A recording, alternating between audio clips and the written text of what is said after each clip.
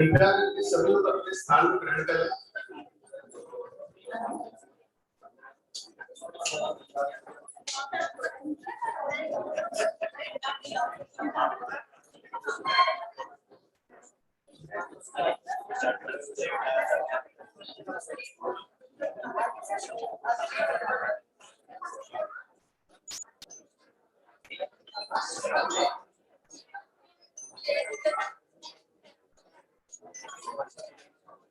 कृपया सभी लोग अपने स्थान पर ग्रहण करें।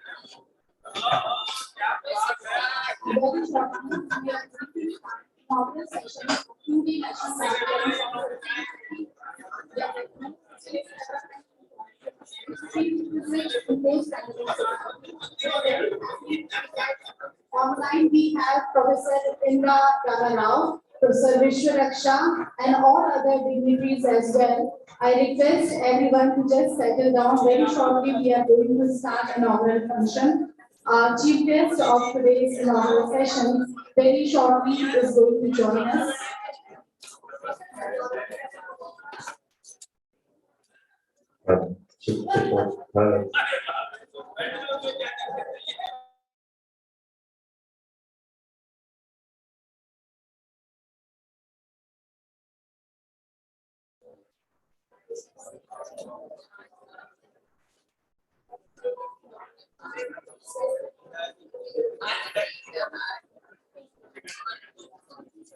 Welcome, Tulsi ma'am.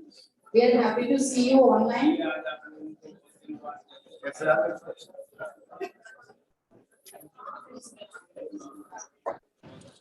Hello and good morning, everyone. Thank you for having me over.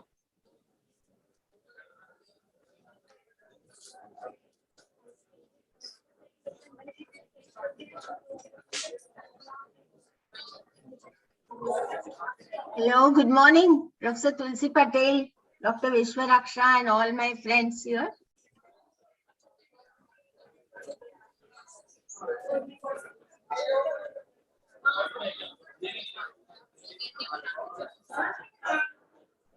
Good morning, Rashmi. Congratulations for organizing this and thanking to be here.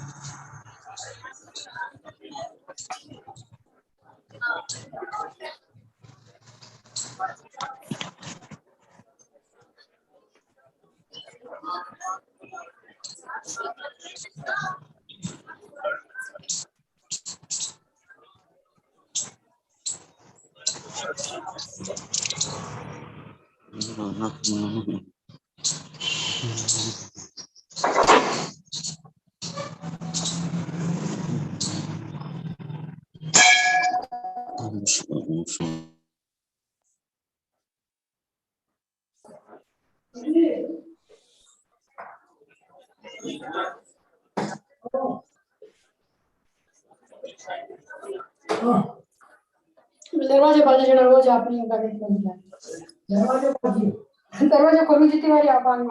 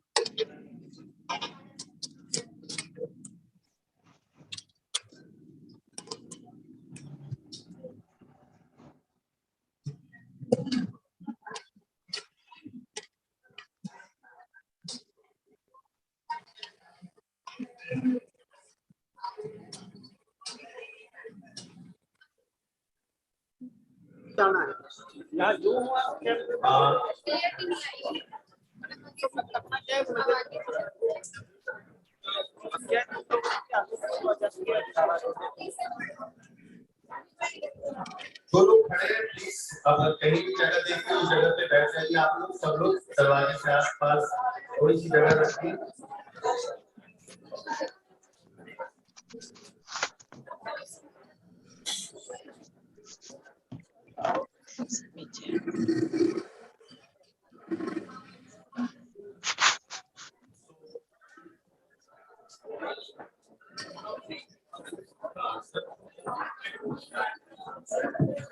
So on behalf of the Department of Sociology, University of Rajasthan, I, Dr. Rajasthan, would like to extend a warm greeting to this August assembly.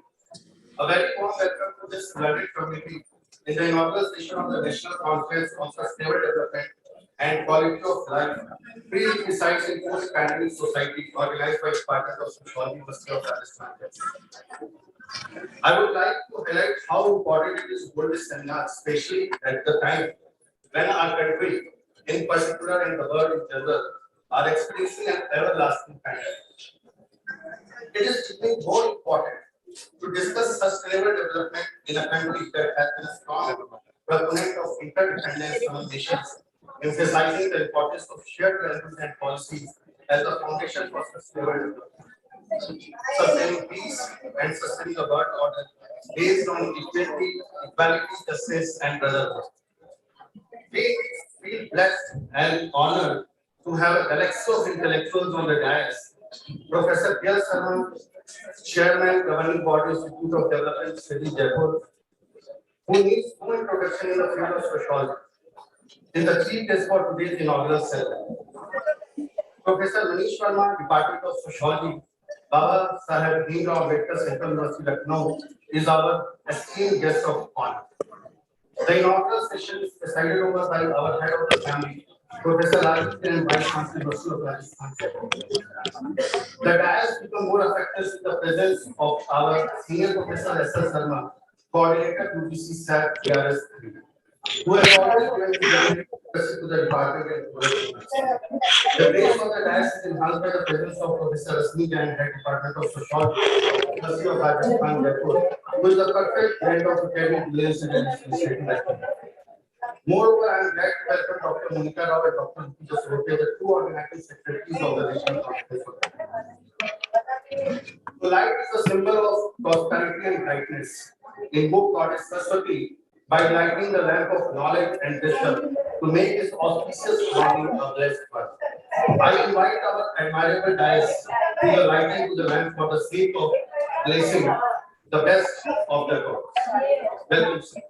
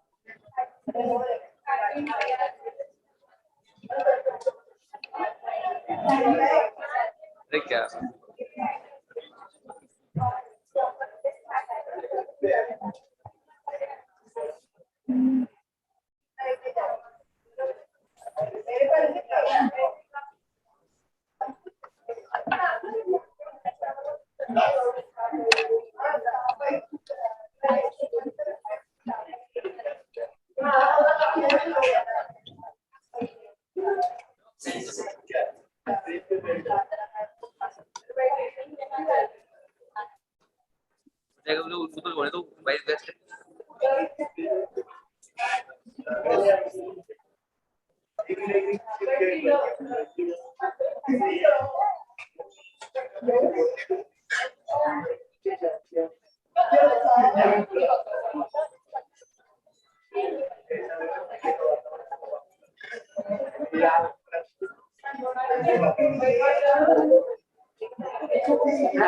जब लोगों में आक्रोश दबा रहता है, बहुत समय की सहन शक्ति के बाद आंदोलन जाता है। यस, हाँ,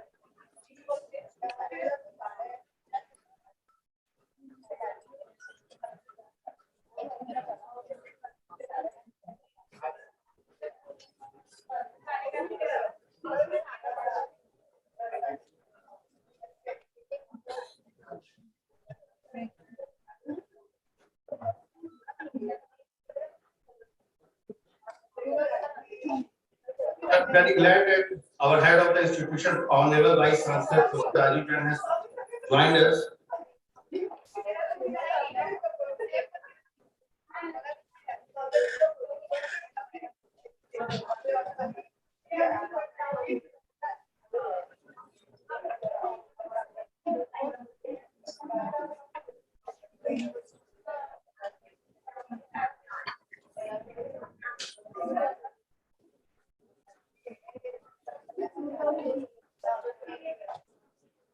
Thank you, sir. Thank you, ma'am.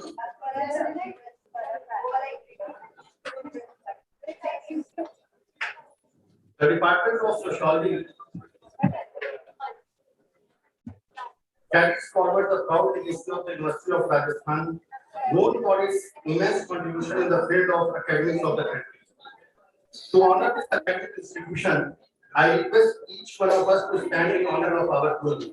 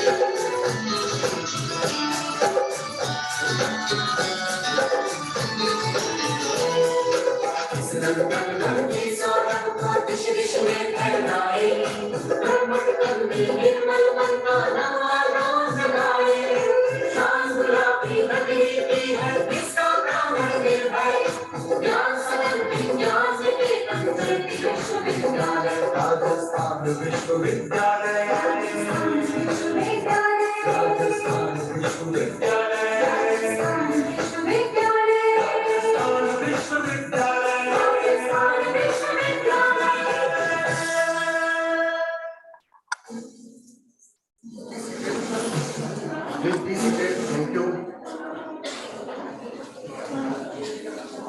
Welcoming and honoring the guest is a tradition of Indian culture.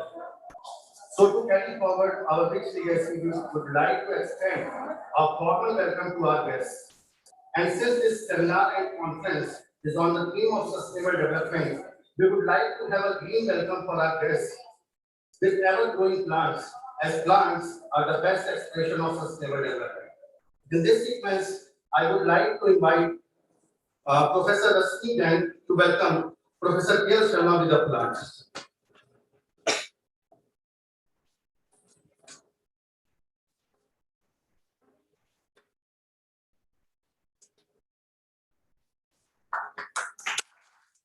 Thank you, sir. Thank you, ma'am. Now I would like to invite Professor S.L. Sharma to welcome Professor Manish Sharma with the plant.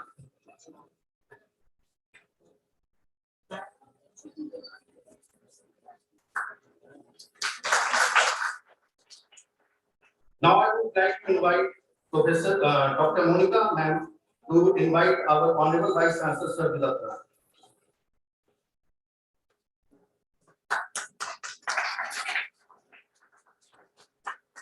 Thank you, sir. Thank you, ma'am.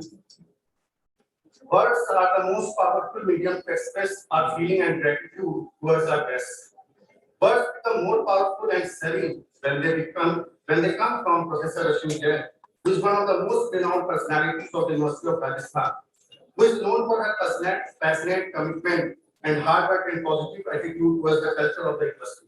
So I would like to welcome ma'am for her welcome. Ma'am. Good morning, everyone. At the outset, let me apologize for the delay in the start of the program. The chairperson of the inaugural session, Mr. Rajiv Jain, Vice Chancellor, University of Rajasthan. Keynote speaker of the inaugural session, Professor K.L. Sharma, Chairperson, Governing Body, IBS, Jaipur, and former Vice Chancellor of the University of Rajasthan. The guest of honor, Professor Manish Verma, Secretary, Indian Sociological Society, Professor S.L. Sharma, Dean Faculty of Social Science and our own senior professor, and also the coordinator for the SAP PRS free program at the department. Dr. Monica Rao and Dr. Amiti Jasodia, the organizing secretaries of the National Conference, and Dr. Kabaka Singh, the co-organizing secretary. It's my very pleasant duty to extend a very warm welcome to all of you in the inaugural session of the National Conference on Sustainable Development and Quality of Life, prerequisite in a post-pandemic society. I feel delighted in welcoming Professor Rajiv Jain, Honorable Vice Chancellor today, who has always encouraged academic environment in the university. The university is forging ahead under his able leadership. Even today, we had another program and he has come from there to show his academic leadership. We have amongst us today Professor K.L. Sharma as a keynote speaker, who was amongst the first batch of the masters at the department. His affinity to his alma mater is well known and joins us in most of our academic endeavors. A very warm welcome to you, sir. I would also like to extend a warm welcome to Professor Manish Sharma, Secretary, Indian Sociological Society, and Professor at the Department of Sociology at B.R. Ambedkar University, Lucknow, for joining us in this 2-day national seminar. We have a lot of guests who are joining us online, and I extend a very warm welcome to all of them online, those who are joining online. The Department of Sociology was established 60 years ago by a visionary and an erudite scholar, Professor T.A.M. Munithan, along with equally scholarly Professor Yogendra Singh and Professor Indu Jain.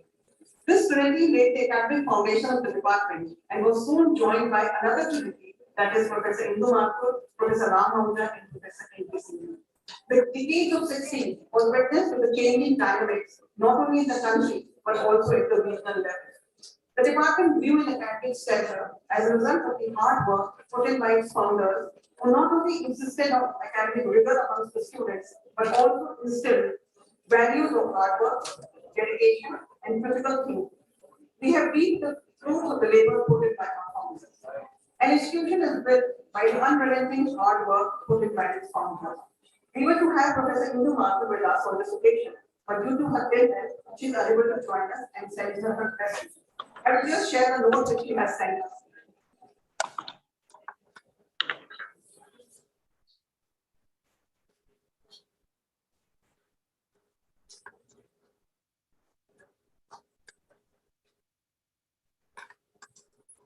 She says, hello everyone, it is an absolute pleasure to address this occasion when we celebrate the diamond jubilee of the department. Historically, this department is amongst the first few in the country to be known for excellence in teaching and research. I have had the pleasure of seeing it grow and flourish for 65 years. We've had strong leadership with great vision for development. During the pandemic time and also in post-pandemic period, we observed unprecedented situations with this. To navigate through ambiguities calls for a fresh line of thinking. It is possible only through well-considered dialogue and exchange of views between experts. Discussion during the conference with new ideas emerging for understanding sustainable development in the context of new challenges. My good wishes for the success of the conference.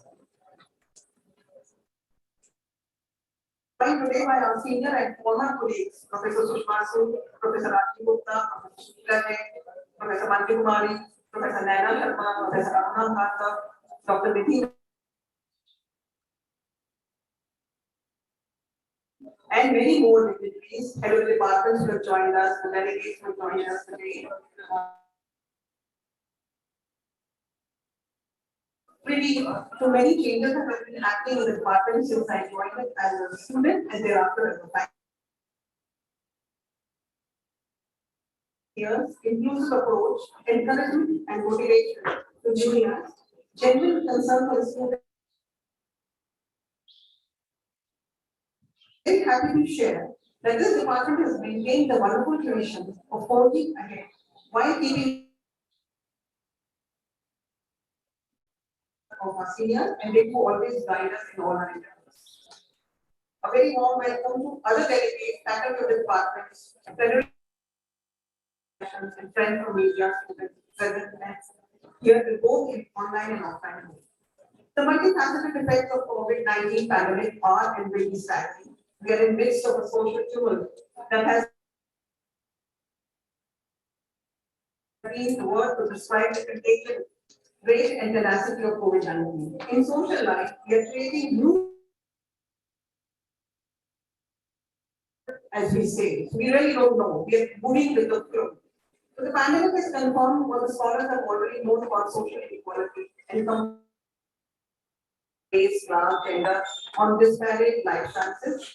And I hope this, many of our speakers and delegates have, this conference is an example of this because we know that many of we will be present here offline. So this hybridization of not only the digital interface with traditional modes of working, but also of social relations is here to stay, I think. So we should look forward to this conference and the deliberations of the conference. Thank you so much.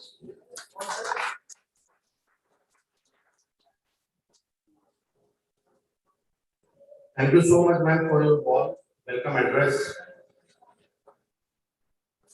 The Department of Sociology feels lucky to have a mentor in the form of Professor S.S. Savant, who plays a dynamic and seminal role not only in the department but in the university too. About Professor Sama, I would like to say he is one who focuses on the solution more than the problems. With his visionary acumen and passionate leadership, he binds the department together and creates a composite culture in the department. Professor Sharma is the coordinator to GC DRS 3. So I would request you, sir, to give the remarks about the SAP project.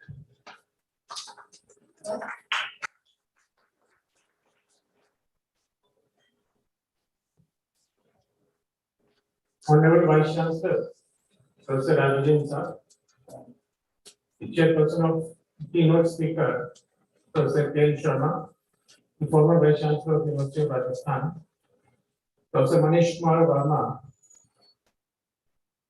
guest of honor, Professor H. S. Sharma, all former faculty members, Department of Sociology, the organizing committee members, the head department, Professor Rashmi Jain, the guests, and the faculty members, the head directors of the schools, and the students. I'm happy that after 2 years, we are going to organize this national conference under UGC DRS program. As you know, the Department of Sociology of this university is one of the premier departments among more than 40 PG departments in the university. Briefly, just wanted to say that the department came into existence on 6 July 1961, when formally the students have been admitted into PG courses. After that, this department is trying a lot and doing a lot in the field of teaching and research. In 1964, the Department of Sociology, for the first time in the country, organized a national seminar on the teaching of sociology, the status and research conditions in 1964 during the Mount Abu seminar that was organized around 12 to 17 October 1964. And a book was published after that, 1967, Sociology for India, that was a T.K. Nathan, during the same N.K. Singhi and Indu there. After that, a very remarkable contribution on the part of the department that department has conducted a survey of 3 cities under socio-economic ecological survey to assist the government of Rajasthan to make the master plan of Jaipur, Ajmer and Kota. After that, the department's faculty members, they have done a significant contribution in their research and teaching. This UGC program under SET 3rd Special Assistance Program, Department Research Support, we already completed 2 phases earlier. The first phase under the leadership of Professor Sociology from 2004 to 2009. After that, the second phase, the first phase, the main thrust was on sociology of culture in Rajasthan. We have already submitted the report to the UGC. On that basis, the department section, the second page of under SAP DRS second, and that was successfully completed under the leadership of Professor Rajiv Gupta from 2011 to 16. After that, the department entered in the third phase on the basis of the progress report of the second phase, and third phase started from 1st April 2018 for 5 years, that will continue for further 1 year up to 2023. So the team is still in the department that has completed its task, and when we presented this proposal to the UGC that on what trust area would like to work, then we have decided to work on the cities and citizens, the initiatives, the realities and prospects. Second, the governance in the globalization. Under this banner, we already organized a national seminar just 2 years back, 28 and 29 February 2020. And after that, due to the pandemic situation developed in our country or around the world, we could not continue other academic activities. So after a gap of almost 2 years, today we are going to organize this national seminar on sustainable development, quality of life, refugees for in the pandemic society. So I think this will help us to design the reports, what are the impacts through this post-pandemic society. And we have learned a lot during this pandemic period. In this 2 days conference program, after inaugural, we have the plenary session and 2 technical sessions today. And tomorrow we have another plenary session and 2 technical sessions followed by the collective address. So I congratulate to all these committee members, the organizing committee team members, particularly our students, that they have made their best efforts to make this conference a grand success. Thank you. Thank you.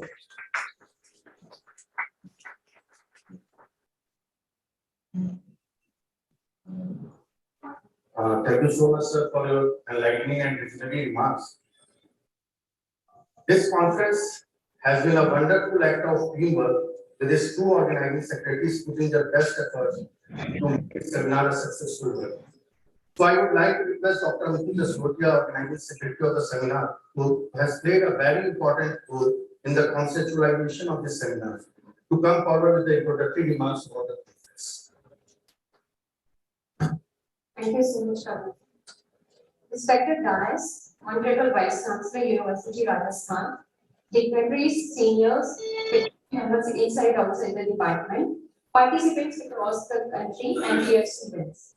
Good morning, each and everyone. It's totally delighted feeling for me that at last we are going to have such kind of academic activities in person.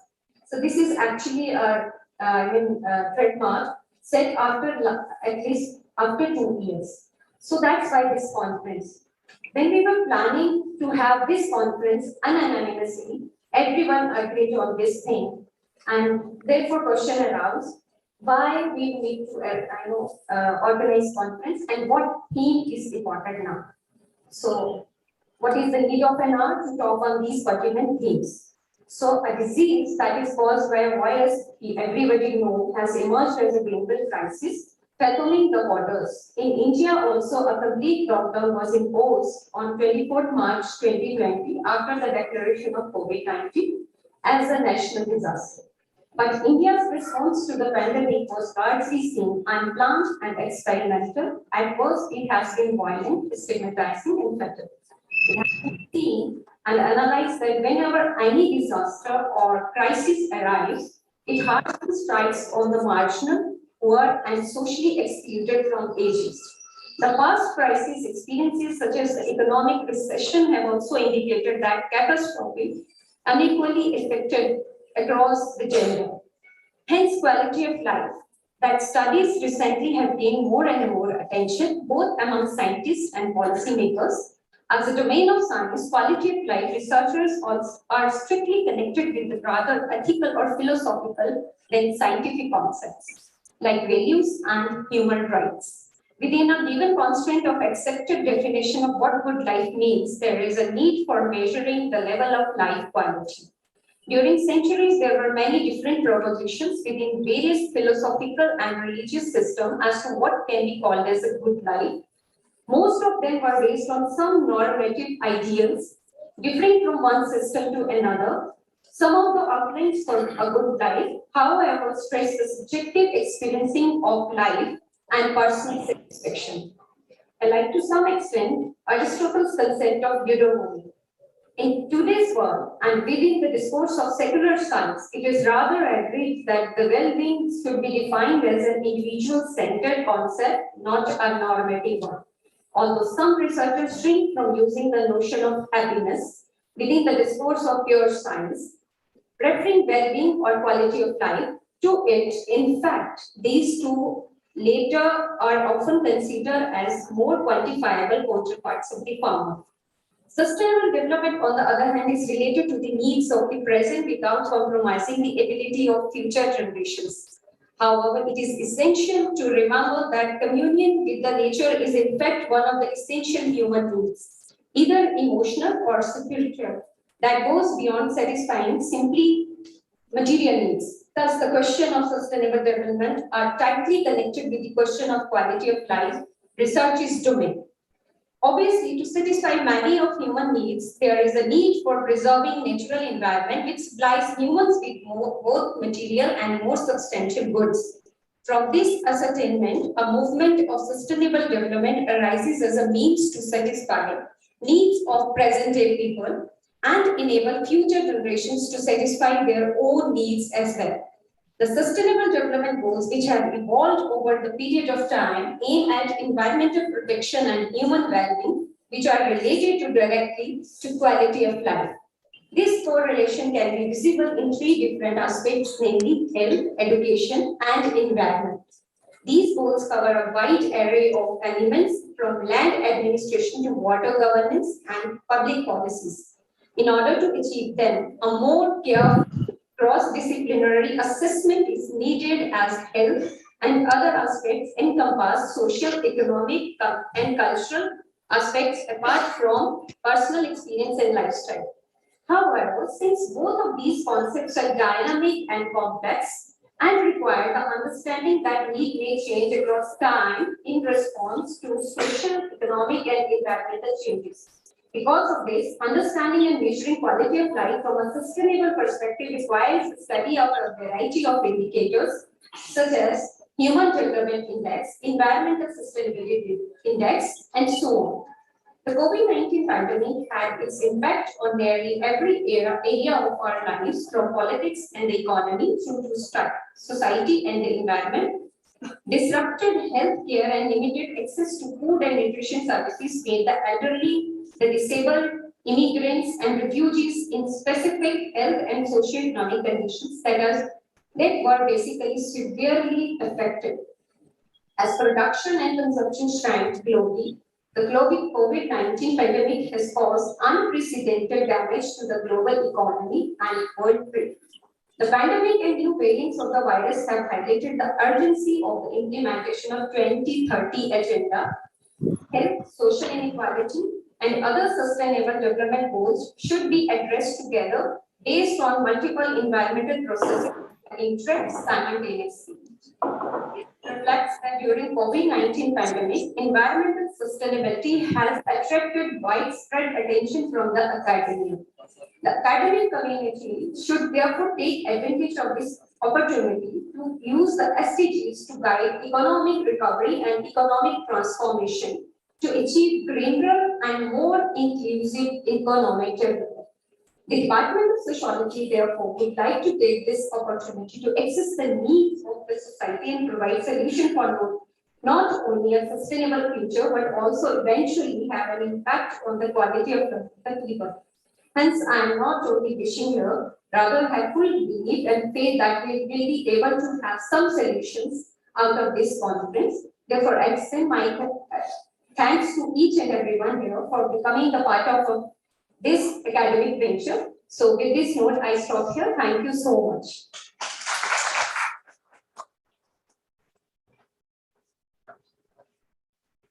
Thank you so much, ma'am, for such an apt introduction about the conference. This inaugural session has the privilege to have one of the best minds in the country, Professor K.L. Sharma, Chairman, Governing Body, Institute of Development Studies. Everyone who knows sociology knows Professor Sharma too. His name has become synonymous with academic enrichment and never-ending lecturing pursuit. Formerly, sir has been the Vice Chancellor of University of Rajasthan, Jaipur, Pro Vice Chancellor, JNU Jaipur, and a professor at Jawaharlal Nehru University, New Delhi. Listening to him is a great intellectual feast. So without standing along between him and audience, I would like to request sir to give the inaugural remarks of this conference.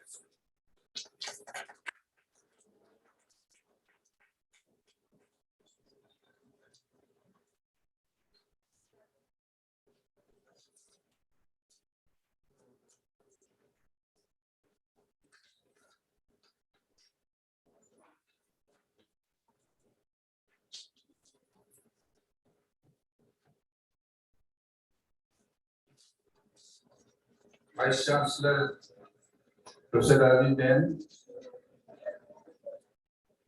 Professor S.M. Sharma,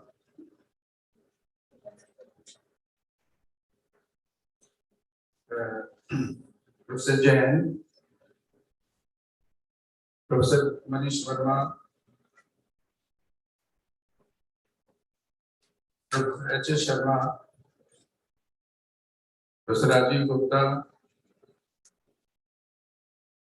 and many old friends, colleagues, participants, and students.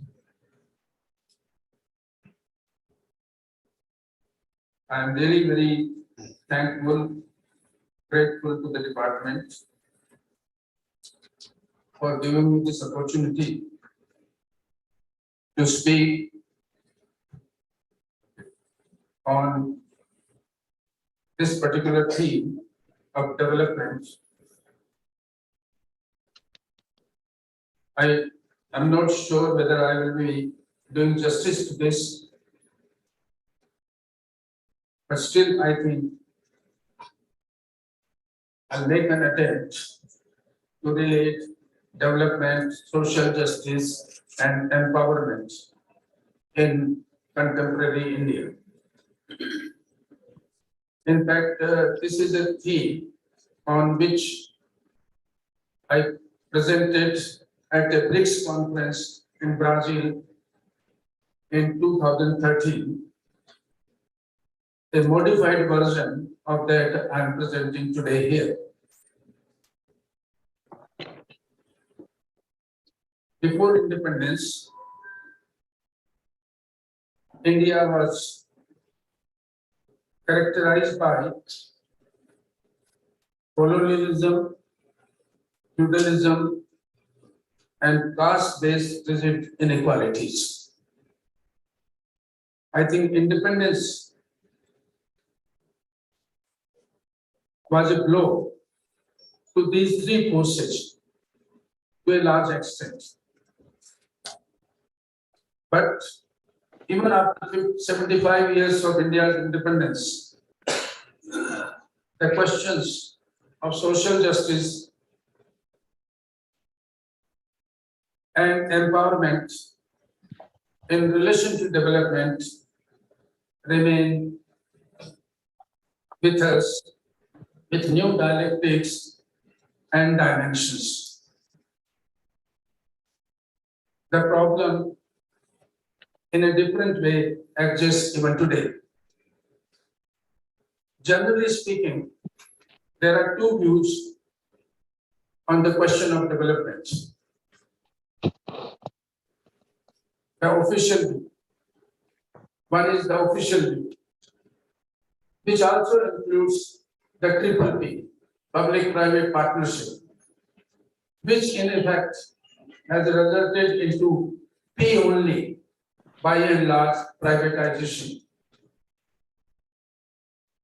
And the second is the social science view. And this implies the ethos and spirit of development. As in our own social science language, we call it socialist, capitalist, and sometimes as an amalgamation of the two, the mixed approach. Now, these two views are not unrelated. Social official view would mean, and I am giving example of 1950s and 60s, lot of plans and projects. There were debates, discussions about planning commission, several projects, mega projects, macro structural changes in the country, about reforms, legislations,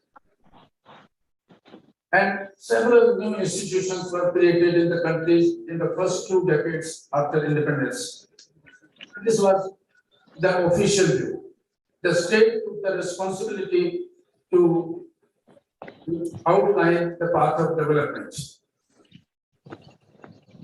It is not that path was easy, and we must remember that the famous Asian drama, which came out in 1968, refers to in modernization in India, what he calls modernization ideals. And though some scholars don't approve of this, I recall this monumental 3 volumes were largely reviewed all over the world. It was such a departure from writings. And one of the very prominent scholars of India, Abdullah Thapar, reviewed this volume in seminar, in the journal Seminar, edited those days by Rhodes Thapar. And she said, and only one sentence I remember now about Medal, that because the subtitle was An Inquiry into Poverty of Nations, Asian Drama, An Inquiry into Poverty of Nations. And Thapar, Ramla Thapar says, it's an inquiry into poverty of notions, not nations. And that is, her criticism was that Medal has seen in India and South Asia in particular from the Western point of view, from the point of developed countries, and therefore the indicators, some of which you also mentioned, are not really based on India's path of development over the several decades now. That same kind of view has been expressed in many of the writings of the same, and he talks development as freedom. हाँ क्या मिठाई क्यों खिला रहे यार? Sir खा लीजिए थोड़ा सा. Can I continue? Development is freedom, and this freedom means what? Alternatives, choices, and no social arrangements must come in the way of us making freedoms. He talks of unfreedoms, opportunities, market, and market for I must say is social, and he talks of along with trade, social market as social entity, market mania and market phobia. The market mania, lovers of the market, they don't see anything beyond market. Everything can be resolved by market. I think this is the view probably present state in India is taking this particular view, and market phobia means that yes, market alone cannot solve the problem. One should keep away from the market. Now, social structures generate mental structures. It's a very important statement. And it is made by no less than Pierre Bourdieu. And this is a statement in the context of academic work, teaching, research in France. And he said the example is the elitist and hierarchical system of education in France. That means the development is created and reproduced, reproduction of the elite class through educational system. He said, shall we call it development? He says that in a country like France, there are two poles, like Karl Marx said, bourgeois and proletariat. He says the grand pole and the small pole, that the people at the top and people at the bottom. Now, so therefore, Bourdieu says nobility is created and reproduced. I think if development is created and reproduced, then what is the next result? That is support to the inequalitarian system, that practically no change, and apparently one can argue that there is development. And Bourdieu has studied thoroughly the academic institutions of France, particularly located in Paris. Now my question is this sustainable development? This narrative which I have made, is this sustainable development? Economic development and social opportunity are interlinked. Yes, interlinked. But is this happening? That's the question.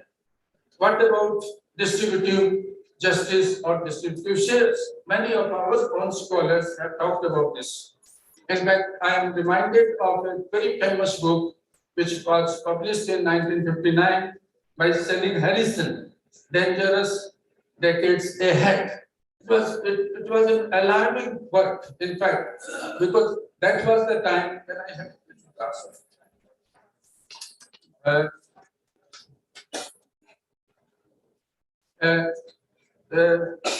Harrison was the one who observed minutely the problems of regionalism, religion, caste, inequality, and he thought that India's democracy would not survive.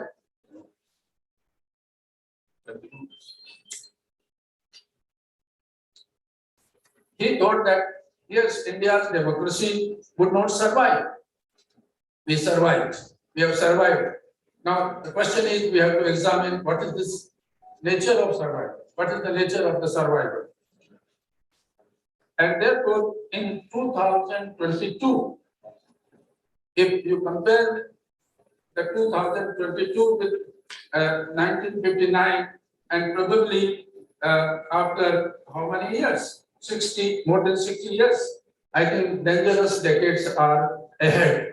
Even today, we have to think of this very carefully, seriously, in terms of the nature of the development which is taking place.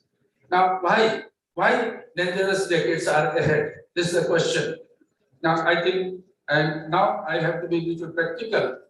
Unemployment, yes, every time, it is increasing. Poverty, unbearable cost of their living, unchecked inequality. Several reports have come in the recent months, weeks, about inequality, and nobody cares about. And I'll give you an example, also one or two. Concentration of wealth in select few, unchecked privatization. If ultimate means is privatization or so-called development and nothing else. Creation of beneficiaries by way of subsidies to create a new vote bank. Only yesterday I read an article, and earlier also, by Badri Narayan, and he says, and he said earlier also, but yesterday in Indian Express, again he reiterated that only two factors have worked in the case of UP election. One is the divide, which people were talking about it in 80 versus 20 and so on and so forth. And the other is Labharti, the group of beneficiaries. Beneficiaries, a new vote bank. And therefore, I think this is probably the last point, vulgarization of politics. If you count these points, then probably you will have to say what is the nature and direction of development.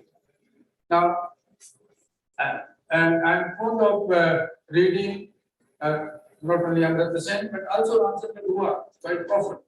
And the Guha argument is that you just simply examine who are economically, politically, and in other words, leading this country. Simply examine the background of these categories of people, and you will understand the nature of development in the country, or the India which has come about after independence. The famous book, India After Independence. I think our friend, my friend Dipankar Gupta, is also very concerned about this problem. And I'm impressed by one of his writings, the case Phoenix. The case Phoenix is very interesting work.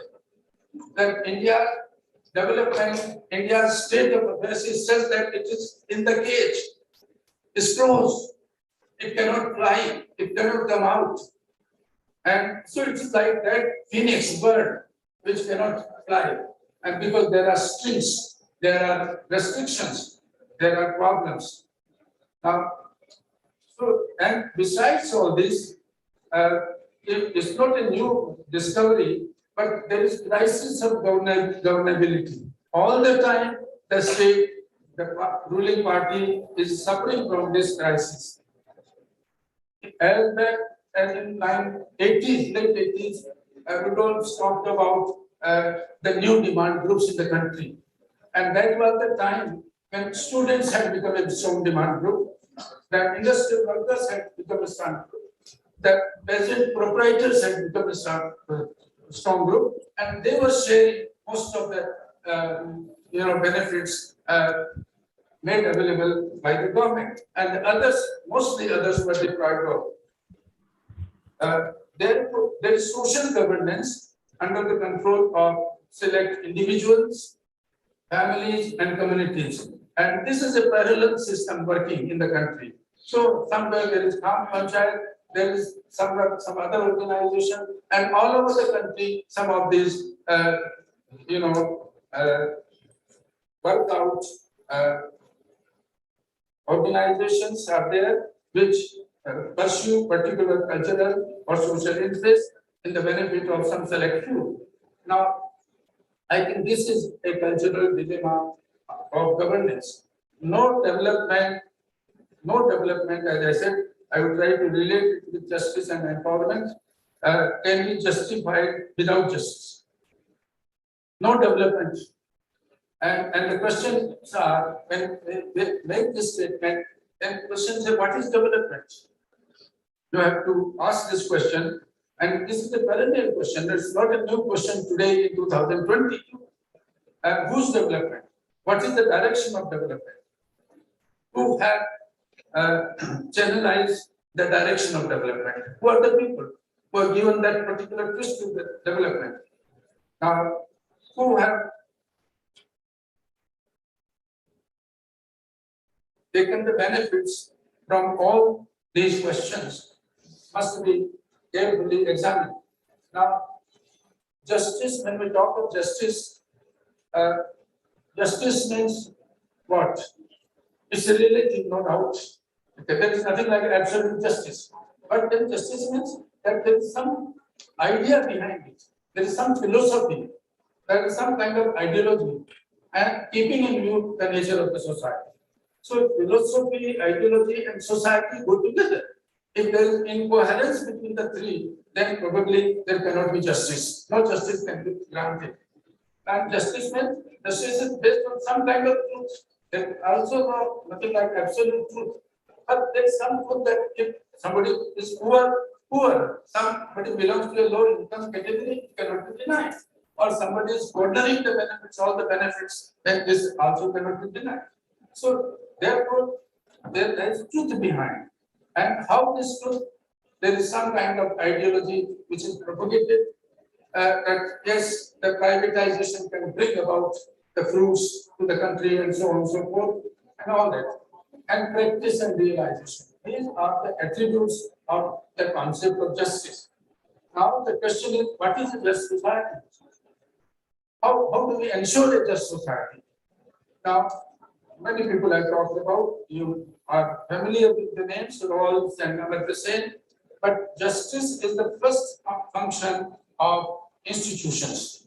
Because every government, every state would like to create new institutions. The present state or government you can call it, not state, have created a number of new institutions, replacing, modifying the earlier institutions. So one has to compare the past institutions with the present ones. Now, is it happening that justice is the first function of institutions? Is this happening? Again, the question is, are institutions delivering justice? Justice demands sacrifice. Is it happening in a natural way? If you get something by bargaining, by fighting, it's not justice. If you can fight more, you get it. If you cannot fight more equal to others, then you don't get that much. So justice is a natural, must be there in a natural way. Bargaining does not justify justice. Now, I am impressed, I was impressed as a young scholar, young student, by some of the scholars, and one was I.P. Desai, with whom I had a lot of interaction, also with A.R. Desai, and I think I.P. was one, I.P. Desai was one who would not care for theory. conceptualization. He would say, I believe in facts, hard facts. I collect the facts and interpret the facts in my own way. And his library, personal library, which was based on donations, donated books by colleagues over the years, our library was swept floods in Surat. Living in Surat, and he had no problem. No problem, because I was not reading at all these books. But then he was one who talked a lot about justice. And his presidential address, this is for Manish to keep in mind, that address was a desired type of society. The title of the address, a desired type of society. He had not read Rawls, not there was Amartya Sen at that time. And he said, an injustice is tolerated in India, fearing greater injustice. I tolerate injustice because if I do not tolerate this, then more injustice would come to me on my head, and therefore people become tolerant regarding the certain actions, activities of the state and political rulers. And there is a public sense of justice, rights with dignity, with enough space to civil society, no space for alienation, marginalization, and social impediments in a just society. This is how IPSI and some of other scholars have looked at a desired type of society. Now, coming to the question of empowerment. Empowerment is not a fixed phenomenon. Those who were not empowered in the past became empowered because of some basic macro structural changes in the society. And those who were less empowered become more empowered, or those who were empowered, they were paupers. And this way, I'm telling you a personal anecdote, that this is something I, as a doctoral student, looked at this phenomenon because of the abolition of Jagirdari system in Rajasthan. And that those who were landlords, jamidars, they lost their lands, went to the khatedars.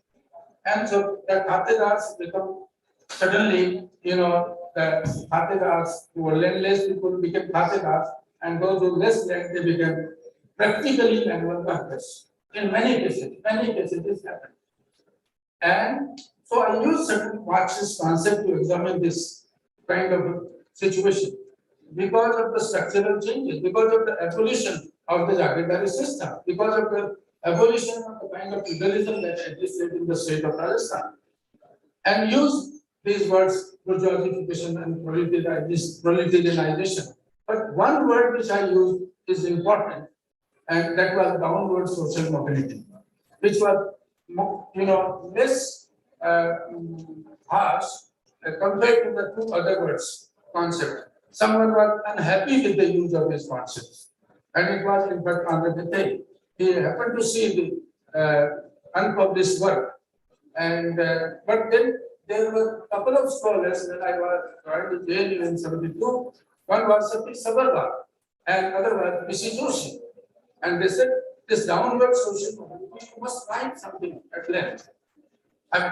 And anyway, I wrote a long piece for Sociological Bulletin, which came out in 1973.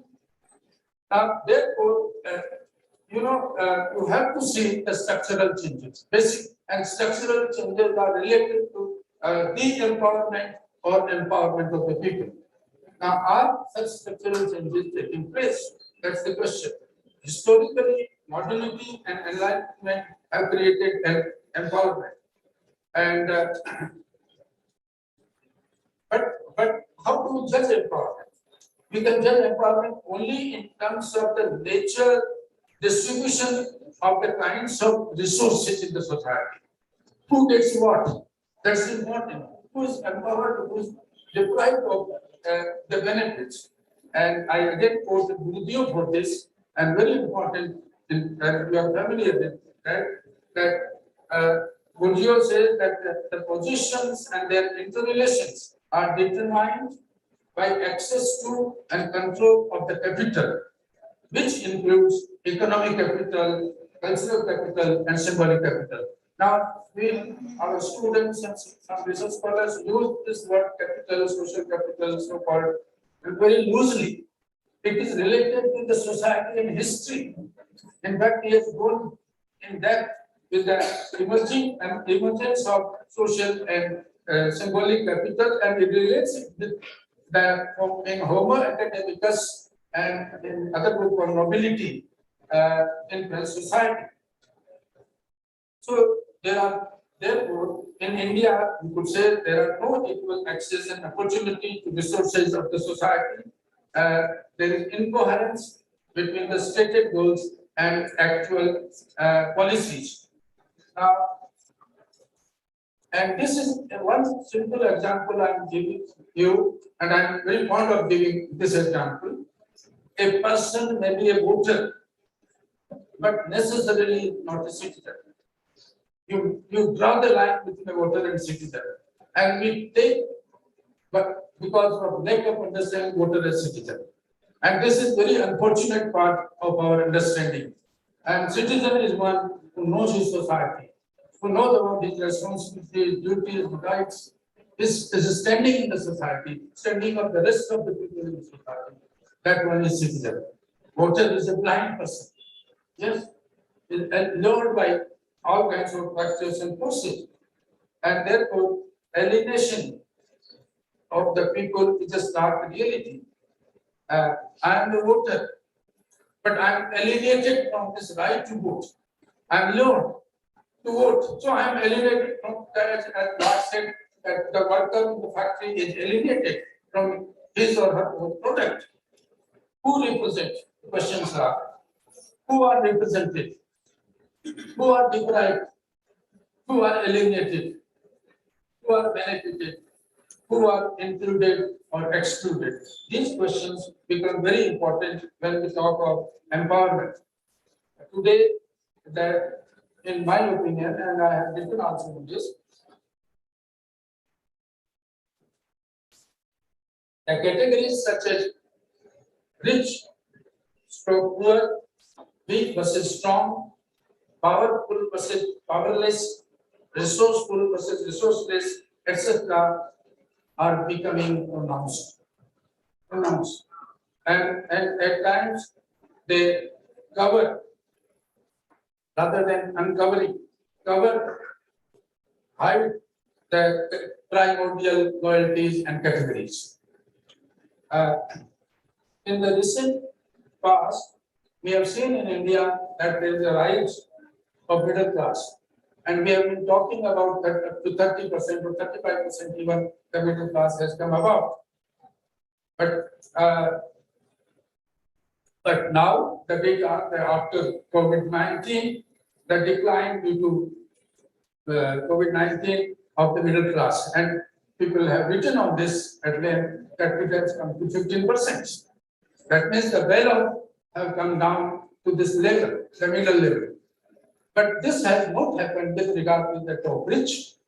When Amartya Sen spoke on his book, Development as Freedom, then L.K. Advani, who was the Deputy Prime Minister at that point of time, he felt very uneasy. It was in Delhi. The FICCI had organized this workshop on his book, Development as Freedom. And Advani started quarreling with Amartya Sen. That yes, we don't accept your point of view. This is India. And the book is about India. The man is Indian. Well, it's a different thing that is partly in Paris and partly in the US. But so the decline you can see in the middle class, but not decline in the top. When Thomas Piketty's book on capital came out, then everything was disturbed in the present dispensation of the government. The government was so disturbed, so unhappy, that even there was a talk of banning the book.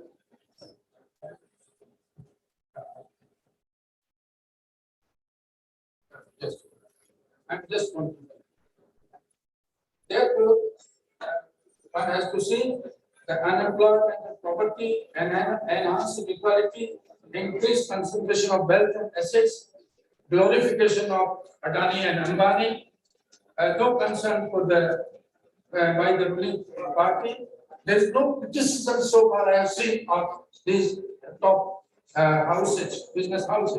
Subsidies as a means to win elections, but subsidy means that suppressing the consciousness of the people, that they don't feel because they are suppressed by way of now, is this privatization unlimited? Efforts to create a new idea of justice in India. Mythology is presented as scientific construction. Let mythology remain mythology. One attempt is made to present as science. The questions are, whose India? Which India? India needs a new start every time, but it needs to be a people-centric, whose interests and welfare are supreme. Development is linked with democracy, last point, in two ways. As a sustained economic growth and as a comprehensive, institutionalized, state-directed system of social welfare. Welfare and subsidy are two different things altogether.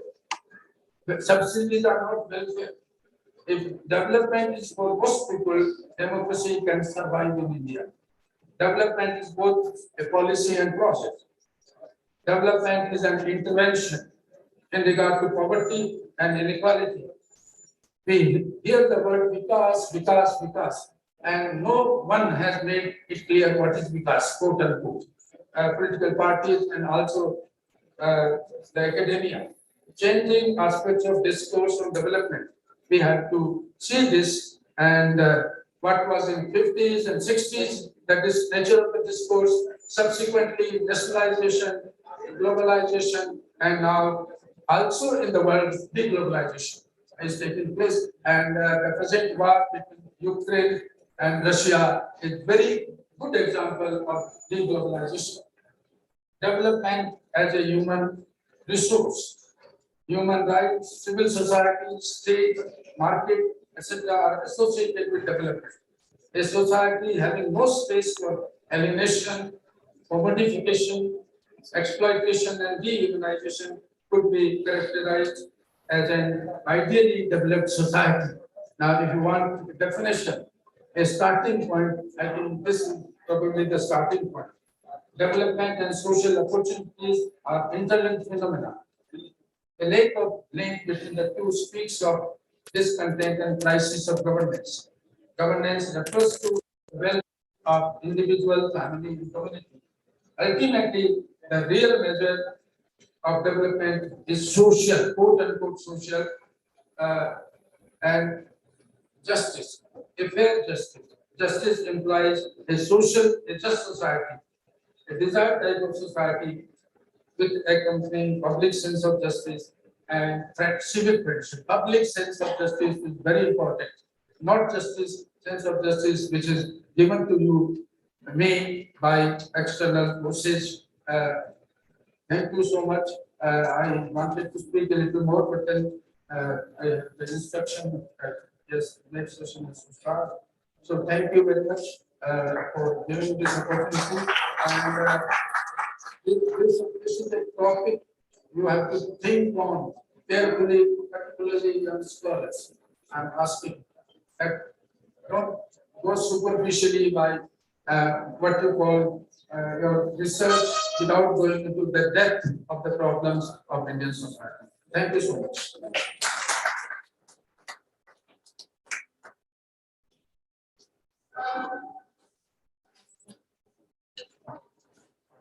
Sorry, sir, we want to listen to you more, but because our VC sir has other engagements also. So thank you for your this appropriate remark, and it has opened us many questions for the coming 2 days sessions.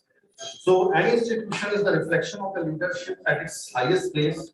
We have all been reading and learning about the University of Rajasthan for a few months now for a variety of good reasons. Our Honorable Vice Chancellor, University of Rajasthan, Professor Rajiv Jain, enthusiastic, imaginative, and futuristic vision made this feasible. Such commitment to the cause of teachers and the academic environment at the university is exemplary. With his historical decisions, he has saved this entire university from a great pandemic and gave a new life to it. Sir, the Department of Sociology is grateful to you for your constant support and guidance. I request you to come forward with your presidential remarks and bless us with your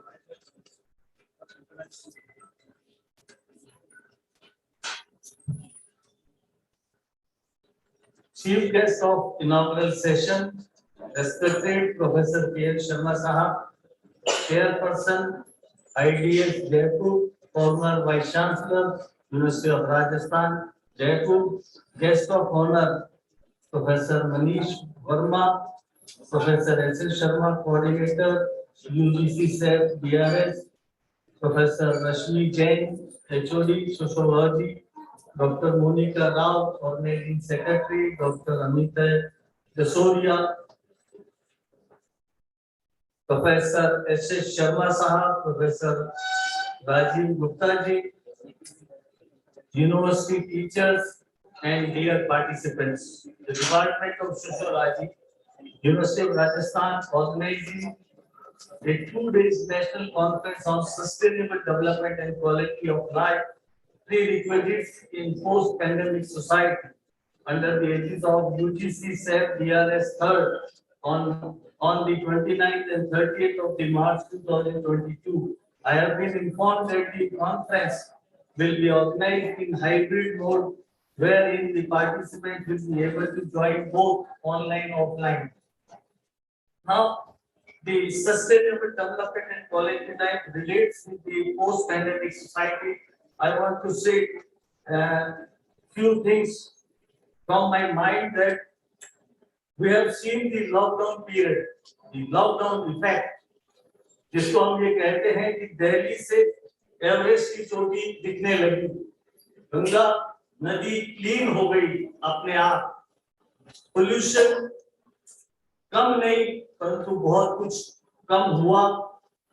first Covid effect 19 में death तो कम हुई परंतु डर बहुत था,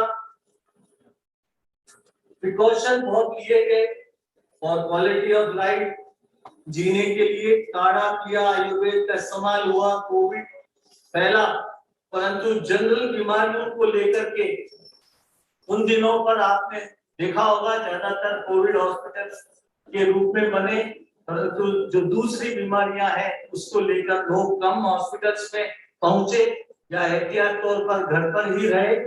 साथ में second जो कोविड की वेव में डेथ बहुत हुई, ऑक्सीजन की कमी पड़ी, हॉस्पिटल्स की कम पड़े तथा एक प्रकार से डर का वातावरण बना जो को पोस्ट कोविड इफेक्ट को बहुत बड़ा झटका लगा। विद दिस अब यदि हम इसको sustainable development and quality of life with the post society से जोड़े तो what are the efforts from the government, whether it is a central government और the state. Central government released 20 lakhs crore to funding the economy. Lesser interest rate in the loaning is available for the entrepreneurs and other people. Hospitals and oxygen plants काफी मात्रा में तेजी से बढ़े देश में. Research and innovation take place, and we have seen the result that the vaccine जो कि आज हम सब ने लगाई है, first dose, second dose, booster dose और बच्चों का, that is the impact. Awareness of healthy life, लोगों ने घर में बुलाया, खूब खाना बनाया, खूब बनाने की रेसिपीज टेस्ट की, बट हेल्दी एटमॉस्फेयर बना। योगा तथा exercise for the health is increase on that dates. One important thing, that is the work from home culture or the concept created. We have not seen these things in our life कि कोई घर से भी काम हो सकता है. We have whatever work, business or anything, we have to go to the workplace. But nowadays it is very common that the work from home concept is created.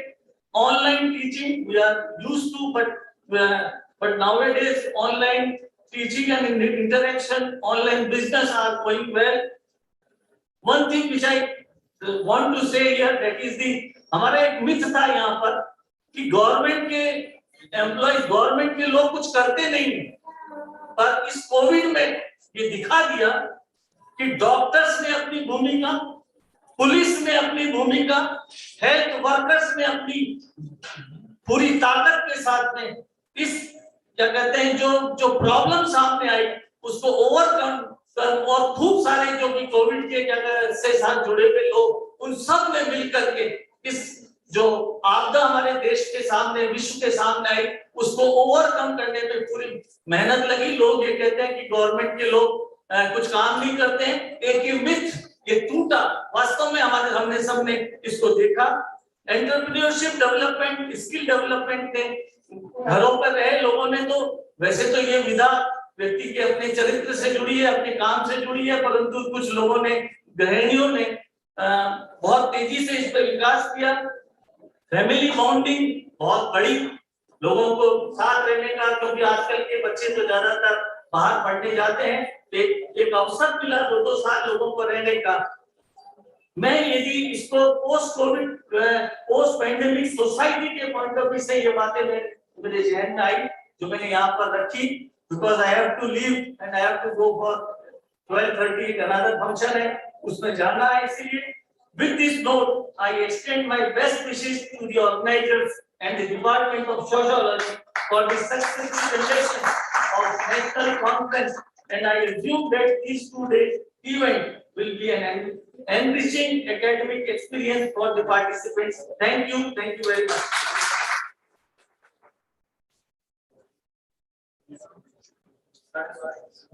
Thank you so much, sir, for your presentation remark.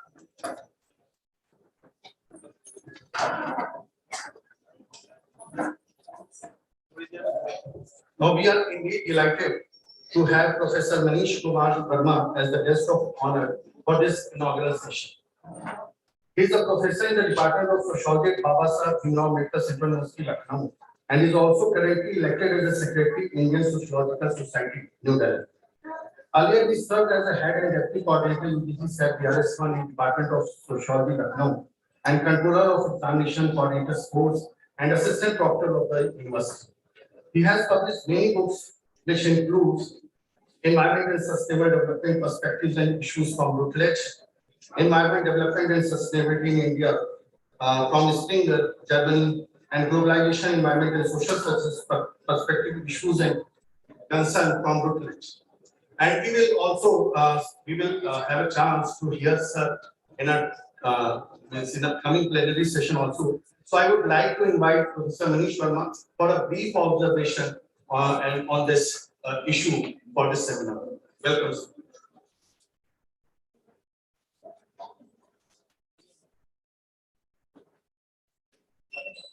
Honorable Chair, Professor Jain, Vice Chancellor, who has just left the meeting, Professor K.S. Sharma, Chief Guest of the occasion, and my esteemed teacher, Professor S.M. Sharma Sahab, Dean, Professor Rasmi Jain, Head of Department, Professor Amity Jasrotia, Convener of the seminar, Professor Susma Sood Ma'am, Professor Rajiv Jain, Sir, Manju Kumari Ma'am, and other esteemed teachers whom I am not able to name because of paucity of time. Indeed, it's matter of great privileges, a person for me, that I have been given this opportunity to attend this conference, because this is the land of my esteemed teachers under whose mentorship I've grown up, and they are Professor Yogendra Singh and Professor K.S. Sharma Sahab. Professor Sharma Sahab is my mentor, my co-supervisor also, under whom I completed my PhD thesis. The topic chosen for today's deliberation is indeed a very important topic in today's academic discourse, sustainable development, and that too in the post-pandemic period. Since the time allotted to me for this deliberation is too short, so I'll not go into detail. And tomorrow, most probably, I'll be given another opportunity to discuss in detail about everything. But I'll discuss my views with a very important book given by Professor Ulrich Beck. He has written a monumental book which was named as Risk Society.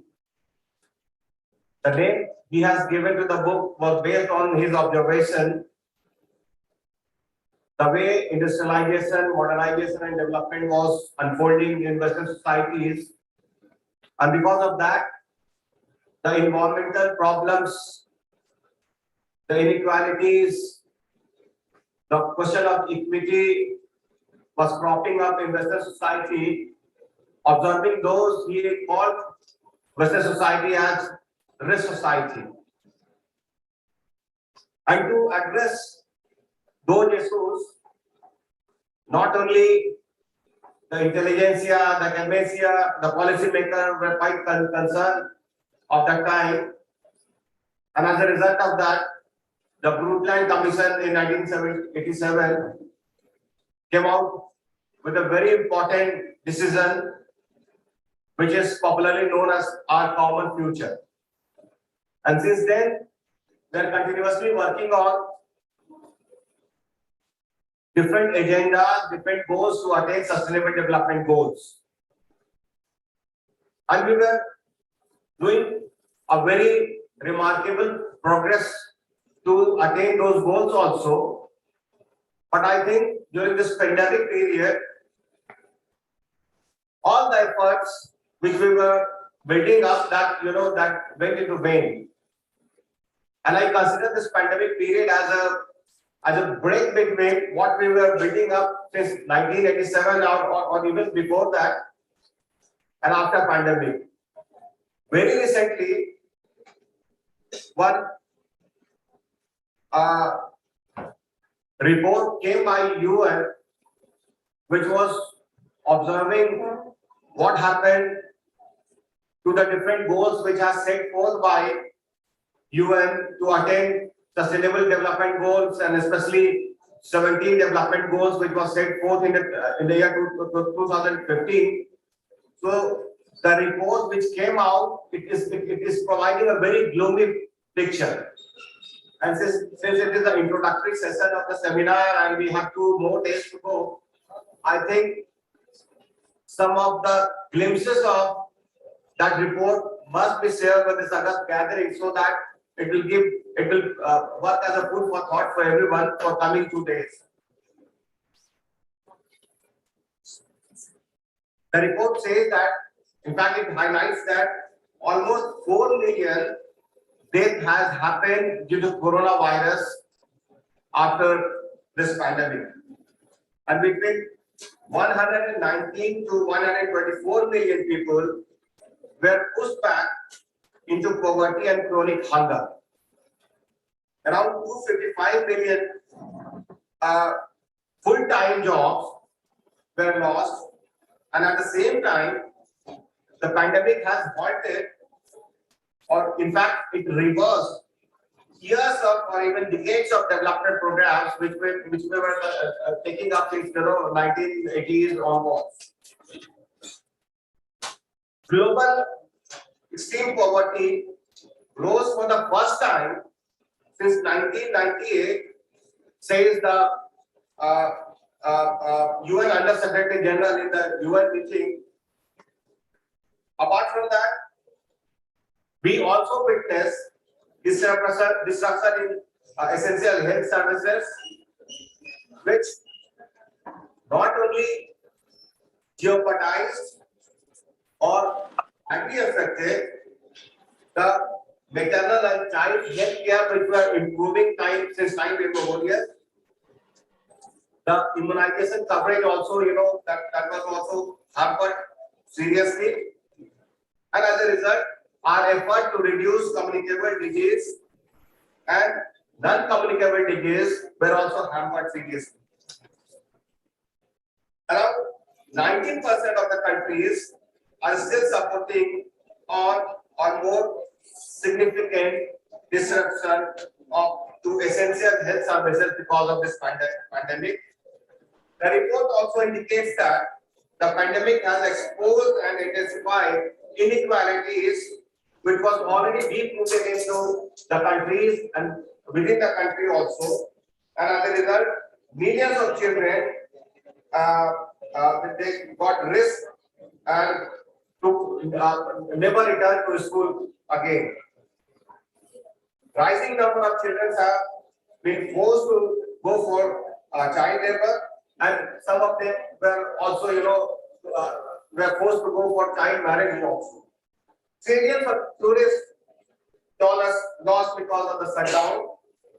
The poorest and the most vulnerable continue to be the greatest risk of becoming infected by the virus and bore the brunt of economic fallout. To take it further, the report highlights that it is in conformity with the World Meteorological Association's report also. The economic slowdown in 2020 did little to slow the climate crisis. Concentration of major green gases continue to be increasing. Global average temperature was about 1.2 degrees Celsius above pre-industrial levels, which is dangerously close to the 1.5 degrees Celsius established by the Paris Agreement. Well, sort of on 2020 targets to halt biodiversity loss and reversal of 10 million hectares of forest which was lost each year between 2015 to 2020. It also adversely affected the progress towards gender equality, violence against women and girls. It has rather intensified. Child marriage, I narrated earlier, is expected to increase. Women have suffered a disproportionate share of job loss and increased care responsibilities at home. Global flow of foreign direct investment fell by 40% in 2020 compared to 2019. The pandemic has brought immense financial challenges, especially for developing countries, with a significant rise in debt distress. However, the report expected a brighter future ahead due to how that the country is having the ability to adapt and also innovate. And because of these two tendencies, the report had a bright future, shown a bright future ahead. And it says that the signs that countries are taking steps under the recovery plan that could improve social development goals action. According to the report, to get the SDG back on track, government, cities, business, and industries have to use the recovery to adopt low carbon, resilient, and inclusive development pathways that will reduce carbon emission, conserve natural resources, create better job avenues, advance gender equality, and tackle growing inequality. Now it is up to the countries and executing agencies to shoulder the responsibility to take up the challenge to save our common future. It all depends on how they take up the challenge to bring back society, economy, and the environment on sustainable development pathways and targets of sustainable development goals at the earliest to realize its fruits. The challenge is big, but still we need to be positive and vigilant to attain sustainable development goals. So with these words, I thank all of you for giving me this opportunity to share my views. And tomorrow, when I'll be given another opportunity, I'll delve on this issue also, and I'll try to recollect some other issues also, and try to narrate the issues which is are strongly connected with the sustainable development as well. So thank you very much.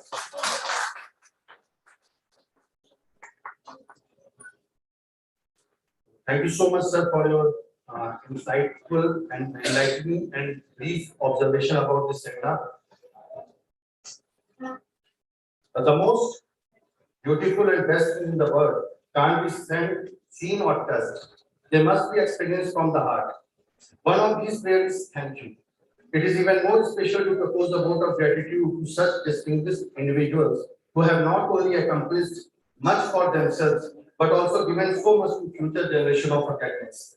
As a result, I respectfully ask Dr. Monica Rao, a very young and dynamic colleague and the seminar's organizing secretary, to come forward and propose the vote of thanks. Thank you, Karnataka sir. Once again, since it's an inaugural session, I welcome you all and extend my heartfelt thanks to each and everyone in this process. First of all, let me thank Professor K. Sharma, who has not only given us his time, his guidance, and constant support as and when department needs to elevate its development, its any events, such guidance is always there. Thank you so much, sir, that you can make it. I extend my warm thanks to our Vice Chancellor, sir, Professor Rajiv Jain, who has not only participated but sent the keen observation regarding the post-pandemic and the change in the society. This was actually a great take-home message. I must thank Professor Manish Kumar Verma, who has not only consented to, or extended his help to be a part physically in today's national conference, but he has very kindly accepted our invitation to be a guest of honor in the inaugural session. A warm thanks to you, sir. I extend my gratitude towards Professor Indu Sharma, who could not make it to be here as in person, but gracious enough to send us the Professor Indu Mathur, who has sent us the information and the message during this inaugural session. I extend my kind thanks to all the senior faculty members of the department, those who have not only participated but encouraged us to organize this conference. I must thank Professor H.S. Sharma, who is the great stalwart in the field of geography and eminent speaker on campus. He has also gave us guidance, and his presence since beginning is also motivating us. I congratulate the organizing committee who has successfully organized this inaugural session. I extend my warm thanks to all the head of the department, faculty members, delegates, and participants who has taken this initiative and been part of this particular inaugural session, Professor Dr. Rawat, and all the other invited guests who could make it to be a part of this inaugural session. Thanks a lot, each and everyone, for making this event a success. With this, I thank Professor S.S. Sharma and Professor Rashmi Jain, who has been the constant guide and the support for this conference to make in this particular phase. Dr. Amiti Jasrotia, I could not fail to thank her enough because lead from the front is the word I always use for Professor Rashmi Jain, Professor S.S. Sharma, and now I should use for Dr. Amiti Jasrotia, who has taken initiative, lead this particular entire thing and make it very successfully. I congratulate the volunteers who has already done their jobs and doing it. I thank and give the best wishes to your participants to make this 2 days academic event a successful one and not to be missed, and always a memorable event for your lifetime. With this, I have an announcement to make. Since it's paucity of time, we are on the hybrid mode and online sessions are also going on. The time was plenary session was 12:15. So we are merging the plenary session and the inaugural session. Here only the tea would be served, and we are starting with our next session with the permission of the chair. Thank you all. I request all of you to just be seated. We are starting very shortly. All the participants and the dignitaries online has joined. So we are starting our plenary session here itself. I request all the volunteers to stay back. All the dignitaries, senior professors.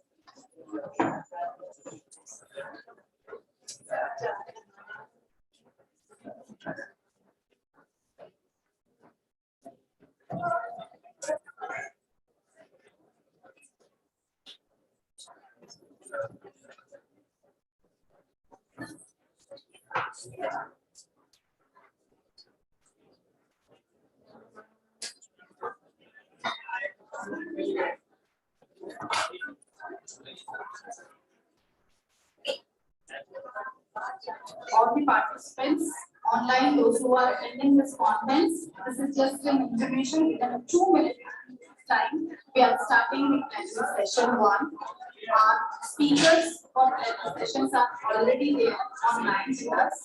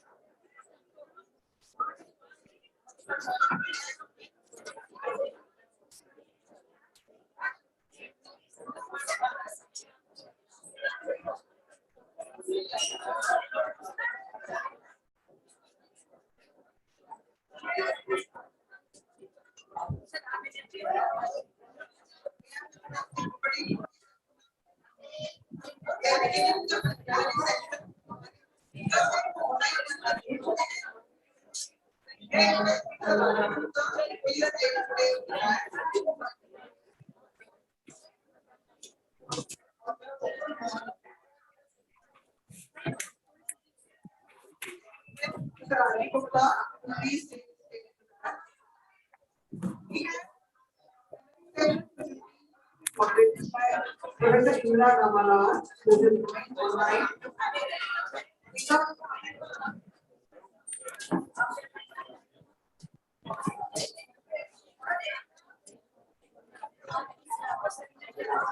I'm sorry because of the delay in the inaugural. We have squeezed for time. लेकिन आप सबसे अनुरोध है कि कृपया settle down कर जाएं. Students, please settle down. Students, volunteers, please settle down. We are beginning the plenary session. Monica, over to you.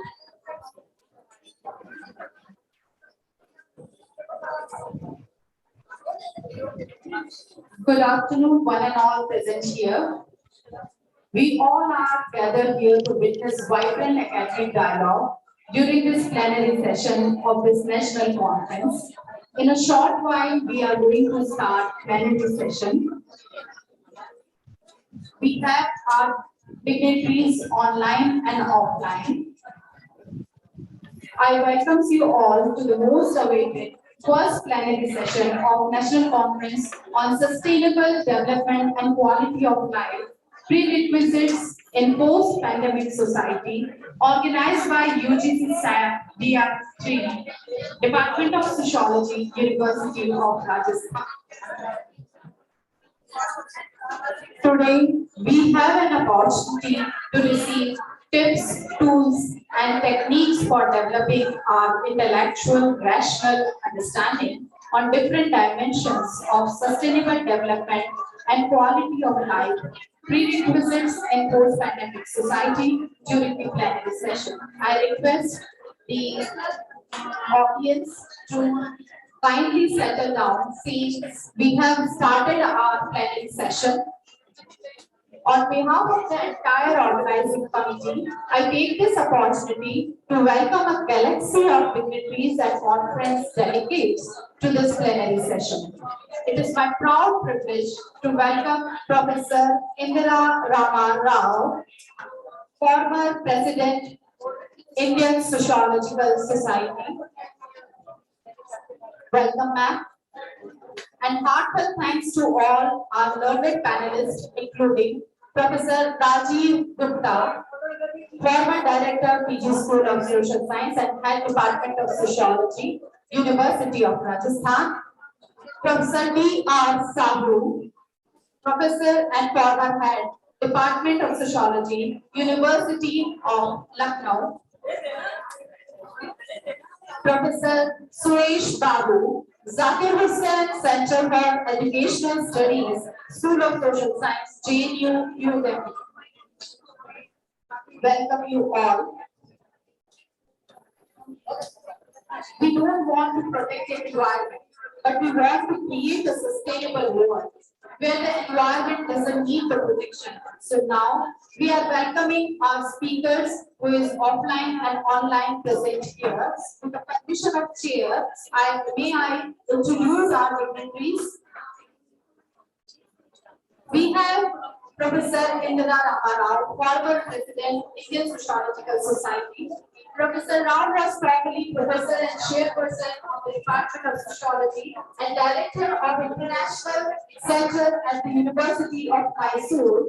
She is currently visiting Professor at the School of Science, MS Ramaiah University of Applied Sciences, Bengaluru, and holds an adjunct faculty position at the SDM Institute of Management Development, Mysore. During her 42 years service at the University of Mysore, Dr. Indira held such positions as Dean of the Faculty of Arts, Honorary Director of the Center for Women's Studies, and has been a member of university academic bodies throughout the country. Dr. Indira has served the Indian Sociological Society, the world's second largest body of professional sociologists, both as president and secretary. She is presently a member of Board of Governance of the Institute for Social Economy and Change, Bengaluru, the second board of the Karnataka Central University Research Advisory, Council of Stella Maris College, Chennai, member of the Advisory Management Development, the Public Health Research Institute of India, Mysore. She served as UGC Nominee and Advisory Board of Special Assistance Program of JNU. The list is long of her achievement, and due to paucity of time, let me introduce Professor Indira as the most humble person and par excellent academician. We welcome you, ma'am, as a chair of this plenary session 1. Thank you. We have amongst us Professor Rajiv Gupta. It's my proud privilege to introduce and welcome Professor Rajiv Gupta, a veteran sociologist from Rajasthan who made significant contribution as a sociologist, researcher, and a par excellent teacher. Apart from teaching, Sir had held a string of important positions at the University of Rajasthan. In various capacities, he had contributed to the department and the university and Department of Sociology, former director at PG School of Social Science, University of Rajasthan, and also former director at Center for the Study of Social Exclusion and Inclusive Policy. Sir is also life member of various associations, namely ISS, ISD, and had been president of one. Sir, field of academia has also been awarded Lifetime Achievement Award by RSA. Professor Rajiv, thought-provoking articles in reputed journals are widely referred by scholars, researchers, and students. Sir, it's fortunate that you could make it and be the part of this academic event. Welcome, you, sir. We have as a panelist Professor D.R. Sahu. Professor D.R. Sahu's area of specialization are development, gender, movement studies, and social demography. He was professor and head department of sociology, Rajasthan University, Cuttack, Odisha, and organized 36th Indian Sociological Conference as its organizing secretary. He was joint secretary Society Lucknow, Regional Secretary Indian Anthropological Association, and Treasurer Odisha. He was member executive board of Working Group of Feminine and Society, Secretary of the Research Committee, and again the list is endless. So I welcome you, sir, from in this plenary session as a keynote speaker, as a plenary speaker. We have Professor Suresh Babu. Professor Suresh Babu is the Faculty of Sociology of Education at the Zakir Hussain Center for Educational Studies, School of Social Sciences, Jawaharlal Nehru University, New Delhi. Before joining JNU, he was with the Department of Sociology, University of Jammu. His research broadly focuses on the post-developmental issues of subaltern communities in India, critically examines the role of education in mobility metrics and social implications of the political economy of higher education and people's protest and the emergence of political culture in the university campuses. Being fascinated in the fieldwork tradition, the empirical studies of his research maps out how marginalized, displaced, migrant, homogeneous communities grapple with the democratic institution and cultivate new habits and aspiration, education as a tool for social transformation. He has authored 3 books, 24 research-based articles, and the list of project and the contribution, academic contribution is huge. We welcome you, sir, from Department of Sociology, University of Rajasthan. Now, may I request Professor R. Indra, Chair Plenary Session, for handling this session under your able guidance. Over to you, ma'am. Thank you. Good afternoon to everybody. And may I know till what time we can take this panel on? For each speaker, we have. It's about, I think, almost 1 o'clock now. Yes. Yeah. So we are going to start next session, ma'am. So we have 1 hour and 10 minutes. 1 hour. 1 hour and 10 minutes. 1 hour, 10 minutes. Yes. Okay. Is the audio clear from my end? Yes, ma'am. Yes, ma'am. Okay. Okay. Yes. So, thank you, and thank you for this opportunity. Professor Rashmi Jain, Chairperson of the Department, Professor Rajiv Gupta, Professor Sahu, Professor Suresh Babu, and Dr. Monica, and all my colleagues. I thank you for this opportunity. Without taking much time, I think we'll start the session. I suppose we have to restrict the time of the presentation to anywhere between 15 to 18 minutes, I would say, because otherwise I suppose we had initially planned 20 to 25, but given the fact that the time is getting restricted, so may I request my colleagues in the panel to, I know it's not right, but then to try and finish it by 15 minutes. So thank you, and may we start as chairperson. I don't want to be making the first remarks. I'll just reserve my whatever, I can't call it presentation now, whatever I want to say to the end. So sir, may I request Professor Rajiv Gupta now to make his presentation. Come, please come, sir.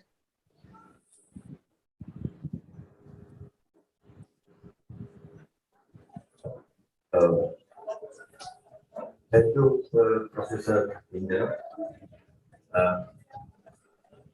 It is my pleasure to share my views with the August gathering, which also incorporates personalities like Professor R. Indira, Professor Suresh Babu, and Professor D.R. Sahu. I'm thankful to Professor Rashmi Jain, Professor S.L. Sharma,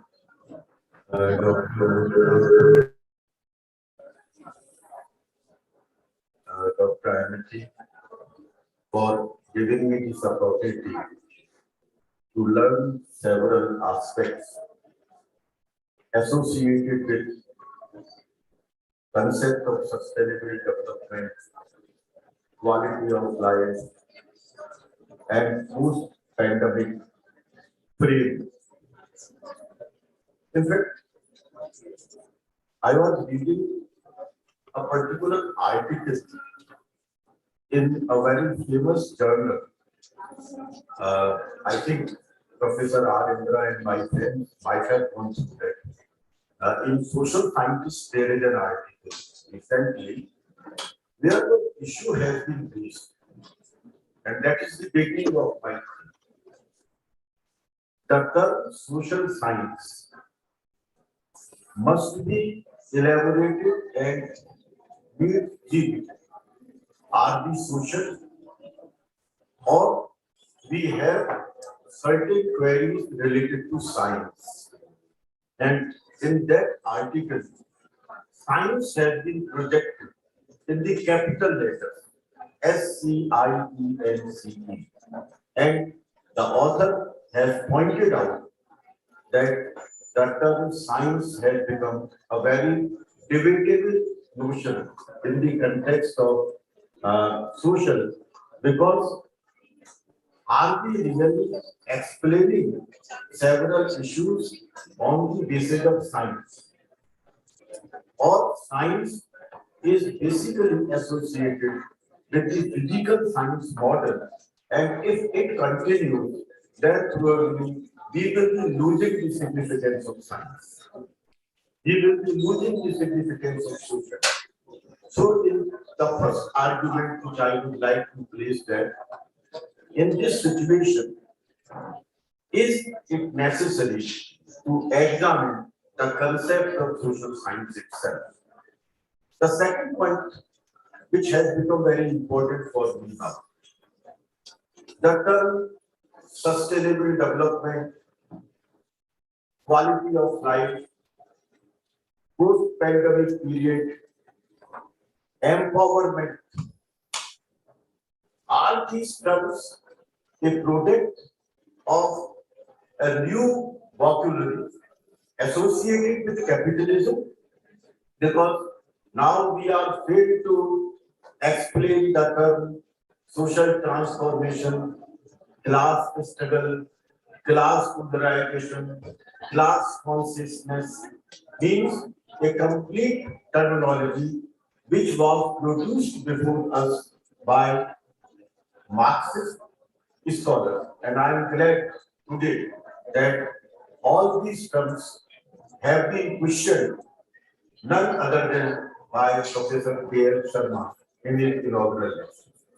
He was making some arguments associated with all these concepts and connotations.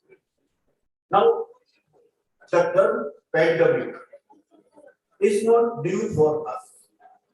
If we go with the history of human civilization, during different phases of centuries, we have experienced the presence of pandemic. It is unfortunate for us as a student of sociology that we have not elaborated, we have not examined the state of society during pandemic, during epidemic. We have not examined. Our syllabi, our understanding is just associated with the process of enlightenment, the process of change, the presence of social structures and systems. We have not mentioned in our classroom when pandemic period occurred and what were the structural and processual consequences of that pandemic on different aspects of society, including the Indian society. And in fact, when we talk about Indian society, we are not giving importance to all these dimensions. It is unfortunate. As far as migration is concerned, because all these concepts are associated, there is a very close relationship between migration and social mobility. All these two terms are interrelated in terms of cause and effect. When you move, there is the mobility, migration occurs. And when there is migration, we find mobility as a consequence. Whether that mobility is upward, downward, or in structural sense, horizontal or vertical. But these two concepts are associated. I can say one, I could place one argument that social mobility constitutes the history of human society. Without migration, without social mobility, without spatial mobility, human society cannot be addressed. So the entire history of humankind must be examined in the context of social mobility and migration. And when I talk about migration, friends, it becomes a transdisciplinary concept. It is not only associated with social sciences and humanity, it is also associated with language, it is associated with management, it is associated with several aspects, even including engineering and medical science. So are we studying migration from transdisciplinary perspective? I can say something about this. When you gave me this opportunity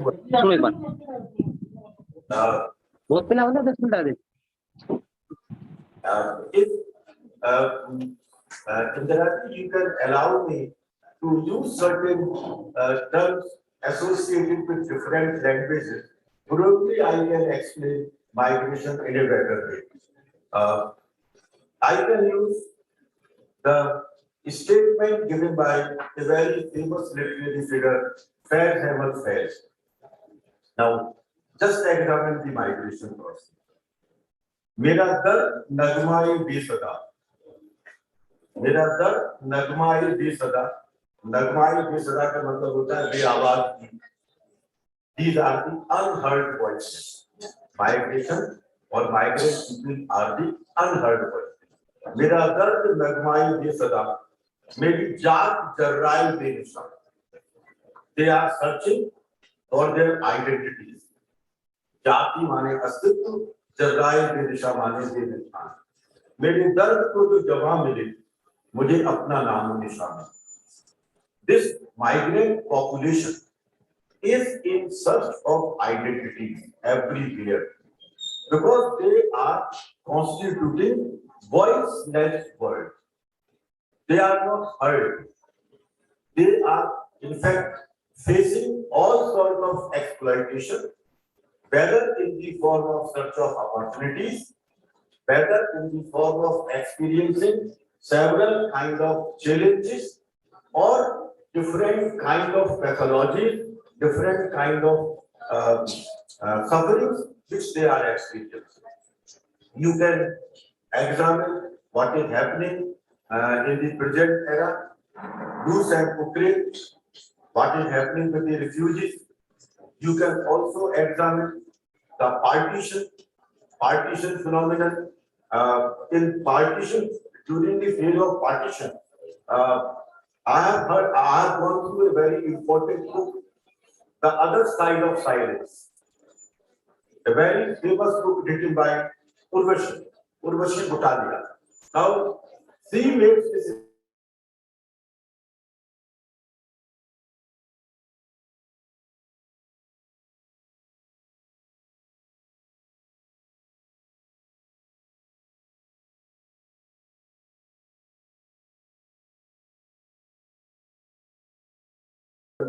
from one home to another home, from one state to another state. In the space of a few months, about 12 million people moved between India and newly created Pakistan. Estimates of the death vary from 2 lakh, it is the British figure, to 2 billion, that is 20 lakh later Indian experience. So death from 2 lakh to 20 lakhs and migration of such an extent, Pakistan was created. Can you examine that kind of migration with that migration which took place after 24th March 2020 in India, just after lockdown? I do not know what is the actual number. Government does not know what is the actual number. People move from Maharashtra to their native place, Delhi to their native place, Gujarat, Rajasthan, etc., etc. I think after partition, it was the largest migration which took place in India during the pandemic. What is the number of deaths? I do not know. We do not know because we were not provided the information. No information was given. And data science in this project era has become a very debatable issue. Government of India talks about the fact that nearly 5 lakh persons became the victim or these were the number of the tragedies because of the pandemic situation. But what is the report which has been published by several organizations and the researchers? The Lancet, the most reputed journal related to medical science, they state that in India, the casualties are nearly 3 million to 5 million. That is 30 lakhs to 50 lakhs. And another number is, which is very important for us, because of pandemic, nearly 2/3 population of India became the victim.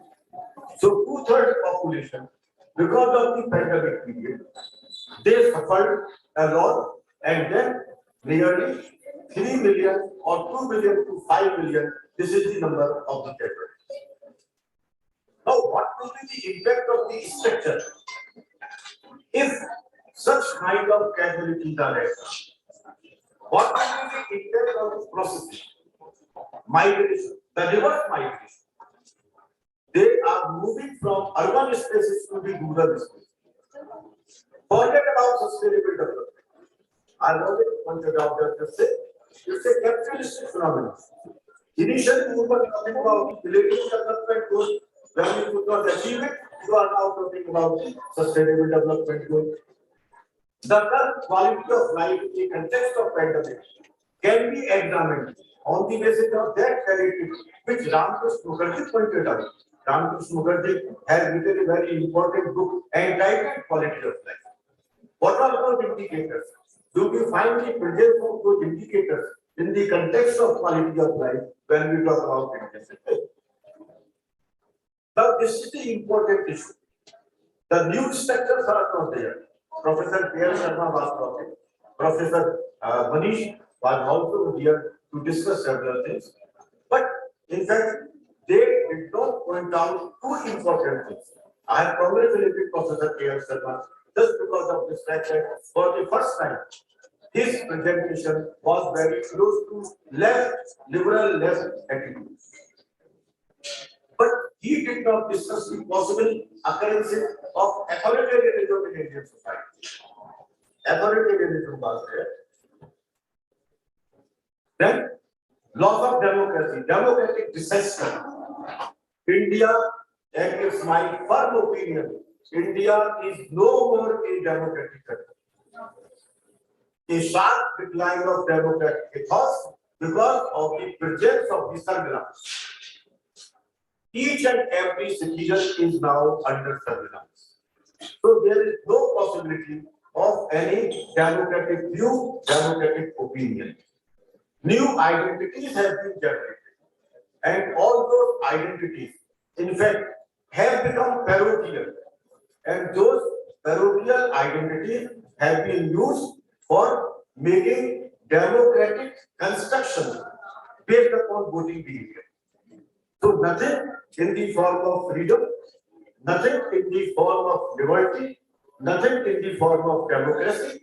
Everything is associated with the voting behavior, and on the basis of voting behavior, now we are talking about the presence of democratic Indian society.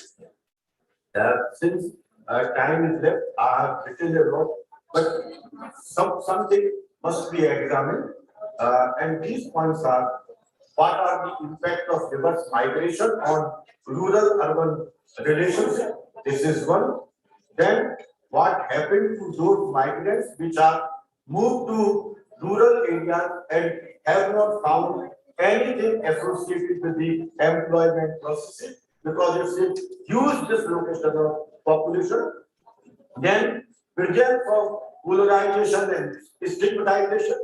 Stigmatization is there. We can understand what happened in Delhi during the first phase of COVID. Muslims or other minorities, they were stigmatized by like everything, and now that stigmatization is still continuing with the presence of the Kashmir fight. So Muslims and the community and other minorities, now they are the victim because they have been treated in a very unequal manner. There is the presence of the depression. Communal polarization is there, and certain minorities, they were explained or they were projected as Corona bump during the first phase of Corona. Then rise of disappointment, loss of trust amongst migrants about leadership and organizations in which the migrants were employed.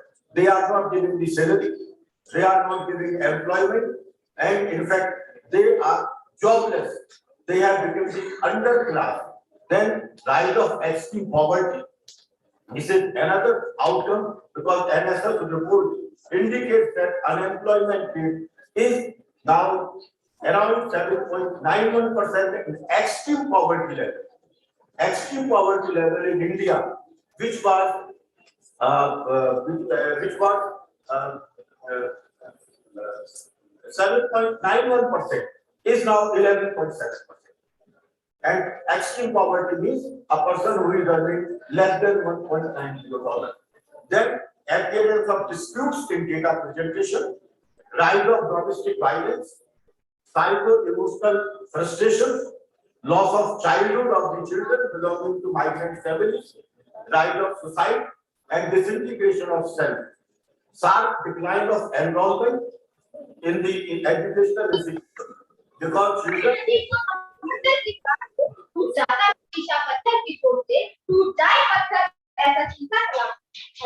Would you please mute your audio, please? Dr. Arnab Singh?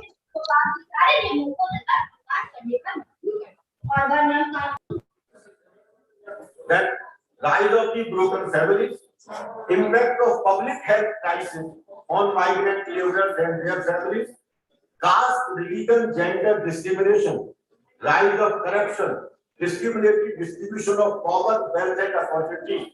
These are some of the consequences, including the digital divide. If we point out all these things together, then we can say that during COVID period, India has lost several things, and it will be very difficult to talk about the issues or the values relating to social justice, equality, fraternity, liberty, as well as the entire secular ethos of Indian society. So I find India in deep crisis because of this COVID situation. And last point, I can say with firmness that state is visibly failed to address these issues. So there is the opportunity and the responsibility of the student of sociology to talk about the relationship and its dynamics between society, state, and market. Thank you, sir. I'm sorry that we had to hurry up. Now, may I invite Professor Sahu to speak?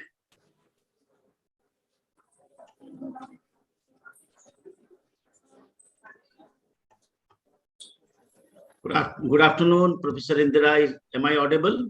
Yeah, you are very clear. Yes. Okay. Thank you so much, Professor Rashmi Jain, for inviting me to this plenary session as one of the speakers.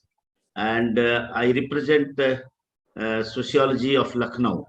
And I have been also socialized by the contribution of Radhakamal Mukherjee. Actually, if I look at my title that I have discussed social ecology, environment, and sustainable development from sociological perspective. So in that context, I'll be confining to some of the important contributions, as if you know that everybody has been aware of one thing. Talcott Parsons used to write a preface in his book, The Structure of Social Action, way back in 1936 or 37, I believe, that who now reads Spencer. Similarly, I would say who now reads Radhakamal Mukherjee. In the sense, Radhakamal Mukherjee, as a founder of the Department of Sociology, University of Lucknow, and the concept and the debate on social ecology has been a very important debate in sociological literature and in the context of Indian society. This is what my lecture would be based on. Some of the idea which I have already been awarded with the Center of Excellence from the government of Uttar Pradesh on this issue to connect social ecology, environment, and sustainable development in Uttar Pradesh. So that is how I have been working in this area, and I have something to reflect on these issues by connecting Radhakamal Mukherjee's contribution and the issue in general in the context of sociological perspective. And I'm sure Professor K.L. Sharma has given a very extensive articulation on the perspectives, be it Guha, be it IP Desai, and many others. And also Professor Burma also talked about Ulrich Beck and many other things. But I would be only focusing on the contributions of Radhakamal Mukherjee and connecting it to the contemporary issues, particularly in the context of Uttar Pradesh. Uttar Pradesh is one of the northern important India, politically, economically, and otherwise, even ecologically also. So what I would do here, as we know, that social ecology, environment, and sustainable development, we have been saying that social scientists cannot afford to rely on impressionistic account. They have to always go for a context-specific analysis. And from that point of view, when you look at the context specificity and the context, basically, I would be focusing more on India.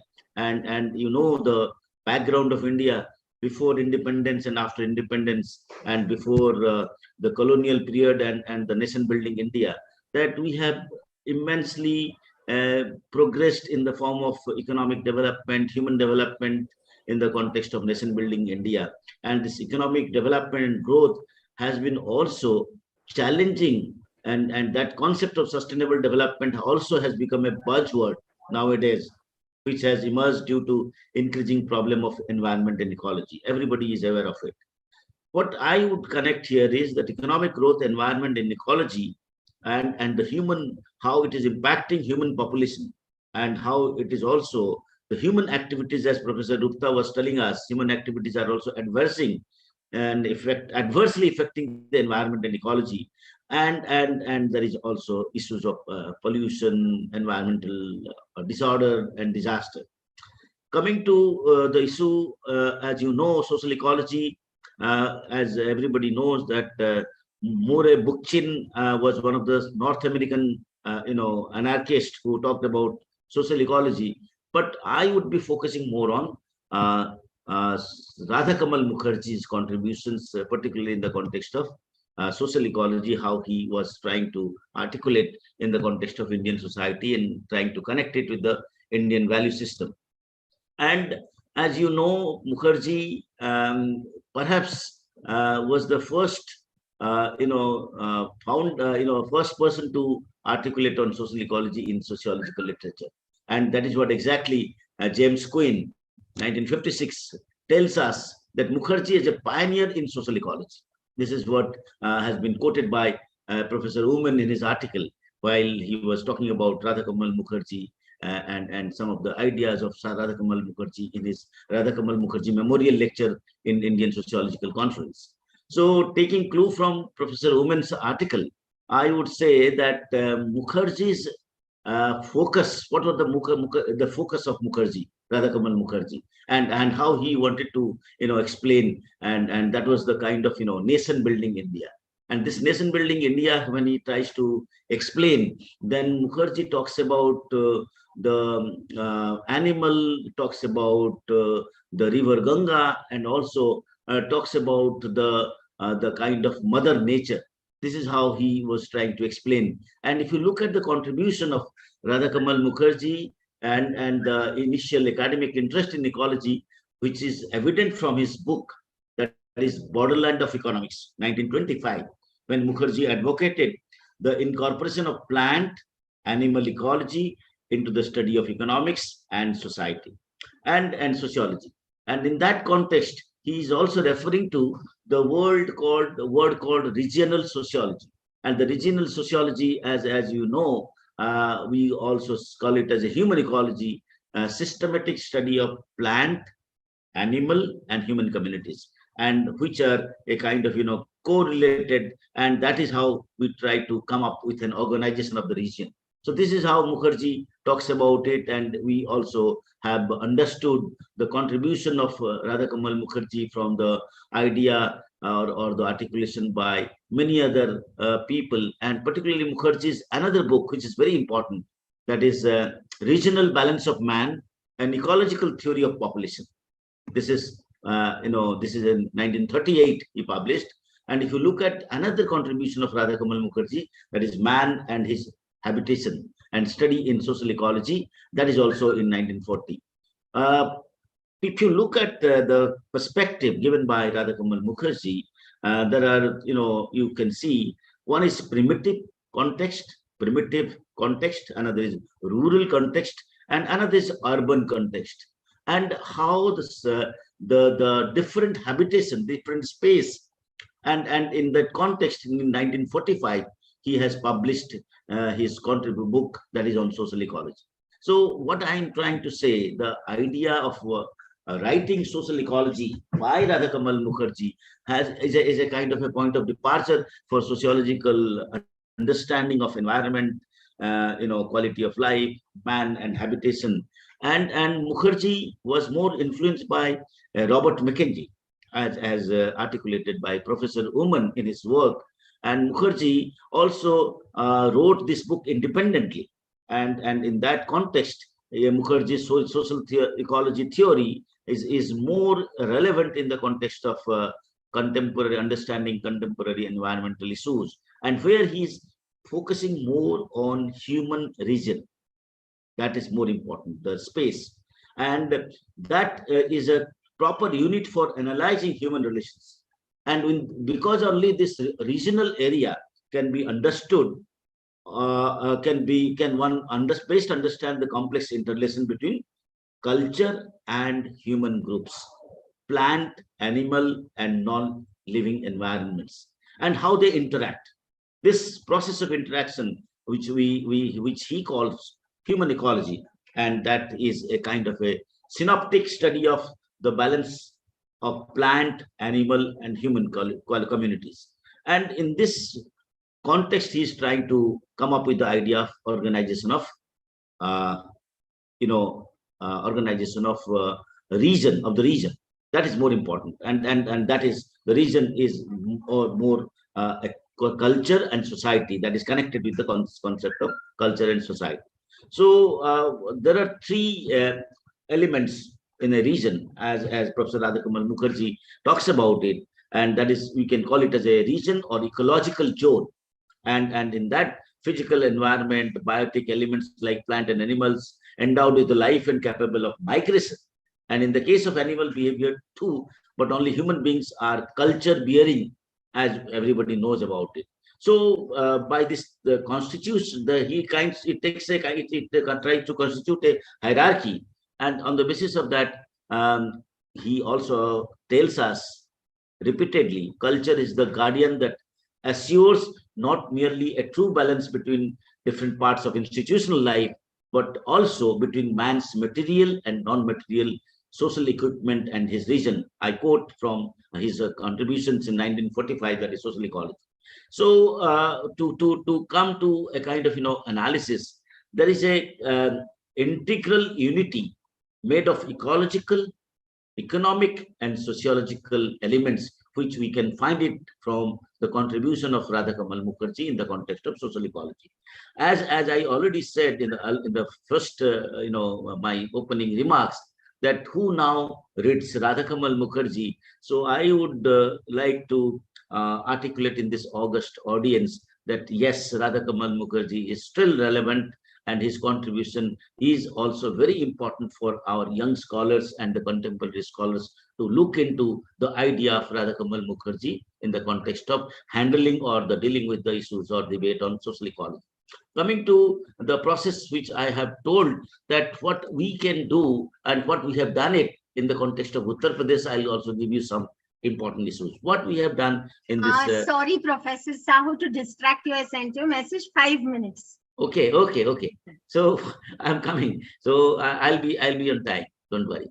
So what I'm saying, this the kind of environment and the nature and the society, which is supposed to be a collaborative structure, or there has to be a convergence. But what we finally find, because of the technology, because of the science, as many people also talked about it, that there is also a competitive structure and conflict structure. And this conflict structure is also in the form of various resistance. And as we know, that so-called development, so-called projects, so-called modernization or industrializations are also under developing local people and local communities. And because of this projects, because of this science and technology, the underdevelopment and the marginalization process is also there, and it has been expressed in the form of various people.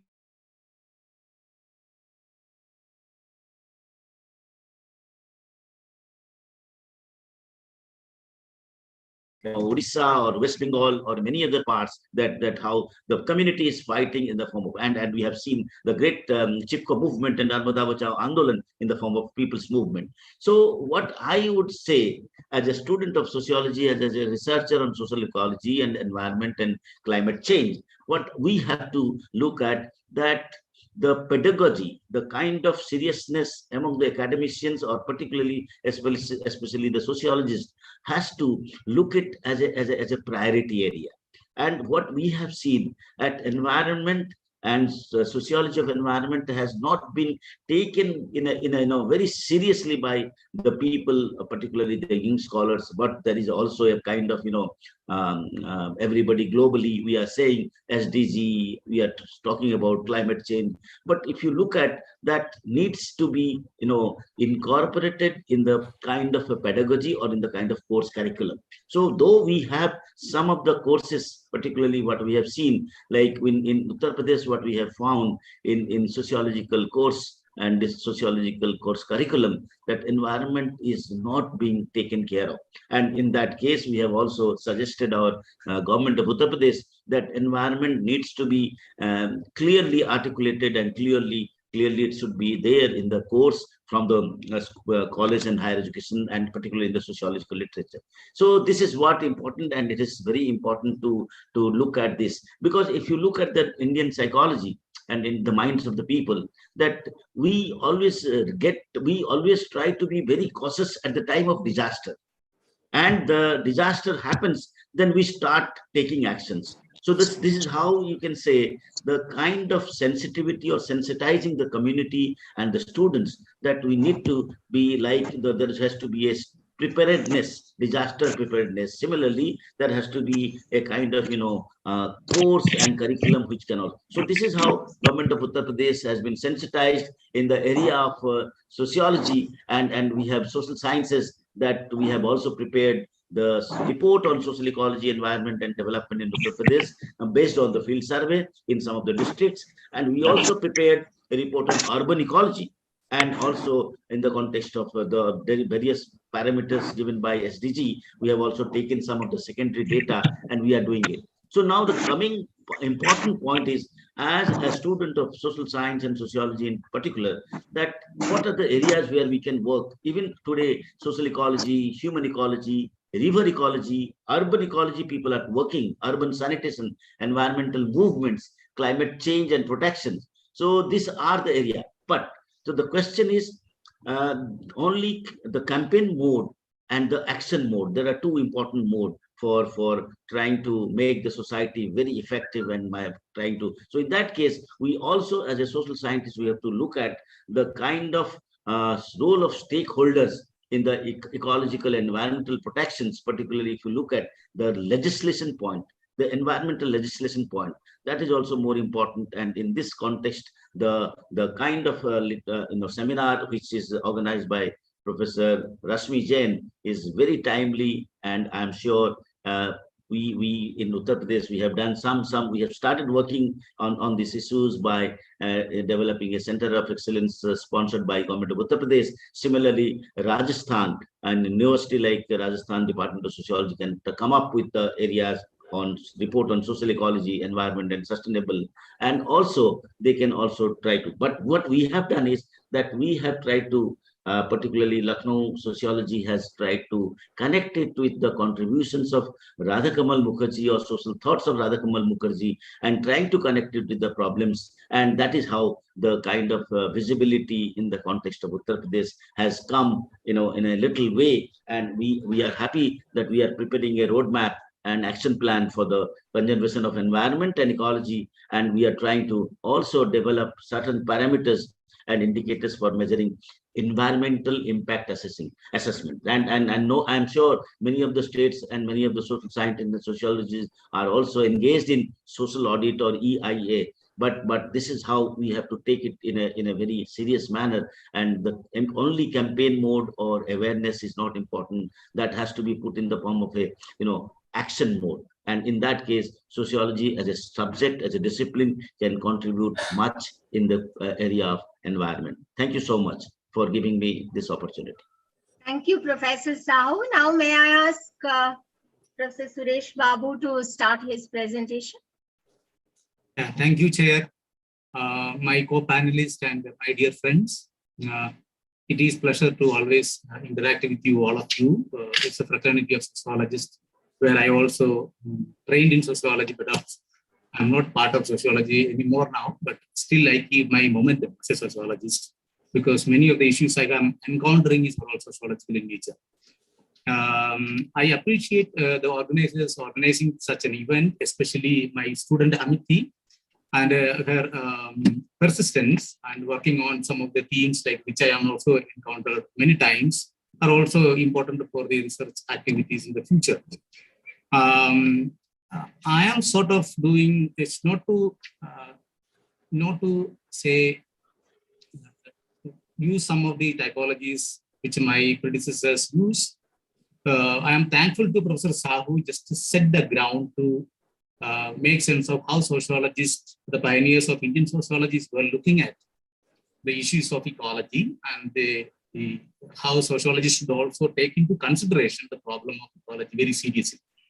It is quite unfortunate that sociologists have not yet seriously looked this matter, maybe because of we know that the resources are one of the major reasons, and at the same time, I would consider sociology may not be giving adequate theoretical explanation or methodological questions to understand ecology. I'm taking from this side to illustrate that the ecological questions are multidisciplinary in nature. Therefore, sociologists, those who like to study, those who wish to study, my appeal to them that to look at a interdisciplinary perspective, because ecological issues set a new ground to understand the interdisciplinary nature of the research. It also contributes a lot to understand sociology. For the last 1 decade, more than a decade, I have been working on Himalayan region, especially on Ladakh. So my presentation sort of explanations are largely derived from my field work. So more of an inductive approach. It's not to just define what is this concept of ecology, what the concept of sustainable development, but we're looking at the field and looking at the people, looking at the places. There are 3 factors associated with my presentation.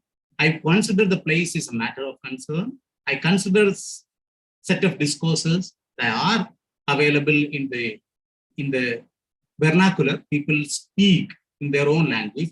People connect with many of the problems that are associated with the ecology, climate change, so on and so forth. Second one, the third one I would consider, there's a lot of interaction going on between the local people and the outsiders. It can be part of the modernization process because of the tremendous migration. People have been moving from one place to another. The tourism industry growing, and the Himalayan region, there is one of the hotspots on many of the foreign travelers to visit these places. Because of the migration and the tourism, there is an influx. These structural factors are also contributing largely to the ecological changes. So my study would focus on 3 issues: the place, people, and the structural factors. They are not merely available in local, but there are structural factors that also contribute to the changes in the ecological system. And how people develop kind of a resilience, I would consider resilience has to be taken from an anthropological point of view, because from the time immemorial people have been resilient too, but at the time of climate change, the issue of resilience becomes a challenging question. So therefore, I would operationalize the concept of resilience not as a cultural concept.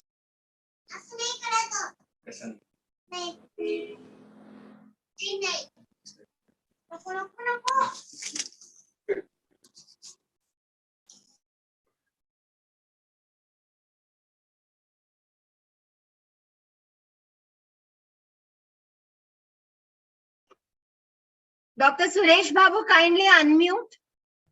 Hello, yeah. So my study would focus on largely on the Himalayan regions. I have a presentation out here. I will do the presentation.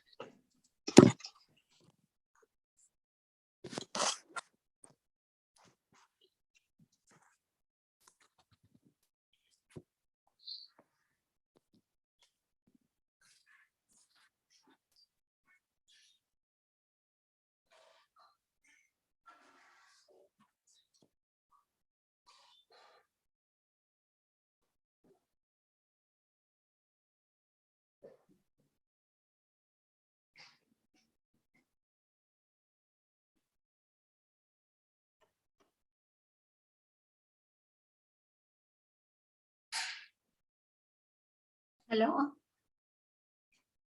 Hello? Hello? Hello. Yeah, can you hear me? Is there some problem? We can't hear your voice. Hello? Hello? Hello, Dr. Suresh Babu, we can't hear your voice. Am I not audible? Yeah, now. Now you are. Now Okay. you are.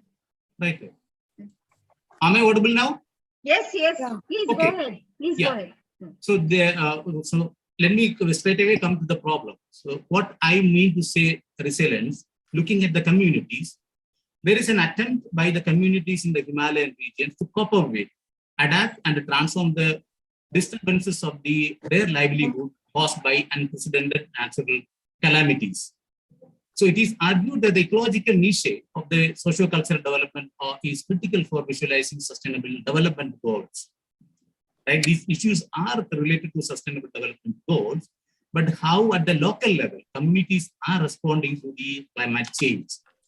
The second set of question I would argue in this presentation is that Himalayan region, some of my colleagues, they belong to science, atmospherists, geographers, geologists,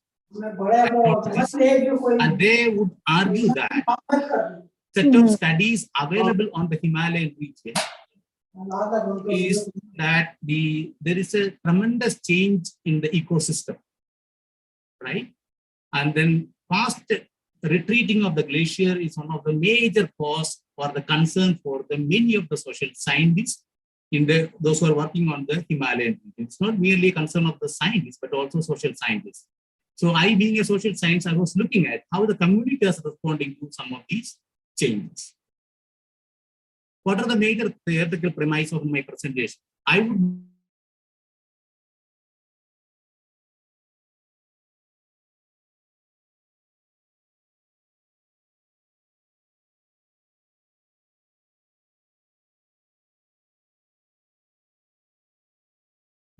that makes the community sustainable throughout the history of the Himalayan region. To my mind, it's not only Himalayan region, but also food hills of the Himalayan region were also, to a large extent, it depends on both agriculture and livestock. What we observe in the upper Himalayas, these two factors are very much part of the ecological system. The second one, why sociologists also talk about agriculture rural. But in the Himalayan region, how people attribute certain meaning to the activities associated with their livelihood patterns. Although they are giving a new support, agriculture gives a support system to sustain the communities. Communities give a new meaning to these agricultural systems, especially the cultural values. These cultural values make the community to sustain their resources. There are scarcity of the resources. They know the scarcity of the resources. They know how to store the resources. At the same time, they know how to judicially distribute the resources. So my study are many factors we have collected, but I would focus on how the water as one of the vital components in sustaining the agricultural system in the Ladakh region has been distributed across the communities, right? The communities traditionally had institutions. These institutions regulate water distribution across the families, communities, so on and so forth. So this is one of the resilience to know that how traditionally communities evolved a system to distribute a scarce resource like water, right? Because there is a time where there is a scarcity of water. Some of the communities also suffer when the weather changes. The occasion changes, there are a lot of problems with the scarcity of resources, especially on water. So how people organize a system through which they can usually utilize the resources, especially on water, and then make their agricultural activities possible throughout the year. Certainly in the agricultural sector, especially on the Himalayan region, the agricultural practices are continued only for 6 months, hardly 5 to 6 months. The rest of the time, they go on to the meditation, right? Because of the cold, this is a cold arid region. The agricultural activities taken place only 5 months. The rest of the time, there won't be any agricultural activity. Therefore, the intensive labor of these 5 months, right? You can just count the intensity of the labor. The resources have been accumulated to set to face the winter season in the cold regions. So therefore, in a limited time, how community produce agricultural products, and then how they store, distribute with the limited resources like water that has been a problem throughout this region when we were doing our field. The three issues, perhaps conceptually very important in my study, is that there is a resilience. There is a resilience of the communities to withstand with the changes, right? It is very clear in these regions, the Himalaya, in the upper part of the Himalayan region, especially on Indian Himalaya, not only our studies, there are a number of studies done by European scholars inform that the man-livestock relationship, right, how they connect each other. The symbiotic relationship between man and nature or the livestock gives a new meaning to the life of the people, right? That makes their livelihood more meaningful, sustainable. So this, for me, the resilience is that how traditionally people consider value and give a meaning to the different systems that is available in our nature, especially livestock. And they are the ones who sustain the life of the people out there in the Himalayan. Therefore, resilience has to be understood from the 0 point where you should consider what are these interlinkages, what are the symbiotic relationships people still hold value and meaningful. The second one, we should also develop a perspective. It's not merely some sociologists talking about from elsewhere. We should also look from the people's point of view, how people are considering some of these issues are challenging questions, right? The everyday life of the people are also risky because of the climate change. So my concern out here is that micro studies, we have adequate theories to explain many of the problems, but the problem of ecology or climate change, how people are vulnerable, and then there are resilience problems also. Resilience becomes a challenge because the wisdom of the community to maintain the balance between nature and the culture is not at all possible anymore because there's a huge climate change happening in the Himalayan, right? Therefore, we need to develop a new perspective. Sociology may not be adequate. We should also have a collaboration with people and at the same time scientists. Scientists give a new set of indicators, factors to understand or operationalize or unpack what are the gravity of the problem called climate change. So when we work with social science, when I've been working with the scientists were also worried about how social scientists were looking at the problem. So there is a meeting point. So the last point, the adaptability. It is not only people are adapting. I think scientific community also should adapt, right? To look at what are the meeting points between different disciplines. For example, anthropologists. For example, hydrologists. For example, atmospheric scientists. For example, psychologists, environmentalists. So when we work with a group of scientists, we need to adapt. I think social scientists, especially sociologists, should go beyond from our own theoretical framework or methodological framework to look at how scientific communities have been looking at these problems so that we can innovate new ideas, new conceptual framework to connect the people. Because some of the times what happens, many sociologists will argue that sociology is leading from the people, right? The ecological problem is one of the critical issues I would consider that can be brought people. Sorry to disturb you, Professor Suresh Babu, you have 5 minutes. Yes, yeah. So these are some of the studies we have carried out in Ladakh, and we've done extensive field work, right? 5 villages we have identified, and then we did more than 400 of sample studies in this region with a group of scientists, young scholars, and the local people, right? So therefore, the kind of study, it is not like scientists going and collecting the data. So the kind of study we have developed is a group of scientists belong to different disciplines, young scholars belong to different disciplines, and the local students, they are part of Leh region, right? So our study, the methodological, the study has to be more robust so that we take the participation of the people of different kind, right? Including the local people, students. Even we find the scientists, we find the ecologists.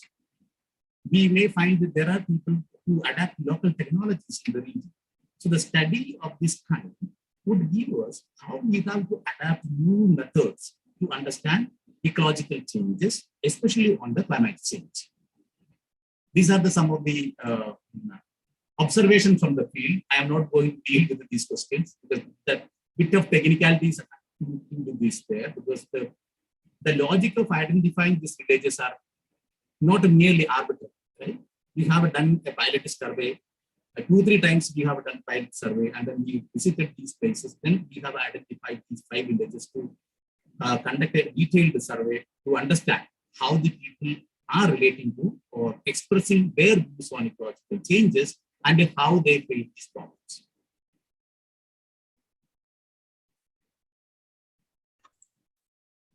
Hello? Yeah. So the last point. Yeah, okay.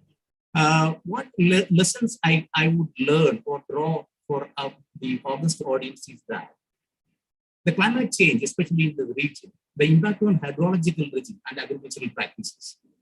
So it is a global tendency that water scarcity adversely affect the agricultural practices. But sometimes what happens, the surplus water also creates havoc in the region. For instance, flash flood. Flash flood is a phenomenon in the Himalayan regions, right? So the hydrological region shows different characteristics, right? I don't think sociologists have this capacity to understand that what are the changes happening in the hydrological region. So that's why my consideration is that when we study ecological changes, we should take into consideration on the studies done by scientists, especially hydrologists and the atmospheric scientists. The protection of cryospheric resources, the glacier, snow, permafrost, these are very technical terms, but I would consider these are very, very pertinent questions in the Himalayan regions. People have been working on, scientists have been working on, have been associating with many of them. These first two set of issues, I would consider is a domain of science. We do not have much of idea, we don't have much of theory to explain this phenomenon, right? And we have to join with many of the scientific community to understand the dynamics of what is happening in, especially on the Himalayan region. The third set of problems, adaptive strategy. This actually connects to both scientists and social scientists, and at the same time to the people at the local level. Certainly, because of the tourism, there is a tremendous change in the land use pattern. The construction industry is growing in this region, right? There's a flux and the traffic because of the tourism and the set of associated problem, for example, pollution, so on and so forth.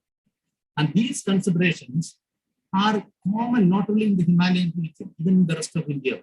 So you can identify some of the common issues, for example, what the land use pattern happening in the urban spaces. The similar pattern can also be seen in the Himalayan towns, especially on Leh, Kargil, and so on and so forth. The second one, the last point is that there are experimentation. People have been experimenting, they are adapting. So one of the extraordinary things I could see from the Ladakh region is that they are adapting artificial glacier technology for the sustainable agriculture, right? Then there is a scarcity of water at certain times. So in order to address this problem of scarcity of the water, they have adopted artificial technology. Different kind of technologies have been adopted by the communities to make sure that at the time of agriculture, they would get water without any disturbance. The last question is the problem of modernization. I would consider this issue is also largely with the cultural issues. Cultural institutions, for example, polyandry system. The family system is also breaking down, right? The polyandry system was a part of the culture. Now the nuclear families are coming up.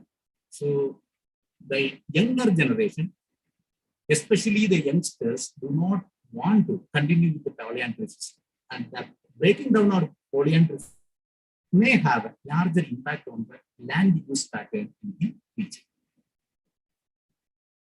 As these are some of the observations I have collected from the field, right? Because institutions are macros. Education institutions are also very proactive in the Ladakh region. I have observed, I myself also seen many institutions, they are also very concerned about the ecological issues. What are the overlapping themes? This broadly on to understand the conceptual issues. Look at we need to, sociologists should keep on accounting the local knowledge. we should assess the availability as well as the scarcity of the resources. The third point is whether people are able to judiciously use the resources or not. And these are the residents of the communities. They know knowledge, right? At the time of climate change, the resilience become a challenging question because they are not able to adapt many things because of the climate issues that we could observe in the field itself. The second question is that people's collective action. There are a number of movements, local level institutions, they are also very proactive, but they also face many of the challenges because of the political issues. We know geopolitics on the Ladakh region, everybody aware about that fact. The geopolitical issues also, to a large extent, constrain the local institutions. They cannot adapt any new techniques or their own systems according to the wishes of the communities because of the geopolitical issues. The last point, my consideration is that we should adopt the critical or mutual learning. We should also learn from the people. So last 10 years of my field work to tell me that it is not in the library, not in the classrooms. We can also learn from the people, right? So the climatic change issue to be seen from the view of the people. So with this remarks, I stop. Thank you so much. Thank you, Professor Suresh Babu, and I thank all my fellow panelists. And I actually wrote down because I think it saves time. So probably I'll take about 5 minutes or 8 minutes, hopefully, to finish this. And then we'll end it's actually now 1 minute to 2 o'clock. And so I think we'll end this session by 2:10. So quickly, I'll just go. I call my presentation Sustainable Livelihoods and Quality of Life, Making Women Partners in Environmental Management. I'm sorry if I'm rushing through. Sustainable livelihood is what I would like to start with because that's the theme of this seminar, one of the themes at least.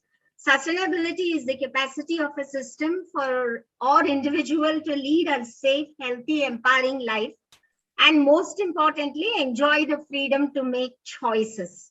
It's also equally important that a sustainable system offers future generations the opportunity to inherit the capacities possessed by the present, but also build on the strengths of the system, be it environment, livelihood basis, or in general, all the assets required for leading a quality life. This brings me to the concept of livelihood. The reality of life is that we all need a base to survive, sustain, and achieve social mobility. Though the concept is generally used to refer to the struggles of those who are not in society's comfort zones, to find resources required for living, the truth is that we all strive to gain control over our lives by seeking ways of leading our life in a manner that takes us towards securing better living and working conditions, not only for ourselves, but also our future generations. Now, the UNDP's approach to identifying the 5 types of capital required to gain access to sustainable livelihood can form a model for us to analyze the issue of who has the access and who does not have the access for sustainable livelihoods. These 5 types of capital are human, skill, which includes skills, knowledge, and experience which people possess. Social capital, which means building one's social network to secure benefit solutions to the problems. Natural capital, which includes assets that provide a safe environment, energy sources, access to water, air, and other resources. The 4th is the physical capital, which includes human-made assets that make life easy, give us the leisure to move towards progress. And the 5th one identified by UNDP is financial capital, which is required for sustainable livelihood, which means money as a resource, which gives us the purchasing power to acquire not only physical assets on the one hand, but also the power to enhance one's life chances. So in all, we can say that the concept and practice of sustainable living is ultimately known as leading a quality life. Now I quickly come to this concept of quality. What are the indices of quality of life? It includes the same forms of capital that I referred to earlier, But we need to add safe housing, protection from environmental disasters, secure food reserves, access to educational resources, affordable healthcare, and freedom from violence and discrimination. Since both sustainable development and quality of life are closely related to environment, in the final part of whatever I'm going to say today, I'll first focus on how a sound environmental management is a prerequisite for leading a quality of life. The relationship between quality of life and environment is twofold actually. While the quality of our life to a great extent depends on the type of environment, both physical and social, in which we live, it's only when we have the resources to lead a quality life that damage to the environment can be minimized or stopped. It is here that access to sustainable livelihood chances comes in. When our livelihood bases are sound, we do not have to depend on our natural resources to take care of our food, fuel, fodder, and other needs, as those living in the margins of society are often forced to do. Excuse me, kindly mute for 2 minutes. The intersectionality between quality of life and quality of the environment does not often figure in academic or public discourses, but management of our environment, not just symbolized by natural surroundings, but also our immediate surroundings, is critical to human well-being, which in turn leads to sustainable development.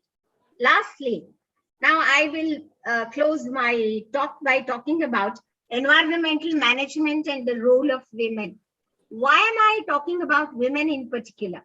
Be it sustainable development, quality of life, or rebuilding our social fabric after the pandemic, or environment, interrogating these questions from a gender lens is critical to breaking stereotypes about the development process itself. It's also true that women were among the most affected during COVID times, and it is their marginality and virtual invisibility that resulted in most efforts at rebuilding our society in the post-pandemic world did not take care of their needs or their priorities. This is especially true of managing our environment, whose interests took a back seat in general because of the restrictions imposed by the lockdown. But it's an issue that cannot be ignored, at least now when we are talking about a post-pandemic society. The prerequisites today are a safe and secure environment, not just our home surroundings to be managed, but waste disposal, handling animals, which is especially true in the case of agriculture-dependent households, and all common property resources. With livelihood opportunities severely affected, economic recovery is a major challenge, and this poses a greater challenge to women who are expected to manage issues of food distribution, cleanliness, sanitation, health, water, and many others. In other words, the post-pandemic world expects resilience, knowledge of one's environment, and also the ability to use available resources for rebuilding their lost resource bases. Women's knowledge, derived mainly from lived-in experiences in many communities, not just in India, but across the world, has to be used in sustaining the environment, while at the same time ensuring the sustainable use of available resources for managing the lives of their families and communities. Thank you very much. I'm sorry for rushing through, but then the time is a factor. It's 2:05 now. If there are questions, we can take it only for 5 minutes, because I think at 2:10 we have to end this session to facilitate the next one to be started at 2:10. Otherwise, kindly put the questions in the chat box, and then we can see how those can be addressed later. Thank you. Over to you, Dr. Monica, Dr. Rashmi ji.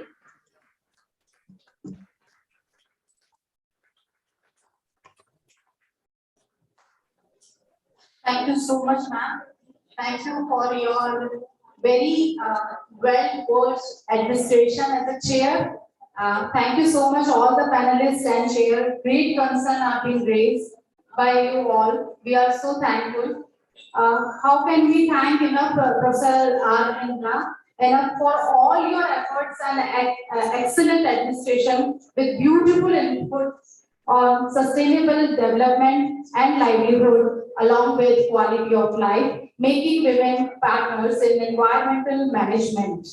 It will be great pleasure to hear from you, ma'am, in future about sustainable growth and development, sustainable quality of life, and quality of academics scores. Thank you once again, ma'am.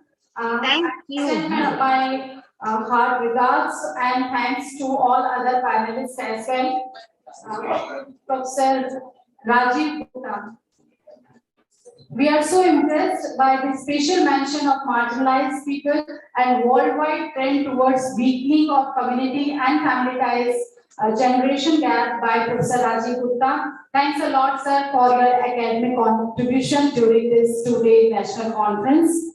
Professor D.R. Sahu has also beautifully explained about environmental sustainability and climate change, and also his concern about how sociology and sociologists should move towards more action sociology was also appreciated by the House. Professor Suresh Babu, who talked about community resilience and cultural responses, critical view on ecosystem in the Upper Himalayas. Sir, your primary research-based conclusion and suggestions were really remarkable, and take-home message was very profound.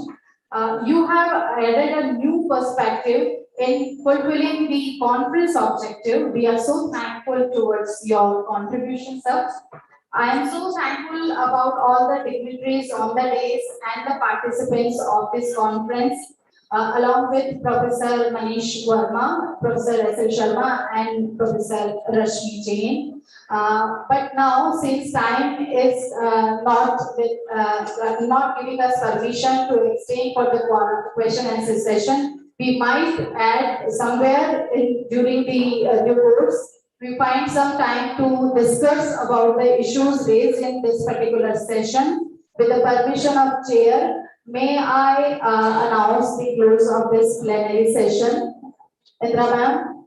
Yeah, sure. Thank you so much. I want to thank you, Professor Rashmi Jain, you and the department, and Professor Rajiv Gupta, Professor Sahu, and Professor Suresh Babu, and everybody, and Professor Manish Verma, namaste, and all my senior colleagues here and friends for this opportunity. Thank you. Please go ahead.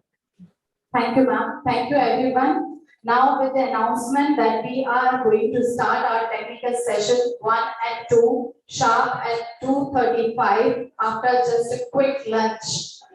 The technical session 1 we will arrange in Senate Hall itself here, and technical session 2 will be at Project Room, Department of Sociology, University of Rajasthan. Thank you so much.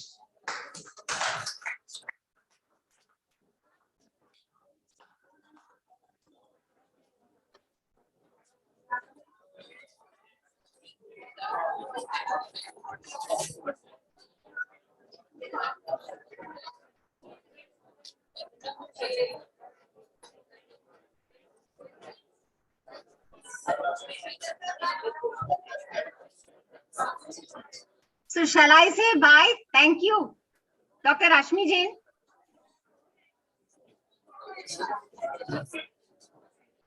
Hello.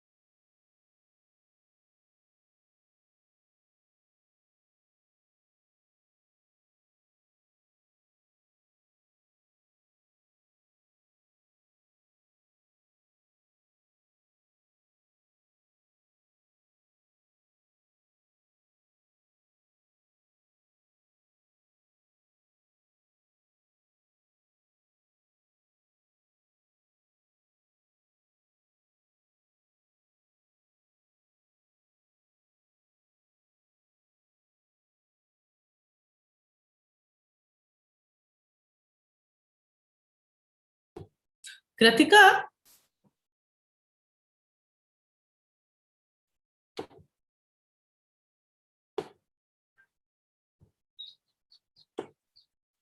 Yes ma'am. Good हाँ सुनो मैं afternoon. एक बार good afternoon बेटा, मैं एक बार share करती हूँ, तुम बताना स्क्रीन प्रॉपर्ली शेयर हो रही है या नहीं हो रही है। हाँ हाँ ठीक है, श्योर। ठीक है, मैं अभी शेयर करती हूँ। ओके बेटा।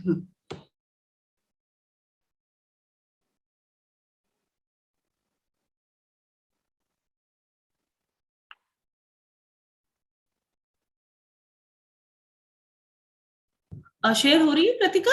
हाँ मैम शेयर तो हो रही है बट आप हाँ हाँ हाँ हाफ हो रही है ना, हाफ हो रही है। हाँ जी। ओके ओके, हाँ वो मैंने हाफ ही स्क्रीन की थी। ठीक है, एक मिनट मैं उसको फुल कर देती हूँ, एक बार बता दो, क्योंकि बस एक बार टेस्ट कर रही थी मैं, क्योंकि राइट। मैंने नाउ इट्स फुल। हाँ हाँ अब ठीक है। ठीक है बेटा, ओके थैंक यू बेटा।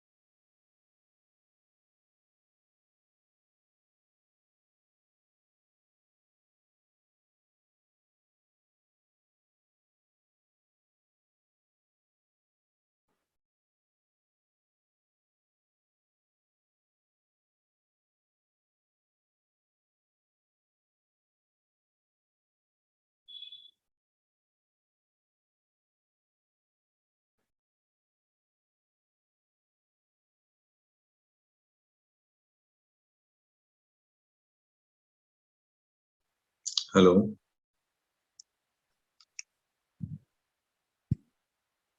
Hello.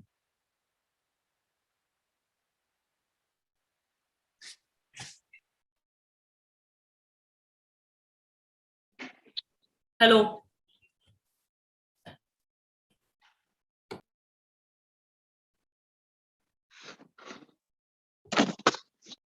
Hello. आवाज आ रही है तुम्हारी? Yes, ma'am.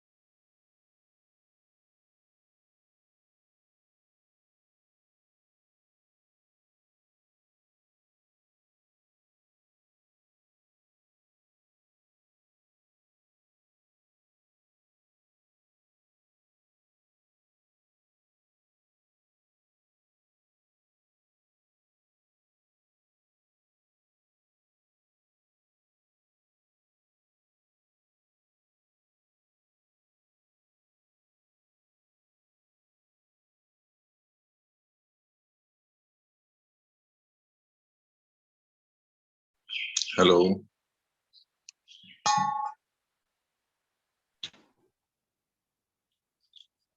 Hello.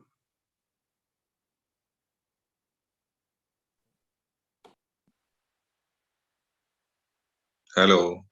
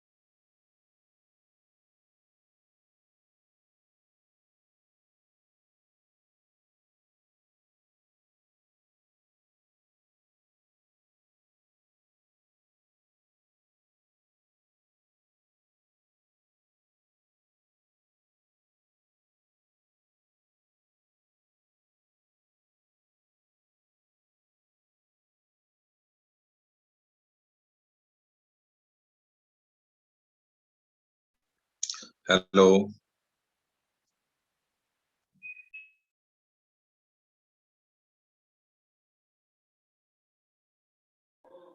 Sir, please carry on. Your voice is audible, sir.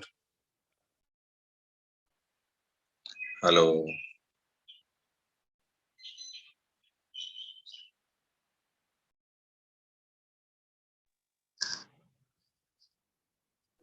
Yes, sir. Yes, sir. Audible.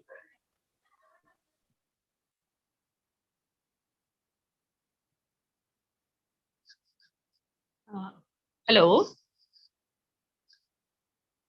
Hello. Yes, this is Manisha. May I know when we are going to start our technical session 1?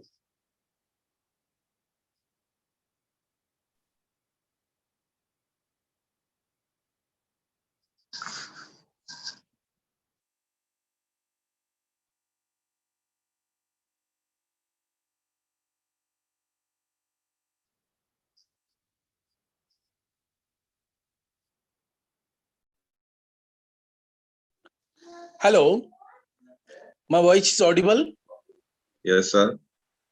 Sir, when this session, technical session will proceed? Actually, in the schedule mentioned 2:30 p.m., but I think now 2:45. So, for further convenience, we should start actually at least for 2:45, I think. Sir, it is now. Hello. Hello, sir. ये technical session second है ना? ये first है sir, first लिखा हुआ है schedule में, तो फर्स्ट लिखा हुआ है technical session first.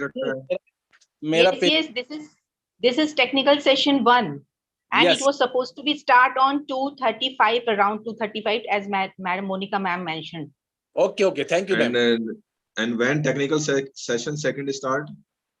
I don't know, after I think 2 to 4 till 4 this will go on, carry on, and after that they will have, or they might take it simultaneously somewhere else, I don't know. Kindly mute yourself, since we are going to just begin our session, technical session 1.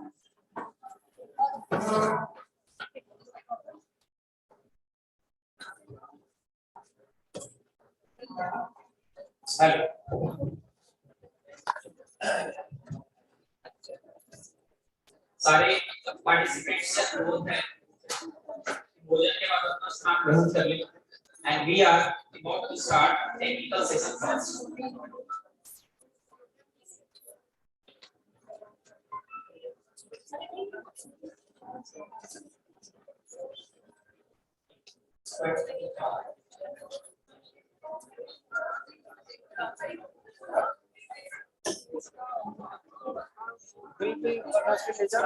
और आप तो बनाना वो अलग अलग पूछा ना, अलग अलग को बोलना था ऐसे साथ तो सस्पेंड हो गए, तो वो क्या कौन करेगा ऑर्डर को निकलना बोलना उनको भी, तो कुल देखो देखो अलग अलग बनेगा, अलग अलग ऑर्डर से अलग अलग order number order and all have to be given this opportunity as session coordinator of technical session first.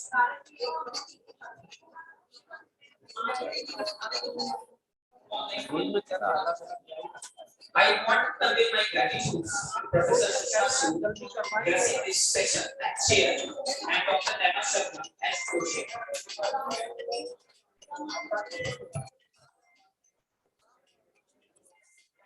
Of your thoughts.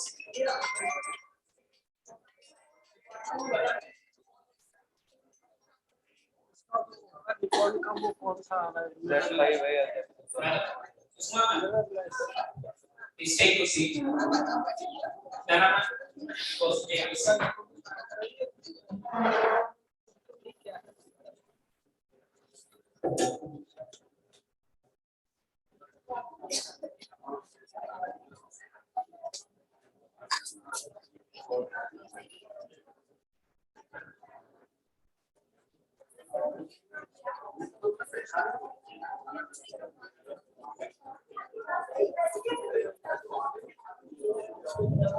Before I introduce the dignitaries, I request Professor Rasmi Jain to welcome chair of this program, Professor Sukma Sood, by presenting a plant.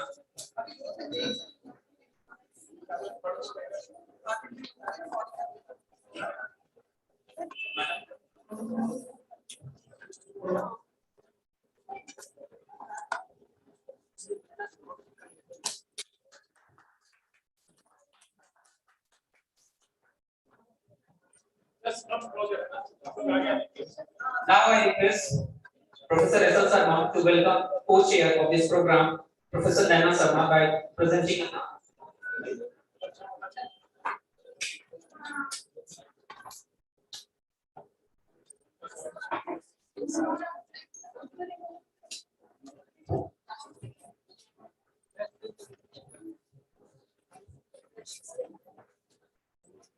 Before starting this technical session first, I would like to introduce Professor Sood.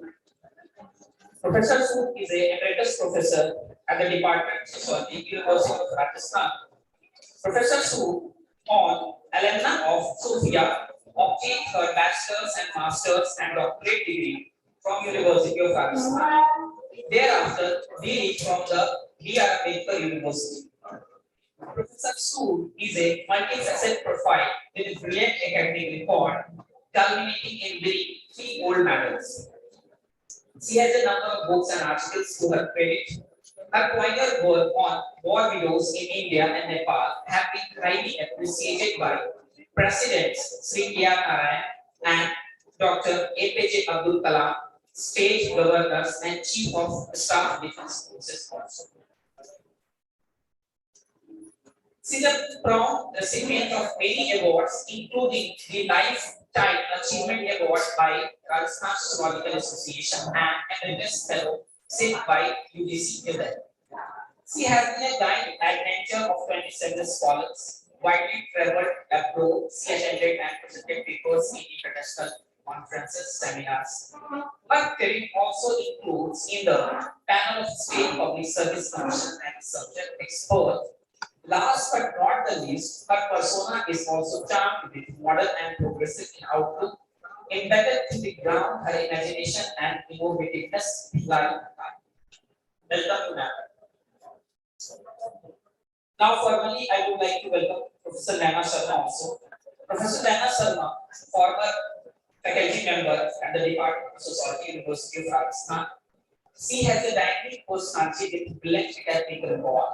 Her PhD work is on banking and social change. Professor Sharma is a proud recipient of 5-time Best Teacher Award, Shiksha Ratna Puruskar, and Best Citizen. Her credit includes that she has been nominated as a Director, United Bank of India, and Director, Andhra Bank by Ministry of Finance. She has been a guide of several students as PhD level. She has been also selected in the roster panel of United Nations Service. Her presence is also remarkably noticed by attending and presenting several papers on international forums in international sociological associations too. A number of books and articles adds to her credit, academic credit. Her pioneer work includes banking and social change, another one, value education and social transformation. Last but not the least, Professor Sharma has credit of holding several national conferences, seminars, and lectures. Now I hand over this session to Chair.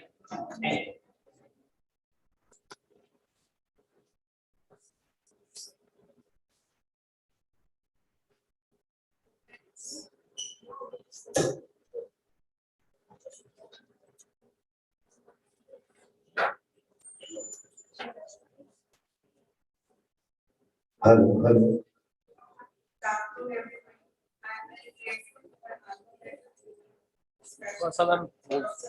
Chair, who is at the head of the department, Professor Sharma, and the entire organizing team. So I'm grateful to all of them to invite me here and remember.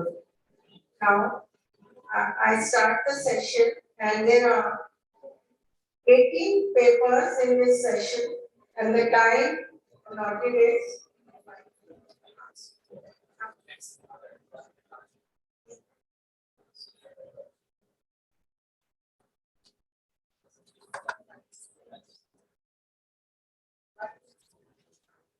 there are 18 papers and about 6 minutes to each paper presented. So we start with Dr. Ruchi, who is the Assistant Professor, Department of Sociology, Ruchi, you can start. Good afternoon, Chair. I want to share my screen. Just.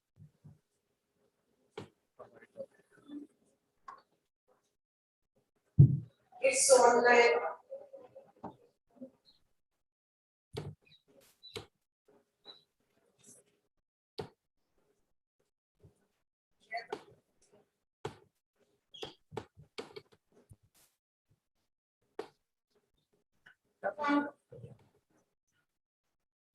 Is it visible? Okay. Good afternoon, Chair, and all the participants and co-participants. My topic is significance of communication for development in community participation. Sustainable.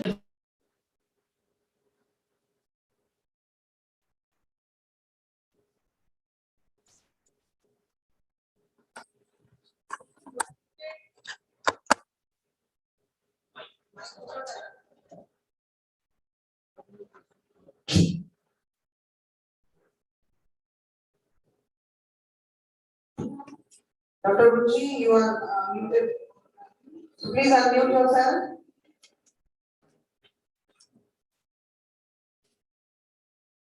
Dr. Ruchi, can you hear us?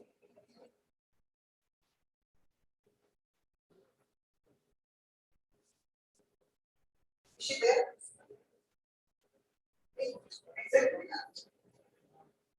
Dr. Ruchi, can you hear us?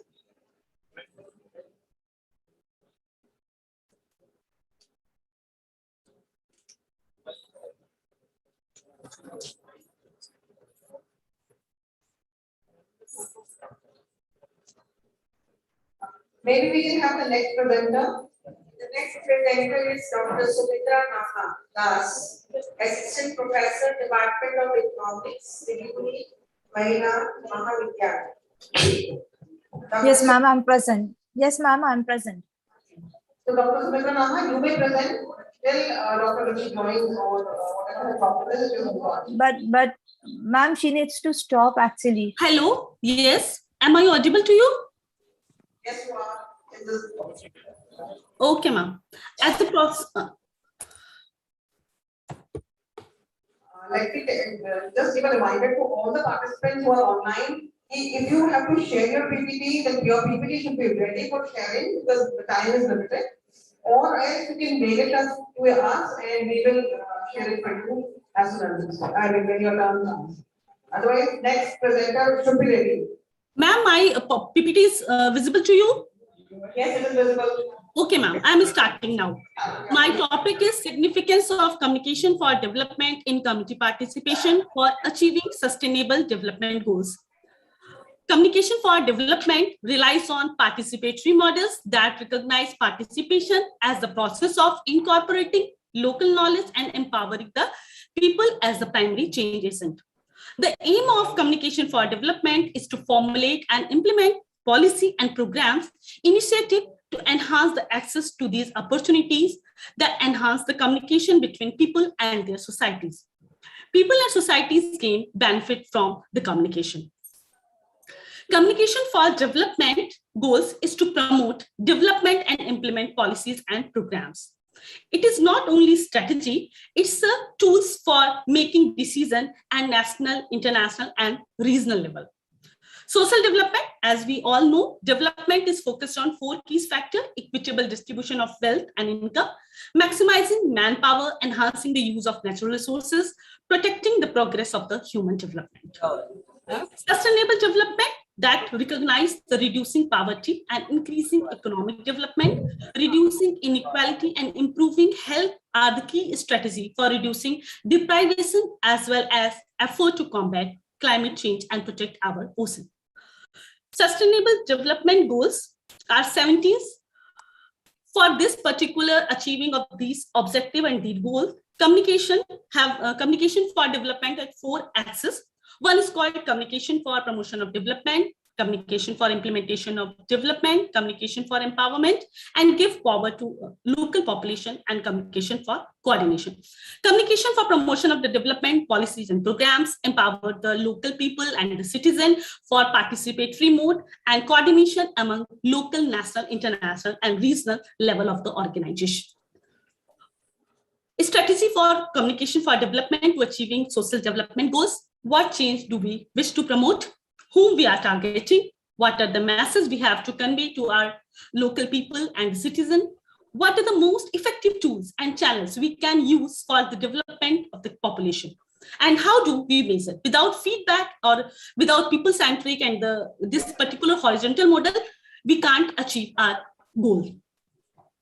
Engaging people in sustainable development process and poverty in all form, everywhere, improve food security, promote healthy and living for all the people, promote quality education, women and girls empowered to become leader, access to clean water and sanitation, affordable, reliable energy like solar energy or hydro energy, sustainable, inclusive and diversity, fight growth, be resilient. That resilient is more important, and infrastructure development, promote innovation also, reducing inequality within the nation, developing and underdeveloped countries. Human settlements in inclusive, safe, resilient and sustainable development, consumption pattern and production practices, reduce greenhouse gas emission impact, conserving sustainable uses of ocean and sea, promote conservation and biodiversity, creating peaceful and inclusive society, revitalizing the global and partnership.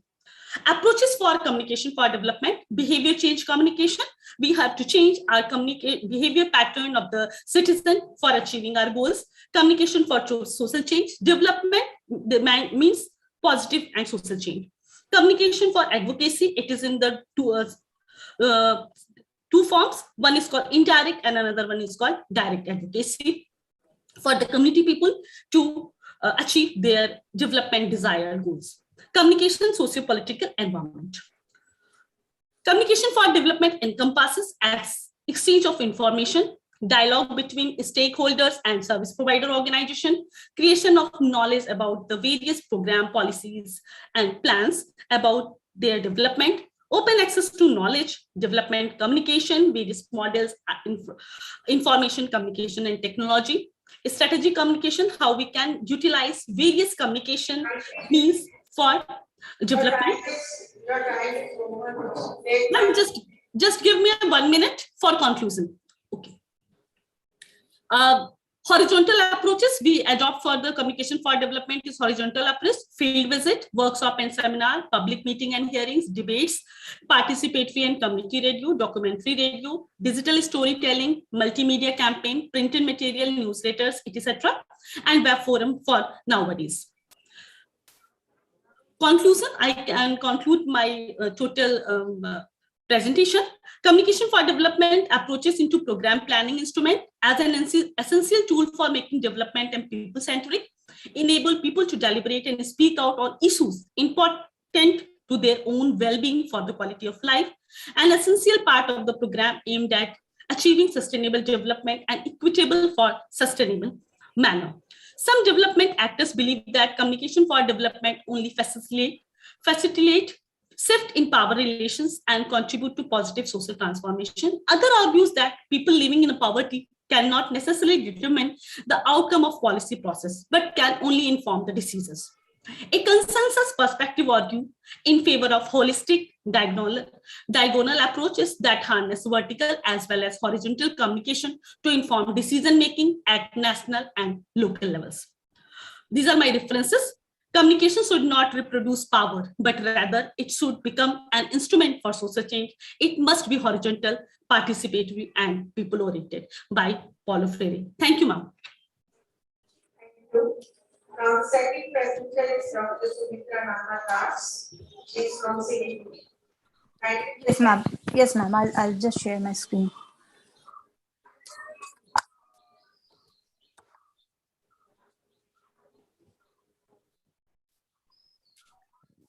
Is the screen visible, ma'am?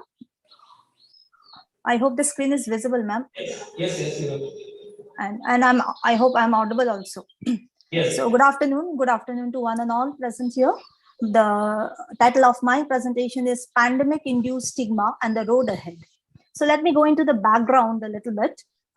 So as we are all aware of that there was a sudden outbreak of COVID-19 in 2019, and then gradually it was declared as a pandemic by WHO. And it created a situation which has affected and caused death to millions of people globally.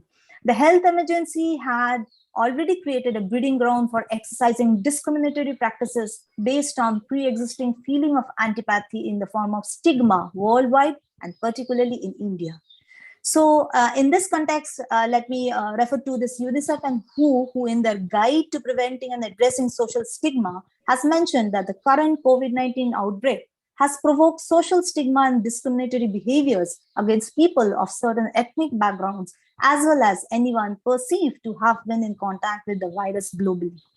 So against this backdrop, the objective of my presentation of my paper is to illustrate how in the present scenario, social stigma in India has posed an additional threat to the lives and identity of healthcare workers, patients and survivors of the disease as an invisible pandemic, aims to unearth the intersectional dimension of social stigma as double jeopardize, which situate individuals in further disadvantaged positions, minimizing their life chances based on their identities like religion, age, etc. So the methodology that I've used is basically, the data is based on obviously secondary data, and the methodology that I've used is basically rigorous synthesis of the real life instances or cases that has come up in the news dailies and in the news channels.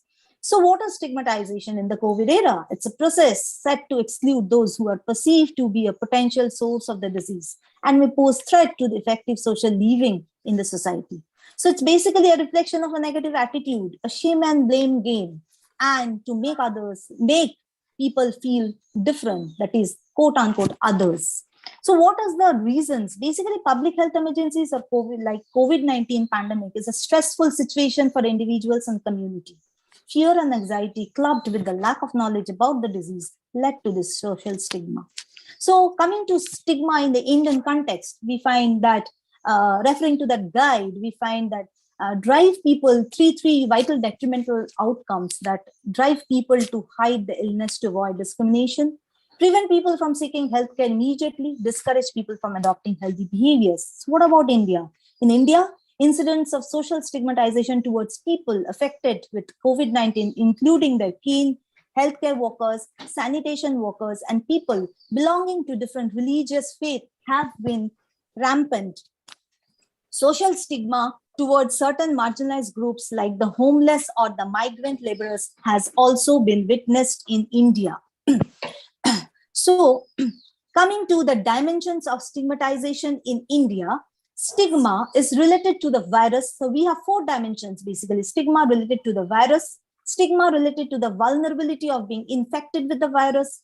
So coming to the first one related to the virus, it is a fear surrounding the unknown, the stranger danger that has overwhelmed humankind. Stigma related to the vulnerability of being infected with the virus. The anger is not directed towards the virus, nor is it projected towards its cure or well-being of the affected, but to expel the persons assumed to have the virus in them based on the stereotype, falsified conception of communicable disease. Stigma, third one, related to profession. Other than institutional and social segregation, the brunt of social stigma and aggression has been faced by frontline workers, medical practitioners, nurses, police personnel. And finally, the stigma related to religious belief and spread of the virus. So in India, COVID-19 related stigma is largely based on community fear that COVID-19 survivors are still contagious.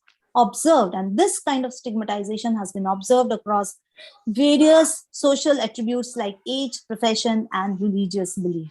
So what outcome? What is the outcome of this stigma? We have been talking of enacted stigma and internalized stigma. So there has been chaos of ideas, conception, and misinterpretation of facts. In fact, social stigma has led to the suspects, the affected and COVID survivors, being ridiculed, ostracized, being abandoned by family members, and being evicted from their homes by the community. Prejudiced practices like shunning, avoidance, segregation, being indifferent, and even imposing physical violence inflicted immense suffering and stress on those who are in any way perceived as not normal. In this case, we are talking of the affected survivor or a suspect, even leading to their death due to the lack of timely medical support, acute depression, anxiety, and suicide. All this together has pulled down the productivity, the reduction in work output, which has created a very unstable economy, which has contracted the economy. So some of the recovered patients were marked Corona flat and Corona house.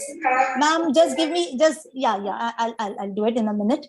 So they were feeling shameful. So this is the internalized stigma that I'm talking of. They have started feeling shameful, guilty, worthless. They are losing hope. So there has been several mental problems already as due to job loss, financial distress, and social stigma has added to this. Then the elderly suffered the most. So this enacted stigma also, we find that it has been ranging from neighborhood, denied access to houses, eviction, threats from landlords, attacks on locals and health workers. Insurmountable atrocities that have been inflicted on the frontline workers clearly projects how social stigma has overpowered the kindness of those who are fighting to keep others safe by risking their own lives. So all negative implications from creating a non-supportive environment. So coming to the intersectionality actually intersection between the class, caste, gender, races that we have been talking of.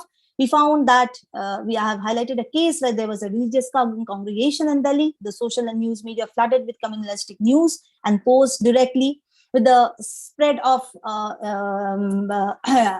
blaming them as the source of COVID-19 virus.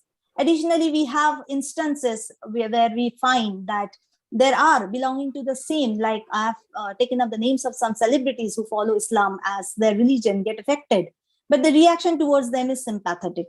So, basically making them here it is because of the social class which has overpowered the religious identity, bestowing them with enough authority and power to command, support, obedience. So coming to the conclusion, social stigma has distorted the social fabric influenced by the socially constructed perception of the disease. Presently, in this phase of social crisis, upholding a positive mental health has itself become a challenge for humankind, especially for the health workers, frontline workers, and those affected with corona. Consequently, stigmatization for manifesting power and practicing social control leads to stress, lowering of self-esteem, higher depression, that poor sleep, loss of hope, all reducing the quality of life. Additionally, the practice of stigma has been furthered with the unified impact of intersecting identities on individuals who belong to the disadvantaged side of a diverse spectrum of identity. So what needs to be done? As a social being, there is a need to act to heal the damage already induced by stigma. Words do matter. It can instill hope and strengthen to fight the situation with confidence. There is a need to spread awareness that social stigma could make the challenging situation even worse. So anti-stigma campaigns. So it is necessary to stay informed, to be kind and supportive, and rethink the concept with social inclusion, social resilience, and stand for each other in this new normal. Thank you, ma'am. Thank you very much. Next presenter is Ms. Kuba Shukla. Good afternoon, professors. I am Dhruva Shukla from the Maharaja Sayajirao University of Baroda. And the title of my paper is Family System, a Sustainable Source in Modern Times. What is the role of family in sustaining, how we can perceive the institution of the social institution of family as a source for this sustainable development. So, of course, families were often considered as a cornerstone of society, and it is one of the major social institution, and also it is regarded as a one of the main agents of socialization. So then I have given the definition. I will, shortly I will then certain so many studies have also conducted on the institution of family. If we see, the George Murdoch has conducted a study in social structure 1949. He took the sample of 250 societies ranging from small hunting and these gathering bands to large scale industrial society. He claimed that some form of family existed in every society, and he concluded that on the evidence of his sample, that the family is a universal, and it lives together, pools its resources, and work together and produce offspring. So at least 2 of the adult members, they conduct a sexual relationship according to the according to their particular society. So such norms differ from society to society. For example, among the Penaro of New, the husband does not have the sexual relations. So that is how I have given certain example of how the roles and norms which are there in society, which are there in family, it is differ from family to family, and it is also differ from society to society. Then they are fundamentally the family are fundamentally the building blocks of society. It to serve the unit of the family, it serve as the nursery for the citizen, and that become the population of the society later on. So they are accountable for the growth of children into the adults will later collectively be society. Each of us are influenced and shaped by our surroundings. So too is our society, because society is a larger population. It may be harder to influence and change from a singular event, and yet it is a fluid thing that can be influenced for the good or the bad. So family are so significant to society because they are the foundation of society is built upon. Then role of family in every society is to then I'll directly I'll skip to this review of literature and all theoretical perspective I have used to analyze the role of family on our society. I have used a functional aspect for analyzing the role of social institution of family. First, we'll discuss the institution of family using functional perspective. So, according to Talcott Parson, there are two main functions of the society: primary socialization of the children, and the other important thing is stabilization of the adult personality of the population. Primary socialization refers to the process of socialization that takes place in early stage of childhood. Main agent of primary socialization is family, like I have said. So there are two main learning that takes place in primary socialization. Internalization of society's culture, and the other one is structuring of the personality. So child's personality is molded in terms of values and culture. And Parsons he has also said that families are kind of factories. He has given the term factories which produce human personalities. So he believed that they are important for this purpose. Since primary socialization require a context which provide warmth, security, mutual support. Another significant aspect of Talcott Parsons' theory is stabilization of adult personality. That is, once produced, personality should be stable. This is another basic function of this particular institution. It focuses on the marriage relationship and the emotional security the couple provides to each other. And this is related to the stress and strain of everyday life, which tend to make personality unstable. And as the number of nuclear family system has increased, the function is significant in contemporary time, where the members of the family are largely they are isolated from their kin, especially distant kin and other. So it does not have the security once provided by the close-knit extended family. So the married couple constantly look to each other for. Okay, so application, how can the application of family environment issues for healthy human development. Family being the basic of human development is required to give more importance to the following major issues, apply it in daily life for healthy and enriching growth and development. So maintaining family balance, cooperation between family members, family ritual, and managing the family stress. And if from the sustainable development, if we talk so across 2030 development agenda, only family planning and family farming are explicitly mentioned. However, there are also a number of indirect references to family, family member, and family policy making throughout the sustainable agenda of UN, United Nations. For instance, in formulation like ensuring healthy lives, promoting of well-being for all at all ages, or promoting of shared responsibility within the household and the family as nationally appropriate. So it is then clear that the very achievement of many sustainable development goals and targets would benefit from a number of explicit and implicit family policies and programs. Sustainable development goals and targets are interlinked, resulting in the complexity of understanding, addressing, and solving problems.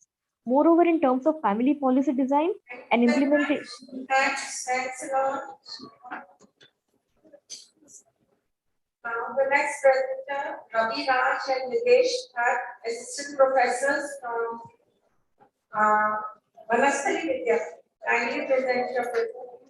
Before the presenters go on, you are requested, because the chair has allotted 6 minutes, please adhere to the timeline and try and not repeat what has been said or just read the definition. Kindly come straight to the issue that you're, so that there is more discussion and we can understand better rather than cutting it short. Sorry for this. Now you may present. Okay, good afternoon, everyone. Am I audible to all? Yes, you are audible. Yeah, thank you. Very good afternoon to this August gathering. Myself, Raviraj, along with my co-author Nitish Bhatt, we are the assistant professors at Vanasthali Vidyapeeth. And the topic of our research paper is constructing ICT models for sustainable tribal development. And this is a research-based study. So study is conducted on the tribal villages in Purnia district of Bihar.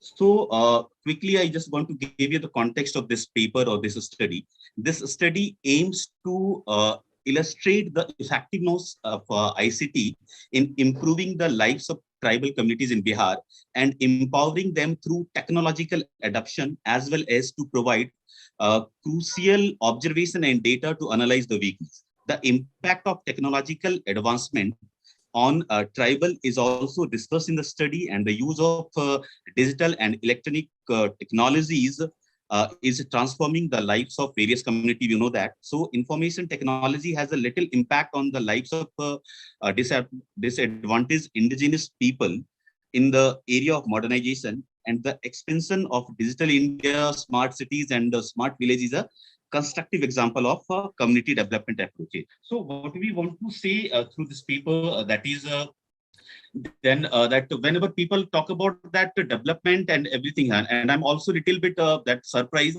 in this conference, the only one entry which talks about the tribal development. That is the only one paper who is talking about that. Because everyone, including the mainstream of society, how we can develop the society, that being a marginalized community, these communities has been always marginalized and deprived from the mainstream development process. So this research study is divided in six section. That section first describe the actual usage and availability of ICT in selected village for study, and the next section described as well as what shape would be required to ICT in a tribal area and how it can be made usable for tribal people. And the perceived impact of ICT on the life of tribal is explained in the next section. And another section contains the detail about the possible constraints and limitations that might be faced during the initial stage of introducing ICT in a tribal area because of the culture of isolation followed by many tribes. And the paper is finally concluded in the last section. So this is the objective of my study, to comprehend the accessibility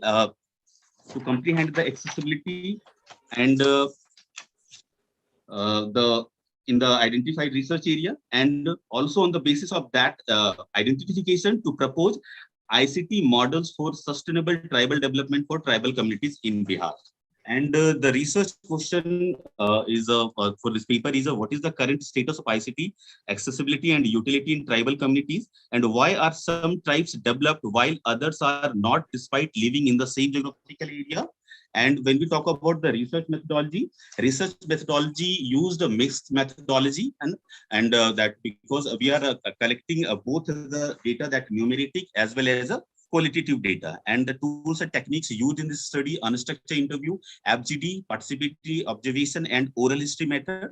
And the universe of study is that existing tribal community and other people who is associated with the ICT background. And this is the unit of analysis and sampling techniques and size. When we talk about that, convenience sampling techniques adopted for this study, and that sample size is determined on the basis of a saturation of information. And when we talk about the analysis of data, that data whatever collected for this study, that qualitative data is transcribed and translated to make thematic analysis, and the key concept of a study was kept in mind during the data collection and also during the data analysis according with the themes. And the quantitative data what we had, which is analyzed through using SPS. So this is the result and discussion. These charts depict that what are the rationale behind using ICT in a selected area.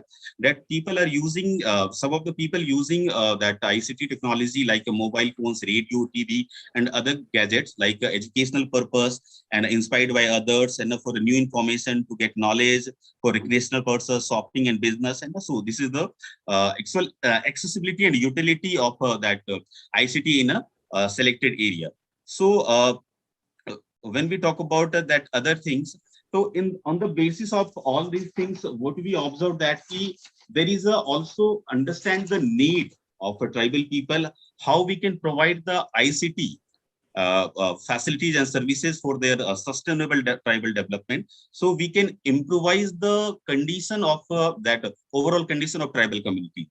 So here are some models we are suggesting and how we can go for a different ICT based information system we can create in a tribal communities. It's need to more time to explain, but because of short of time, just I'm showing that this is the model we created on the basis of data or what we had observation. So and also this is also one of that schematic diagram on the ICT system for a tribals, because we know that that culture of mainstream society and that culture of tribal society, it's a totally different. We can't generalize and we cannot directly execute the development things within the tribal community. Just example, and we cannot provide that iPhones to everyone because they won't be able to use it. So what we have to do, we have to collect the data. Just I'm concluding, ma'am. Just give me 1 minute. So we have to understand the need, and on the basis of that need, we have to execute that development things. And these are some constraints and limitations which is already discussed in the paper. And these limitations can be minimized through capacity building, citizen service portal, connectivity, local participation, local language, and single window solution. So the whole details is explained in the very detail in the paper, and I think engaging yourself in a 6 month in the field and within 6 minutes, it's not enough to express the reality and the expressions of the tribal people in particular limited time. Apart from this, you gave me this opportunity. Thank you so much. Thank you so much. Thank you very much. The next participant is Deepika Sharma, lecturer in economics from Indore.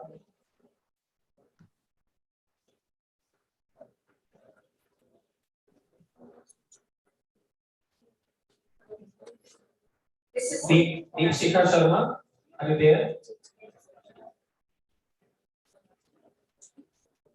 If you are not here, we can move to next. The next is Dr. Vijendra Gupta, Assistant Professor, Marwari University, Rajkot, Gujarat. Kindly start.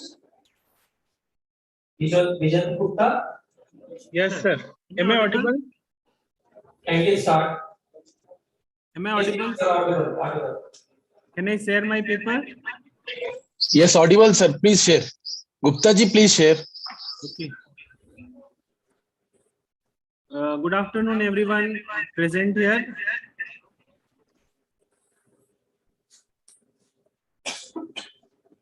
My paper title is Green Marketing Study of Green Marketing, Environmental Ethics or Epics, Evidences from a Sample. So everyone of us aware about the green marketing. It is a new as well as evolving concept about eco products, eco standards, eco-friendly products, satisfying eco labeling, eco footprinting, standard norms, etc. So basically there is a conflict among the terms green marketing, environmental marketing, or ecological marketing. So I have put the literature about it, and I have tried to understand the genesis of concept where we can talk about what would be the spring and resembling without chirping birds and happy animals. This question poses the importance of green marketing in the current business environment, where we talk about the role of technology and saving the natural resources for future generation. So after the release of our book titled Silent Spring, business were forced to respond to these changes in the environment, nature, and green marketing concept was begun. Okay, so the American Marketing Association unfolded the first workshop on ecological marketing in 1975. After that, this discussion has been happening, and two tangible milestone of green marketing came into the form of published book. Both of them, which were called Green Marketing, they were written by Ken Petty in the United Kingdom and Jacqueline Oatman in the United States of America. So covering the literature review, I have come to my research methodology and objectives. In current research article, research methods applied are exploratory as well as descriptive study, and is aimed for determining the purchasing behavior of target markets in India with reference to green marketing to fully understand the green market potential of the country. And to meet such objectives, research questions were posed as follows. What are the underlying perspective of consumers in India on green marketing? What would be the awareness of consumers in India on environmental issue and concern affect their perception of the need for full circulation of environment friendly products? Third question I posed, is the target market amenable to the consumption of green goods and services? And what certain green goods and services have the greatest potential for the profitability and return of sustainability within the country? Sampling plan, we have used non-probabilistic convenience sampling, which has included age 18 to 64 years old, literacy level, able to read and write in general, they belonging to the urban sector of all income group of the society. Total 384 participants were surveyed, representative of the population of India. Data analysis was done through descriptive and inferential statistical tools used for data analysis. After performing the literature review reveals that the comparison of environmental marketing strategies does not correctly help in ranking the concern effectively and desirable exact details needed in each 5 categories of company sustainable. There is a knowledge gap exists on what level product design strategy qualifies for its effective environmental marketing strategy. So there are 5 reasons which I have discovered and posted in the paper. Due to time constraint, I am not reading them. But there were 20 rules of green marketing, which I have also posted in the paper. I will discuss about the results and discussion about the some of the research objectives where I have collected data about demography. So it ranges from 18 to 64, but most of the respondent falls in the age group of 18 to 35. And percentage of respondent presumed that using green marketing at risk or not at risk as shown in the figure. And percentage of respondent believes that climate change and global warming will move toward restriction. It is displayed in the figure. And I performed a bivariate fit of willing to be purchased by purchase, in which I have found that applying the this bivariate analysis and F test, we found that the figure of this correlation values between environment and eco-friendly products purchased versus willing to purchase are reflective of an R square, that is 0.566, that is 56% as predicted to willing the purchase of products will be sold. So in this, results are showing that previously recorded purchase must be considered in the green marketing plans and strategies, as they could significantly provide a prediction for which green products could be most successful in the market. Specifically, the figure has also observed that food followed by body care products might be best products to invest, as shown in the bivariate fit in the graph, being on above mean and within the set of confidence field. Therefore, greater potential rests food and body care products. Despite the questionnaire data analysis, it revealed that most consumers are willing to spend on house and cleaning products. So conclusion, I have put on 3 headings summary: underlying perspectives of green marketing. So there is a significant percentage of this population which were clueless to what products were most suitable for the investment. Second conclusion, with respect to environmental awareness. So beyond such results, they have find that products that fully reflect the aim of reducing threats, risks, and hazards to the environment have more potential for success. So summing up my research paper, overall a green marketing potential does not exist from the perception of consumer. Their level of environmental awareness, their awareness of the existence of green marketing products, their agreement for the investment of more green products in India, and their willingness to spend money on such products all reflected a positive potential for green marketing in India. Also, the level of potential is considerably high, has been further validated by statistical evaluations, Thank you. Thank you. It must be treated to a great extent reflective of precise planning and effective execution.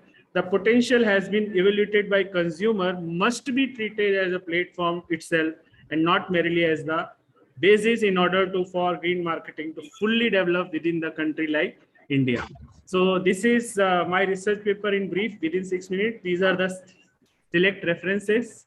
Thank you very much. Thank you very The much. platform giving me opportunity to present this research paper. Thank you once again all. Thanks. Thank you very much. I want to inform all the presenters that with paucity of time, we have a lot of papers. So just give an introduction of your subject and then the major conclusions. Only then we can hear the other presenters too. Thank you. Now the next presenter is Mr. Gaurav Joshi, who is Assistant Professor of Business Administration from Pithoragarh, Uttarakhand. Kindly start. Gaurav Joshi. Are you there? Gaurav Joshi. I think we should move to next.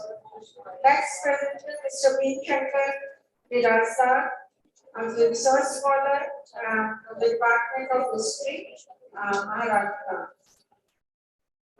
Dean Shankar. Are you there?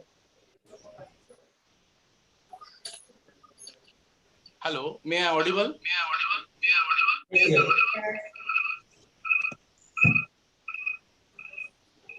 Voice is.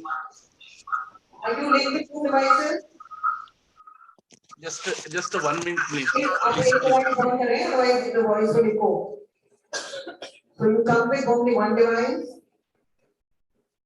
Dean Shankar. Are you there? Maybe can you sort out this issue of echoing? We will move on to the next presenter and come back to you after him or her. Next presenter, Dr. Sarveshri Yadav, Assistant Professor in Sociology, Department of Anthropology, Dr. Hari Singh Kaur, Central University, Sagar, MP. Are you there, Dr. Sarveshri Yadav?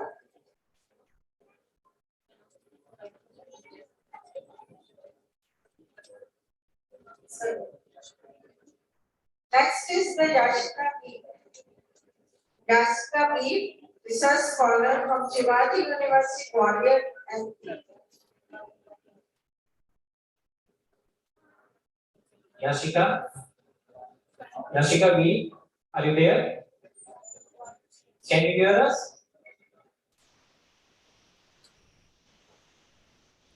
Yashika B is not there. Anjali Tripathi is the next presenter. Kindly present. She's from Rajasthan. Anjali Tripathi. Yes, sir.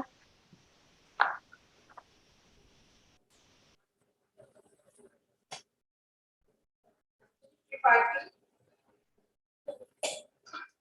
Anjali Tripathi, can you hear us? Please respond.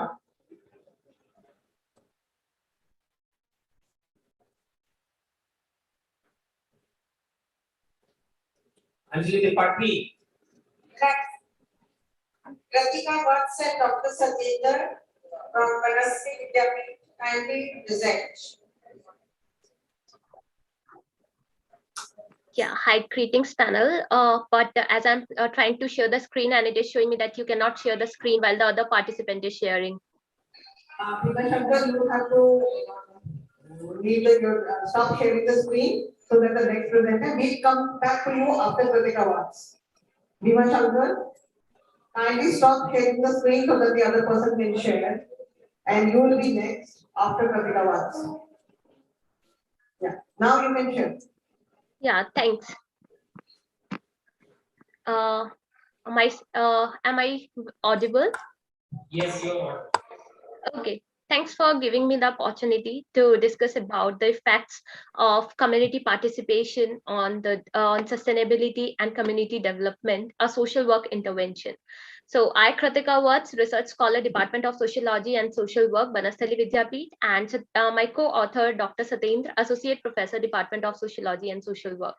So I would like to start with the introductory part. So firstly, we must understand about the community participation. So community participation plays an important role in community development, as various government policies and training opportunities has been started to increase the community participation rate.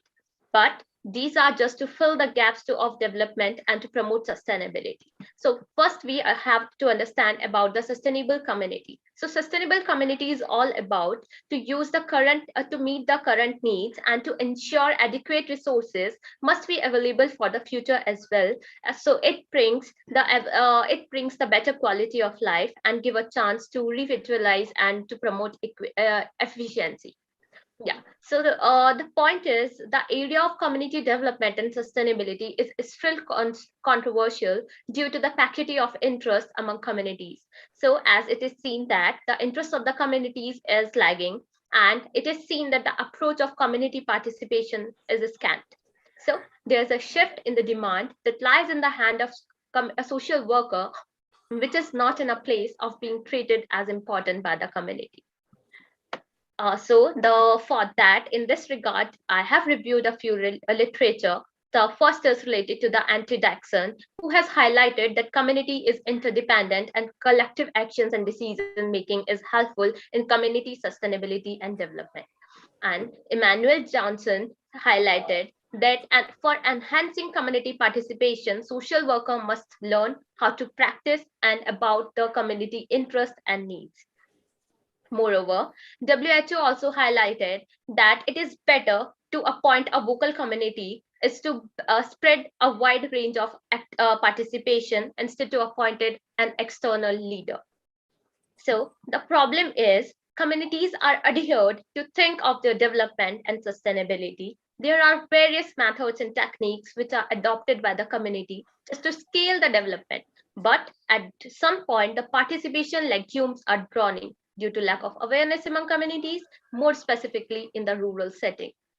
So the rationale of the study focuses on the area of development and sustainability, which is the burning incident of today's scenario. The crucial aspect is just widening the activities for community engagement and strengthen the sustainability. For that, the research questions are just to check the effect of community participation on sustainability and to check how the community participation is important in community development. So the objectives are to observe the effect of community participation, the role of social worker in community participation and development, and to know the behavioral changes in the community which aggrandize sustainability. And for that, the research methodology has used by the researcher is the qualitative research methodology, which is to describe the quality of development with special reference to Bidoli village located in Jaipur, and also describe the relationship between the participation of and the community participation and community development. Exploratory research design has been used by the social worker just to enhance the community participation and sustainability and to check the behavioral changes adopted by the community. For that, the data collection has been used by the researcher is the PRA tool, which is the semi-structured interview with the different communities within the village. And for that, the primary methodology has been focused. So these are the feedbacks in the form of several narratives from the community, which are as follows, as you can see on the screen as displayed. So I would like to conclude in a nutshell that, however, social worker plays a very important role in the process of encouraging community participation and community development. And so it is seen that the community participation helps in the development and community design, and it teaches the community about minimizing the problems and assessing the needs as well. So the community participation is the paramount of achieving sustainability of community development, and social work education have greater influence on community participation. For that, I would like to draw some suggestions. So for the first is the capacity building awareness programs must be organized in the community, and there's a need to adopt a collaborative approach in the community for development and sustainability. There's a need or scope of listening and networking, and also focus on the sustainability of local community development programs as well. So for that, in this regard, I have taken few references from the books which are displayed on the screen, and I would like to thank you for the opportunity for giving me and to discuss about the sustainability, community participation. Thank you. Is Anjali Tripathi there?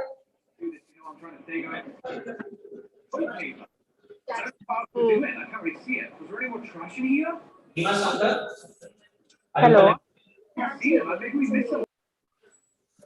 Hima Shankar? Mr. Hima Shankar, are you connected? Hello. Okay, Anjali Tripathi, are you connected? Yes, sir. You can start your Anjali presentation. Tripathi? मेरे को ना वो भी count हो गया.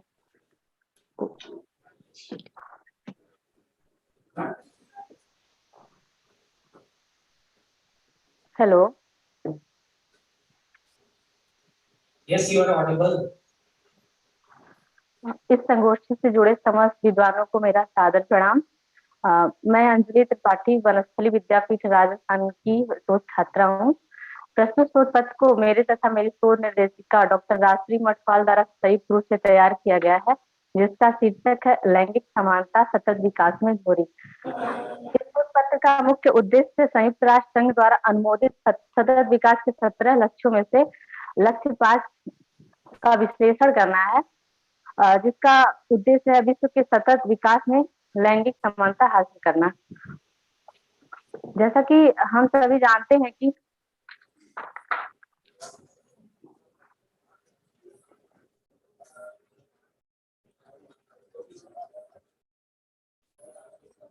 Anjali Tripathi, are not audible.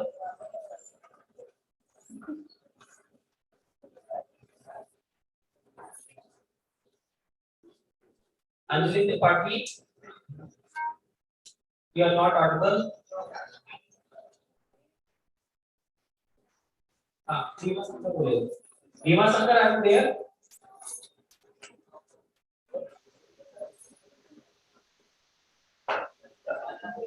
Hima Shankar, are you there?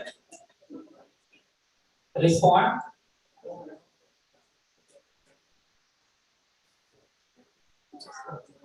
Manisha Vishwakarma, Sir Swaran. Yes, ma'am. Yes, ma'am. I am Manisha Vishwakarma.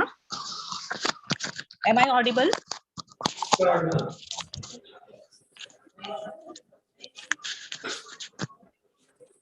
Shall I proceed, ma'am?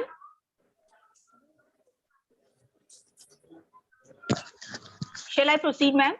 Yes, start your presentation. Okay. Thank you, respected chair and dais. I'm Manisha Vishwakarma, and I'm going to present paper on impact of pandemic on society and social relationship.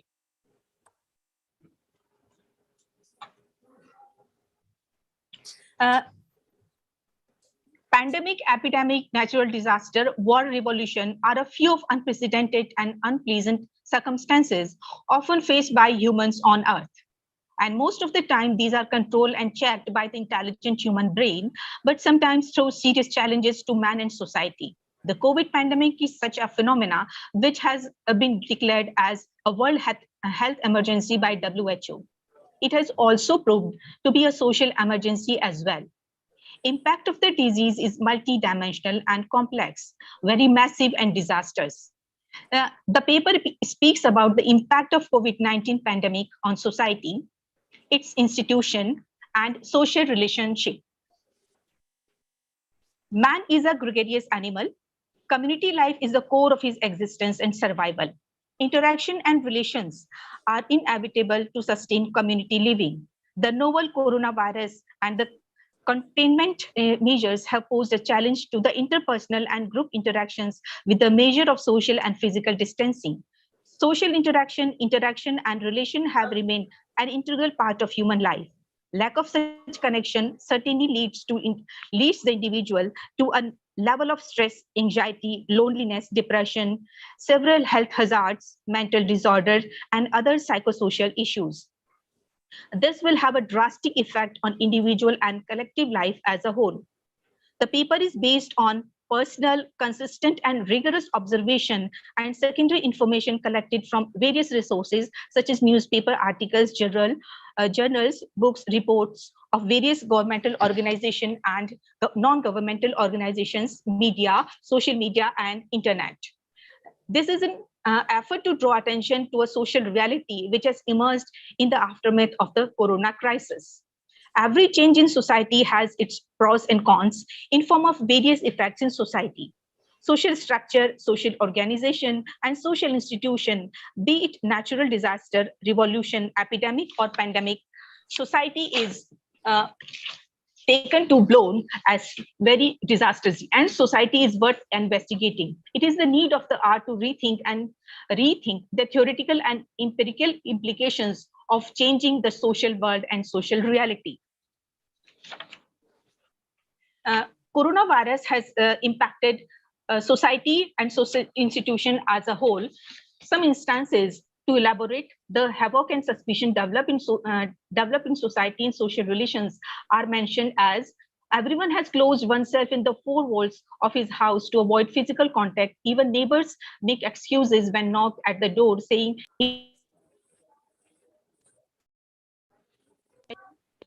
in the market and shop, the shopkeeper bluntly asks you to keep distance as if you are carrying a virus. In the case of making payment through a plastic card, shopkeepers ask for PIN to avoid the infection-free transaction, leaving you feeling that your account safety is less valuable.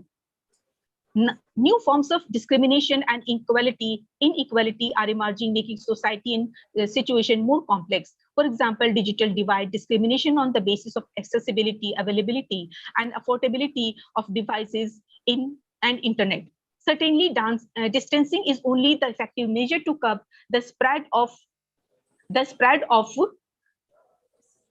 COVID-19, and it should be promoted, but all the constitutional provision to eliminate untouchability and promote integration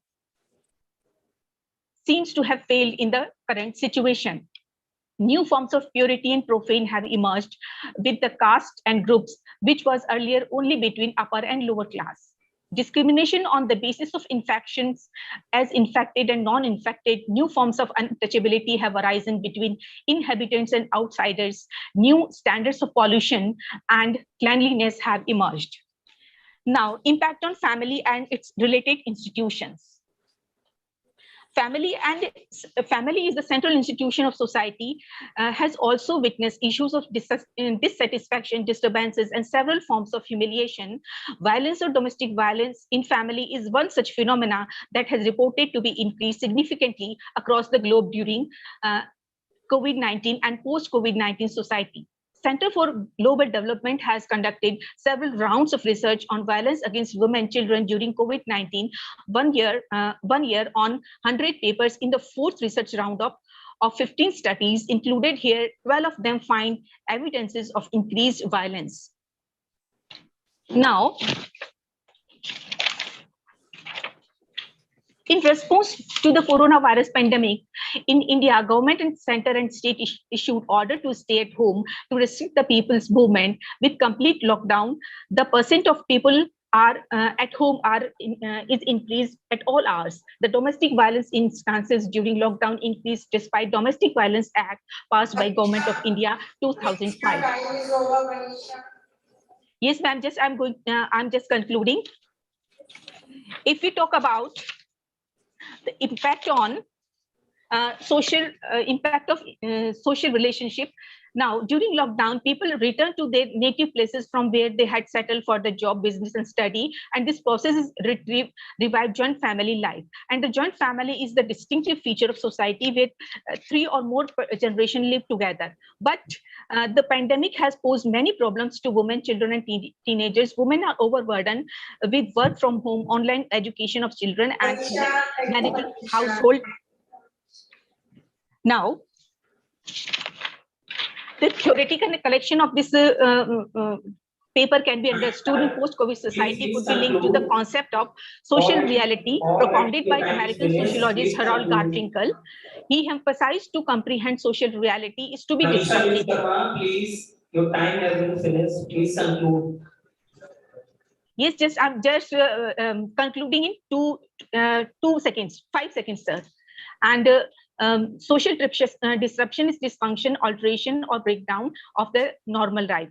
So it also implies that radical changes were their old paradigms are shifting to something quite new, emerging paradigms. So there is a dire need of communication and basic need to human being to survive as social animal. We need that these problems of relationship, of structuring, building, and fabricating our society should be taken very seriously. Thank you. Thank you, Mr. Mr. Deep Shankar, are you connected? Deepa Shankar, are you connected? I am connected. Shall I present? Yes. Shall I present? Yes. Good afternoon, everyone.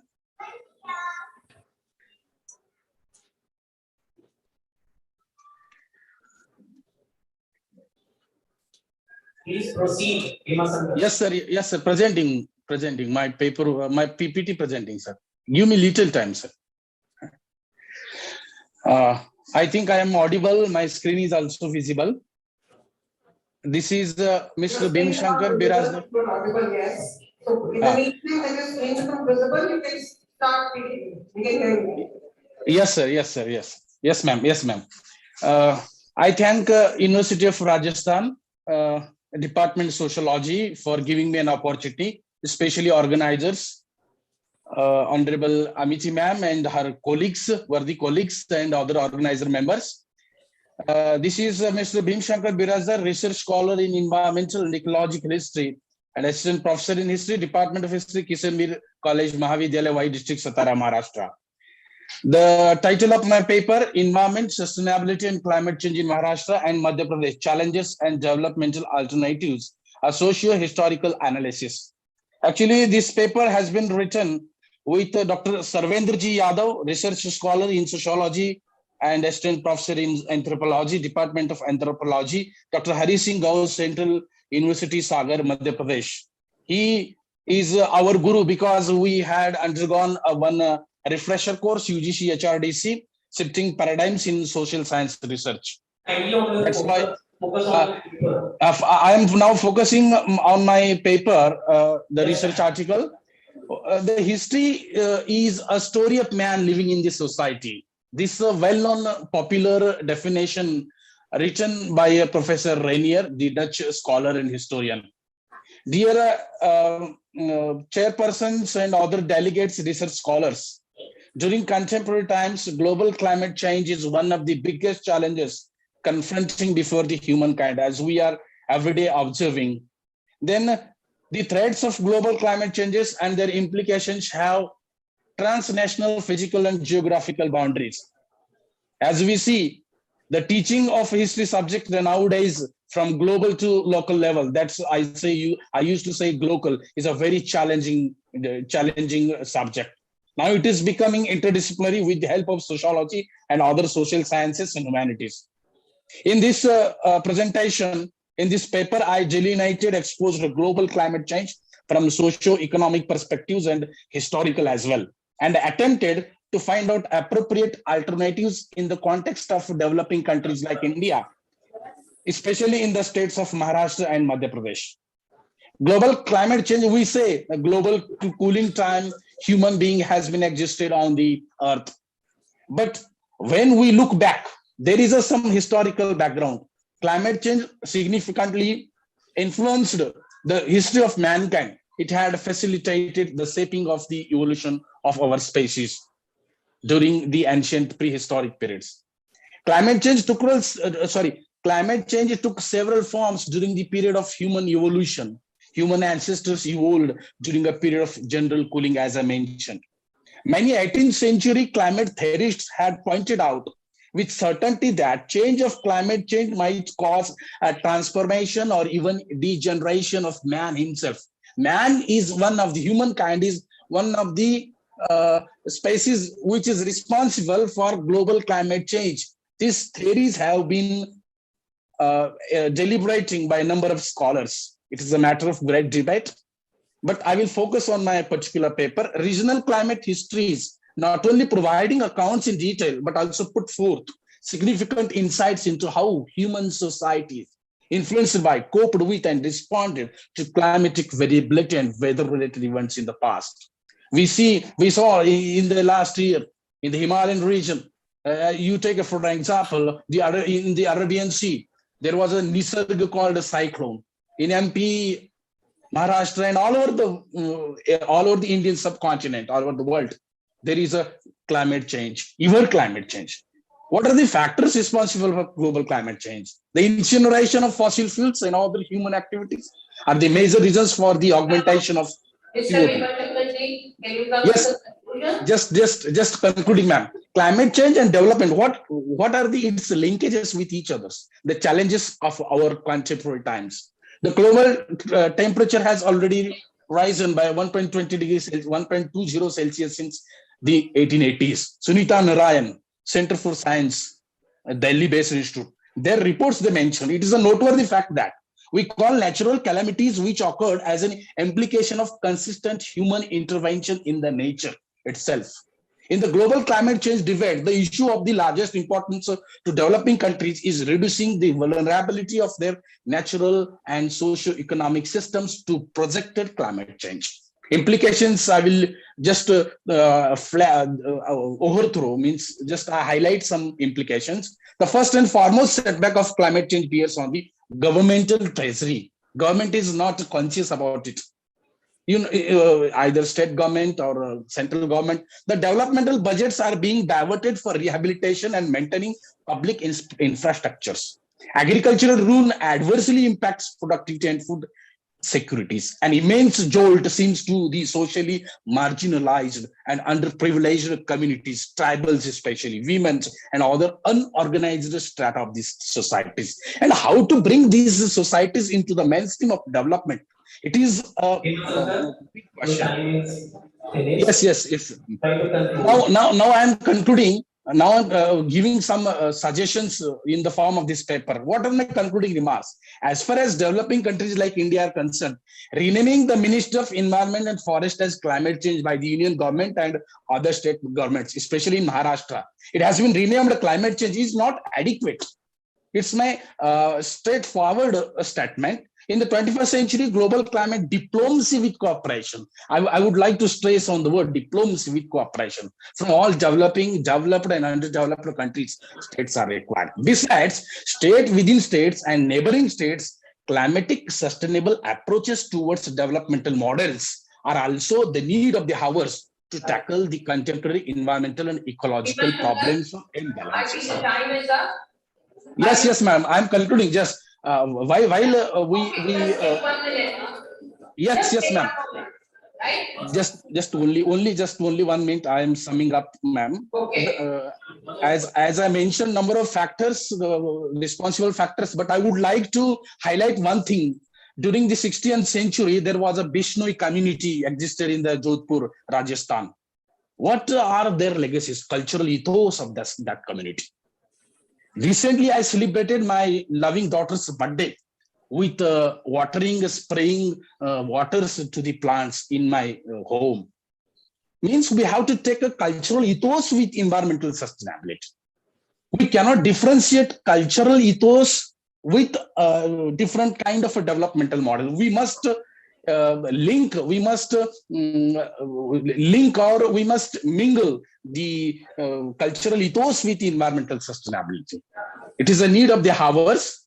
That time is during 16th century. If any girl child, if there was born, they planted more than 100 trees. I think that tradition is still existed in Jodhpur, Rajasthan. I quoted in my thesis also. It is one step to be awarded. It has been gone for assessment. My title of my PhD thesis is Environmental and Ecological Movements in Maharashtra. I thank once again to the organizers, all the organizers, especially Amity ma'am and her colleague Jasrotia ma'am and other chairpersons. Thank you very much. Now I would like to request or repeat the names online present who left, like Yashika B. If you are there, please respond. Deepsika Sharma, Mr. Gaurav Joshi. Is anyone there? Again, repeating name. Deepsika Sharma, Gaurav Joshi, and Yashika B. So I hope online presentation is done.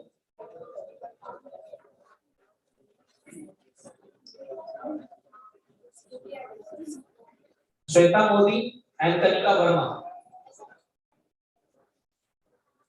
Let's see if Sunita Naik, you were there. Karma Singh, you were there. Naveen Chaudhary, Manji Rastogi, and Dhruv Shukla is already presented. And Shweta Modi. We have 4 presenters who are present here.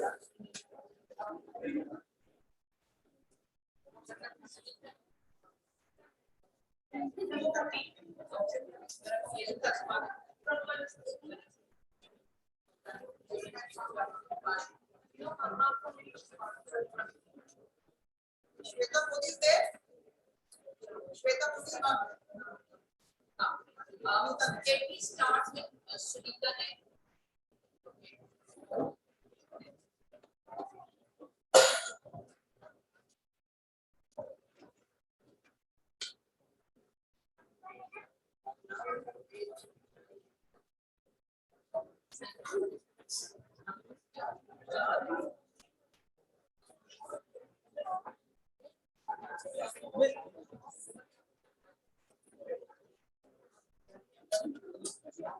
Hello.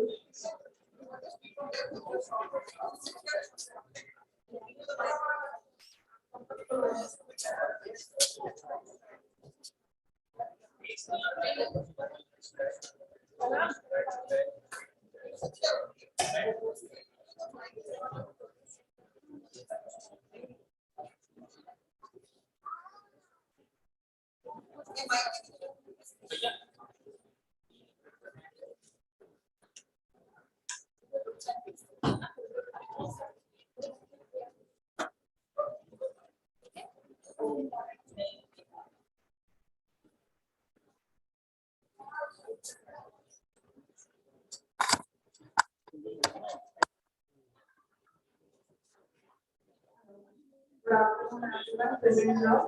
My name is Sunita, and I'm from Malaspuri University, PhD scholar from English department. My topic of today's conference is From Saplings to Forests: The Growth of Familial Forestry as an Environmental Conservation and Sustainable Mass Movement. In June 2021, while the entire world was battling with the onslaught and devastation caused by COVID-19, seeking means of survival and sustenance, came a happy news that made the people of India and particularly Rajasthan proud. A relatively unknown name, Shyam Sundar Jani from Western Rajasthan, rose to the global platform for his ceaseless environmental conservation efforts, and to encounter desertification was conferred with UN's highly prestigious Land for Life Award.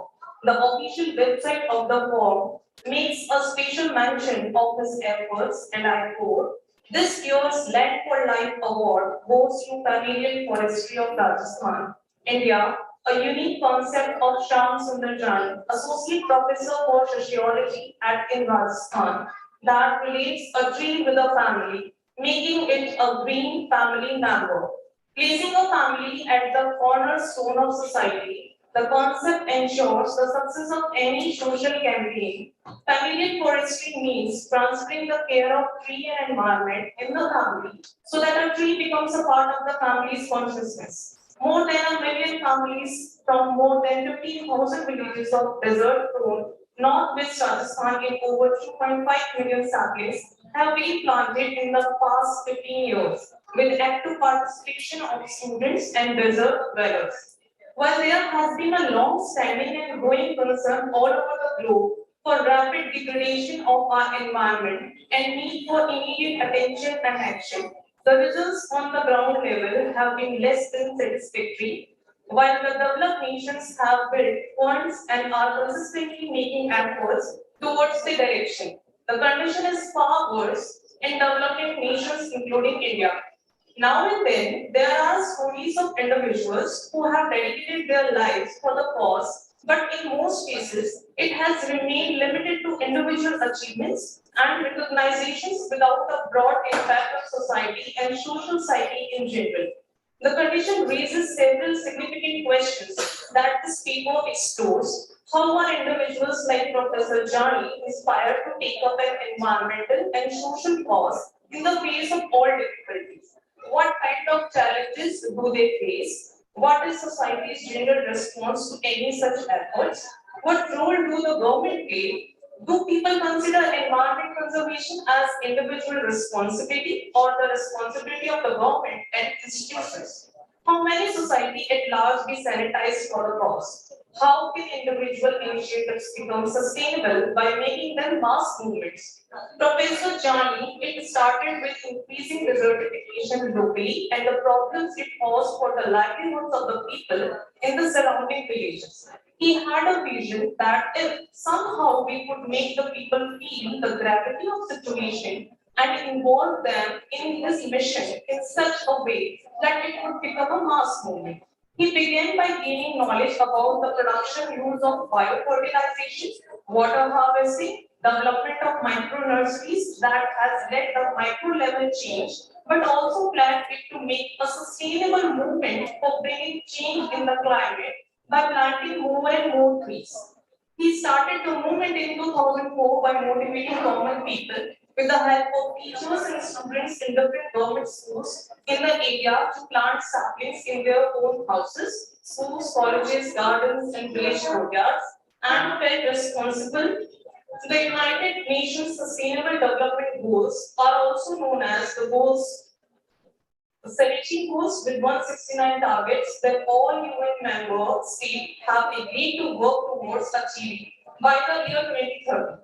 They set out a vision for a whole for world free from poverty, hunger, disease, and by such goals, they try to make a healthy life globally in post-pandemic situation, providing better health, accommodation, food, disease-free life is their motto. When I conclude in this way, I just like to say the entire concept centers around student, teacher, and parents' role. In every village, a teacher from government school was selected as mission leader, and entire saplings were distributed and planted under his supervision. This concept not only concerns with planting part, but also with a proper follow-up program. A total detail of plantation including name, father's name, class of student, with allotment of saplings with number and name is included, specially prepared follow-up chart. The mission leader, after every 6 months, physically verifies planted saplings in every house and then enters actual survival report in the follow-up chart. This is the first of its own kind initiative in which record of planted saplings are being kept and maintained on the scale. Majority of our village women and children are anemic. Fruit plants will be a source of their nutrition in future. If government directly plants these saplings, then it costs around rupees 70 lakhs in planting part only, excluding the cost of sampling and their transportation. So I would like to conclude with the words of Professor Jani on the occasion of receiving prestigious Land for Life Award. The journey of desert land, Rajasthan towards a lush green Rajasthan has been dreamed for me, and familial forestry is my dedicated endeavor in this direction. Thank you so much.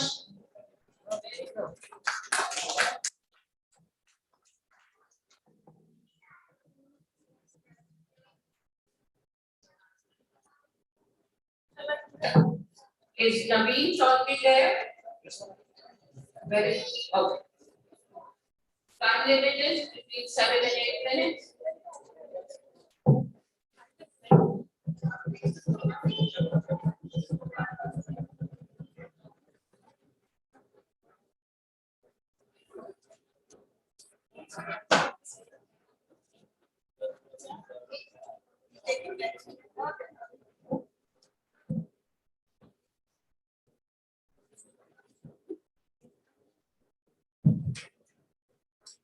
Good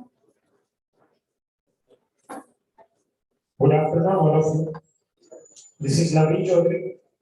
I'm from Vartman Mavi Local University, Kota, Department of Psychology.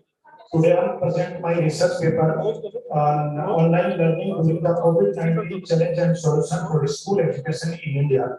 In the conference held by Department of Sociology, University of Rajasthan, National Conference on Sustainable Development and Quality of Life.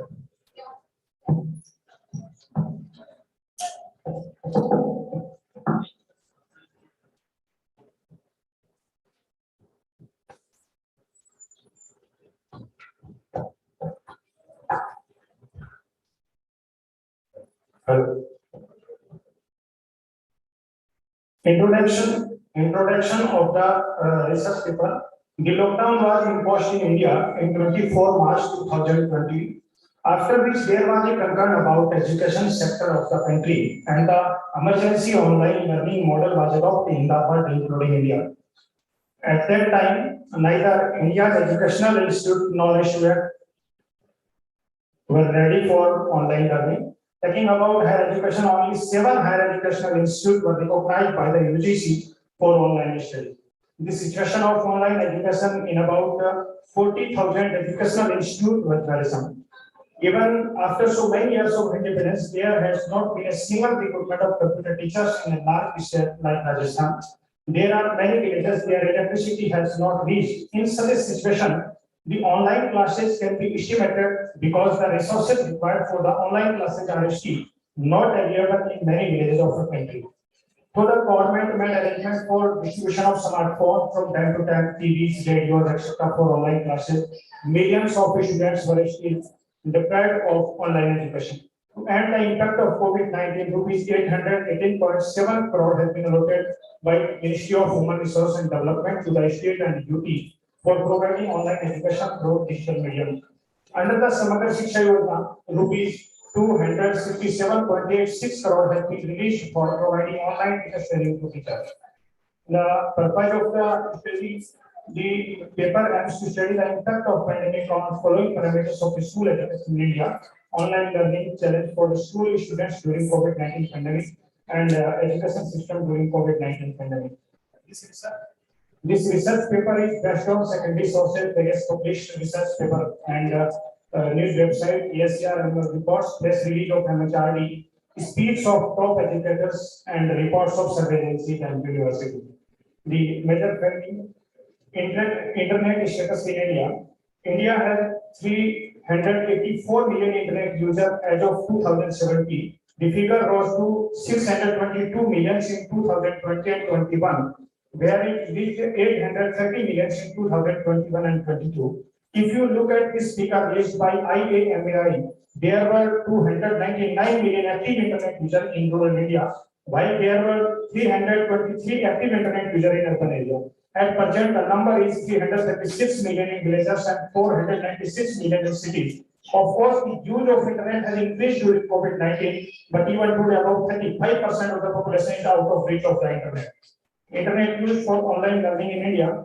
According to the IAMA data, only 11% of the country's total internet using population used online learning tools on the internet, compared to 9% in rural areas and 13%.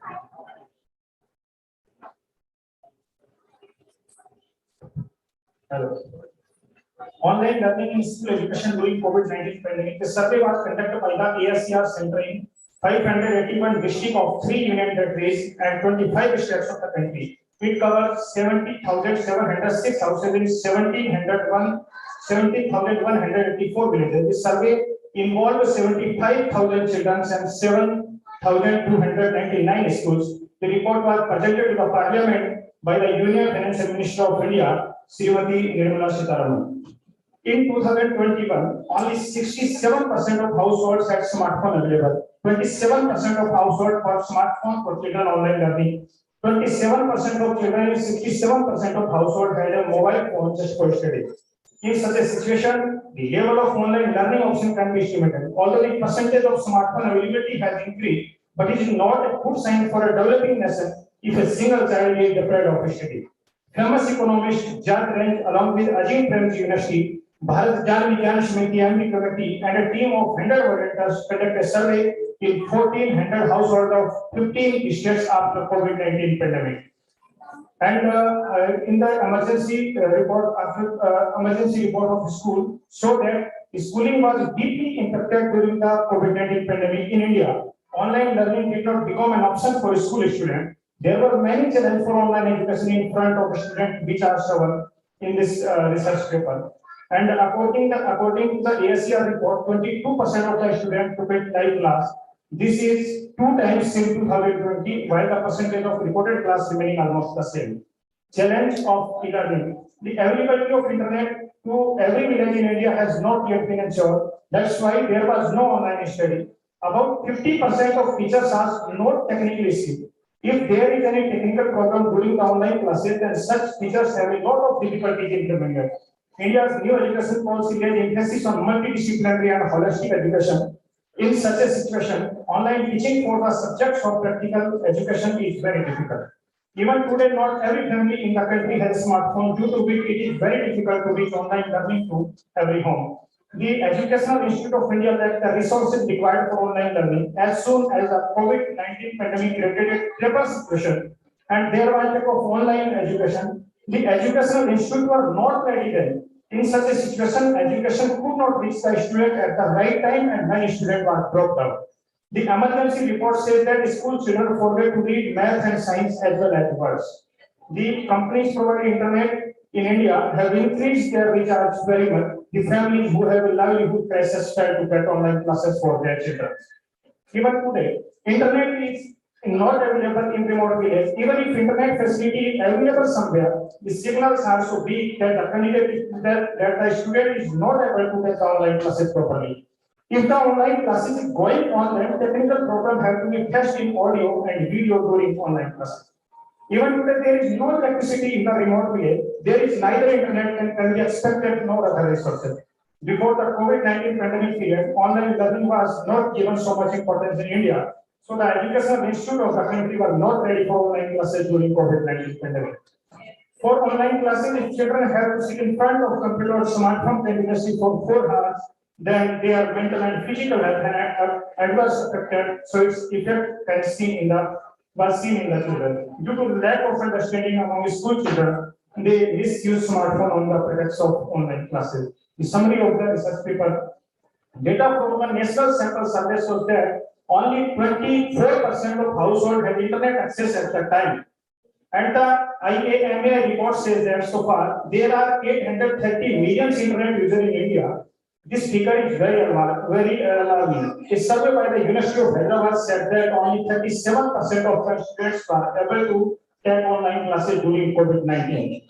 Famous economist John Grant present an emergency report on the survey conducted by Ajim Premji University and a team of 100 volunteers and said that only 8% of the school children in rural India studied online.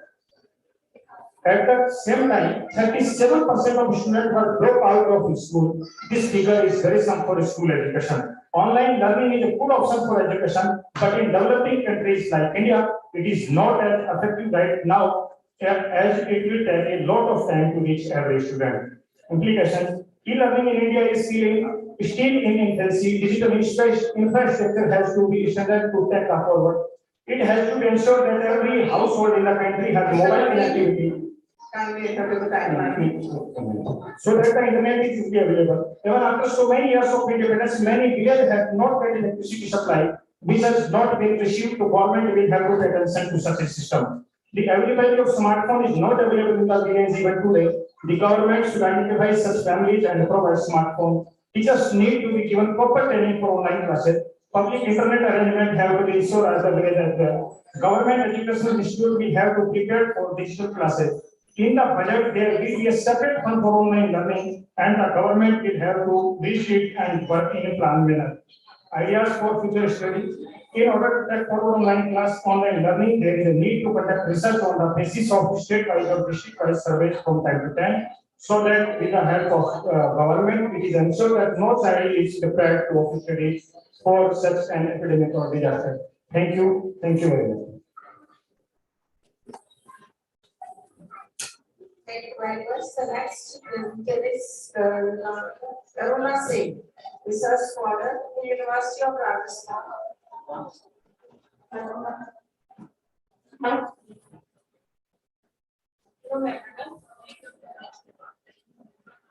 Anthropology, but now associated with sociology. Respected chair, co-chair, and session coordinator. My topic for the presentation is that I have actually give you male contraception in Rajasthan as per NFHS 5 and 4. So we have I've seen some very interesting findings from there, and I would like to share the same with all of you.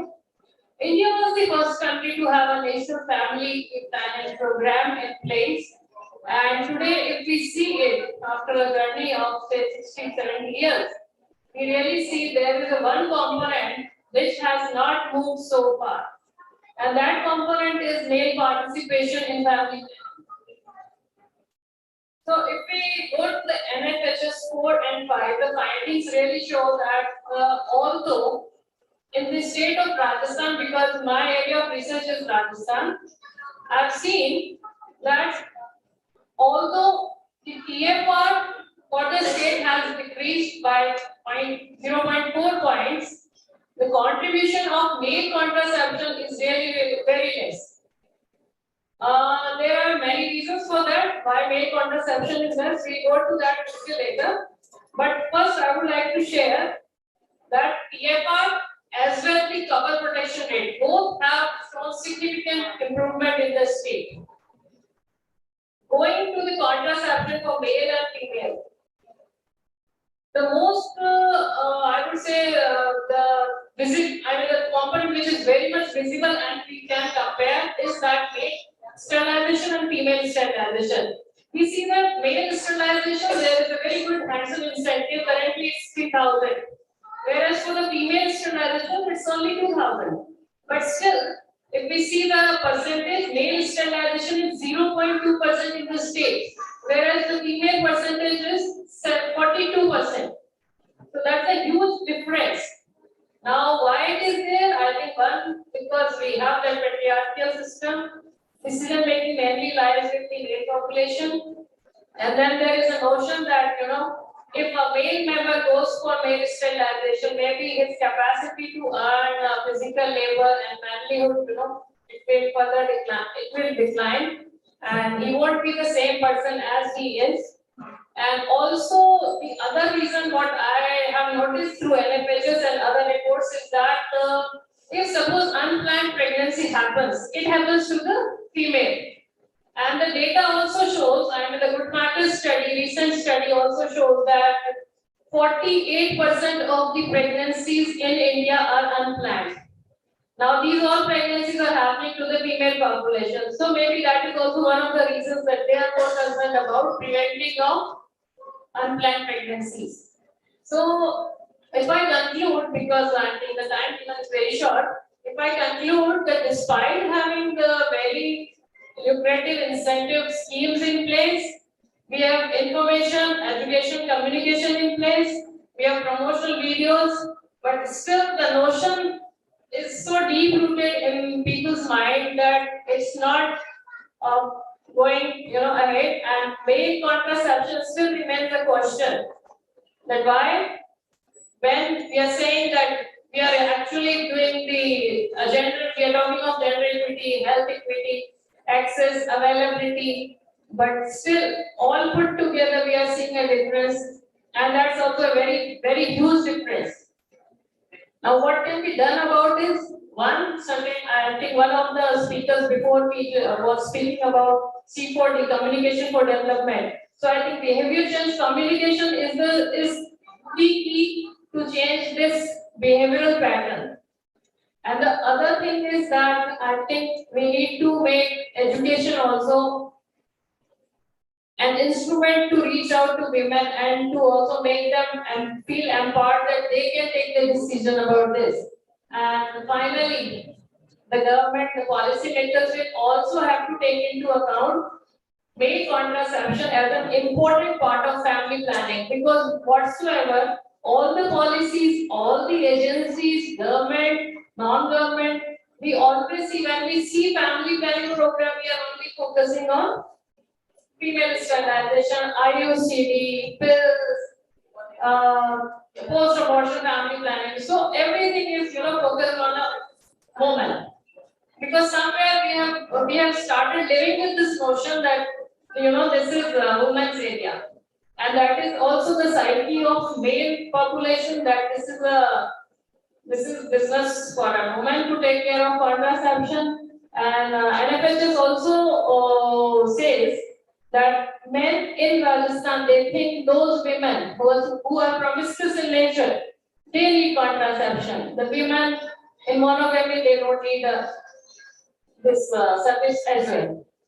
So if I conclude, yes, we need a multi-pronged approach to address this, which should bring together our community, policy, healthcare providers, because we also see in the field, most of the women are working as the field staff, ASHA workers, ANMs, LHVs, they are all women. So maybe there is also a problem that male cannot connect to these women, these lady health workers. So if also that is, that could be one of the reasons. So if male staff is also there in place with the public health system, that can also substantially help to overcome this. So this is, again, I would like to conclude that this remains a very big gray area, that why it is not happening, why we are not focusing on, why government is not still thinking about it. Thank you so much.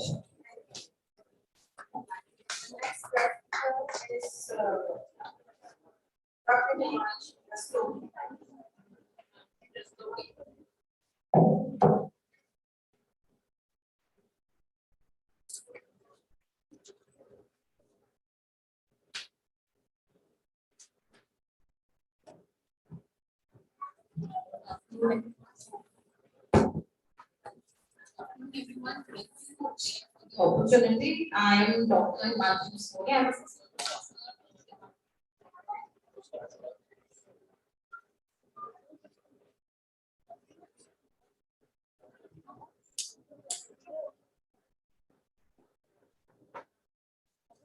Hello.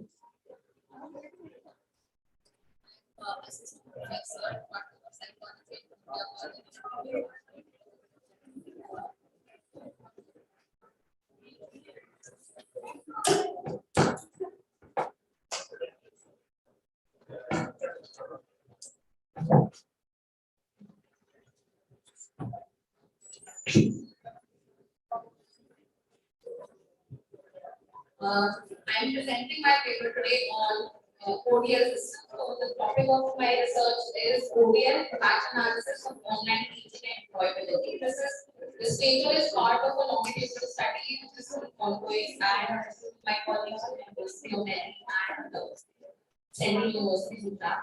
So the objective of the study is to understand the shift in commonly used standards and processes models of education and to measure its success. As we know that education policy states that open and distance learning and online education provides a natural path to increase access to quality education. The research tries to establish that education is essentially a social process. And with UGC approving 350 online courses and allowing university students to customize their courses, it might be going to be a travesty of quality. That's what we have been finding now. So online teaching learning methods have been followed by world-class universities since decades to cater to the needs of students who stay far away from universities and college campuses. But during COVID-19 pandemic period, online teaching learning helped almost all universities, colleges, and affiliated students. An attempt is made to find the effectiveness of online teaching and learning method for university and college students by conducting an online survey. So the method that we are currently using is a survey, and smoke wall technique is used. So there are two different surveys that have been designed. One is for the students and one is for the faculty members. And about 300 students till now have been able to gather the information from, and 50 faculty members. So this is going to be a little brief about it. So critical thinking and creativity of students, it increases with innovative educational methods according to the World Declaration on Higher Education in 21st century. Innovative educational strategies and educational innovations are required to make the students learn. There are three major vertices in teaching learning processes, which is teaching, communication technology through digital tools, and innovative practices in teaching. In the first vortex, the teacher is a facilitator and provider, provides resources and tools to students and helps them to develop new knowledge and skill. It is to promote global learning. Teachers are required to innovate permanently. It is possible when university professors and researchers are given space to new educational forms in different areas of specialization. The second vortex refers to the use of information communication technology, which is ICT tools, for promoting innovative education. Learning management system, which is LMS, helps in teaching, learning, educational administration, testing and evaluation. The use of ICT tools promotes technological innovations and advancements in learning and knowledge management. So this paper presents the online, it is, as I said, it is still ongoing. It presents the online teaching learning tool methods and surveys on innovative practices in teaching and learning, advantages as well as obstacles in online teaching, and various components on the effective use of online tools, team-based collaborative learning, simulation and animation-based learnings are discussed in this research. So I'll just tell you some conclusive outcomes that we have acquired from this data. First being that a small group of 5 students is helpful for to have a good collaborative engagement, and it enhances the personal engagement of a student in digital learning. Second, animations are found to be the best digital approaches for effective learning. Third, online learning, it has helped students to learn at their own pace, but only with self-motivated students. Students prefer to interact directly with faculty and who is handling the subject. Online quizzes having multiple choice questions are preferred in subjective assessments. Student version softwares have been challenging for learning. Online classes are effective because they provide PPTs in front of every student. Lecturers are heard by all students in sound level of their choice, and by through walking and traveling, the class can still be attended. Yes. Thank you. Conclusions are remaining. So schools have faced some disturbances and distractions, which is making learning less effective. Then telehandling is challenging, sometimes through online. Thank you very much.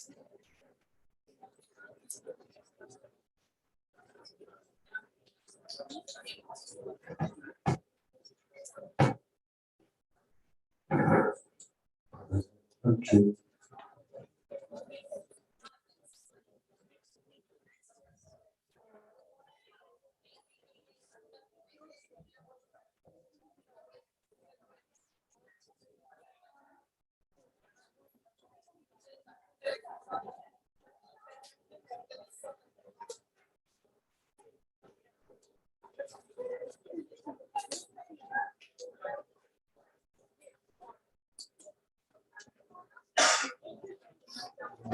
I would like to thank all the presenters, both in online and offline mode, who shared their observations and their concerns with us. And we have among us Professor Shilpa Sood as the chair, Professor Naina Sharma as the co-chair. So I request Professor Naina Sharma to say a few words on this occasion.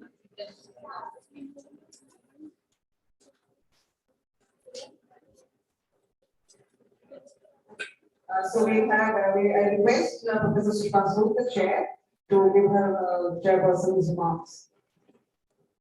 Hello everybody, I'm very happy to be here as chair to chair the session. And who's at the help of the Department of Sociology, and I'm thankful to the entire ideas. And the subject chosen for this seminar is very seminar, admin of the hour today. All the papers in this session, first were very, I appreciate those and I congratulate all the presenters.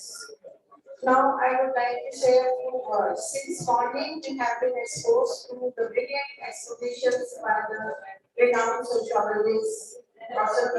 Sharma, Sociology, Chen, Anish Verma, and others, and they all, in a very lucid manner, explain and to light on the subject of today's proceeding. I would like to, in a very, very simple manner and a simple language, I would like to put 4 to 5 points that I have taken the code, the human being, because I will not speak on this, the government agencies or the private institutions, what all they did, what happened, this and that, in a very simple manner. I would like to say, touch upon 2 points, like what happened. Now, in the early 2020, in the maritime, about 800 crores of people were locked in their houses. That is the entire population, the world population, and these were in the hands of God the Almighty. So this happened so suddenly that we all thought that the world is, or it's the end of the world now. What will happen? We didn't have the V of the vaccine even.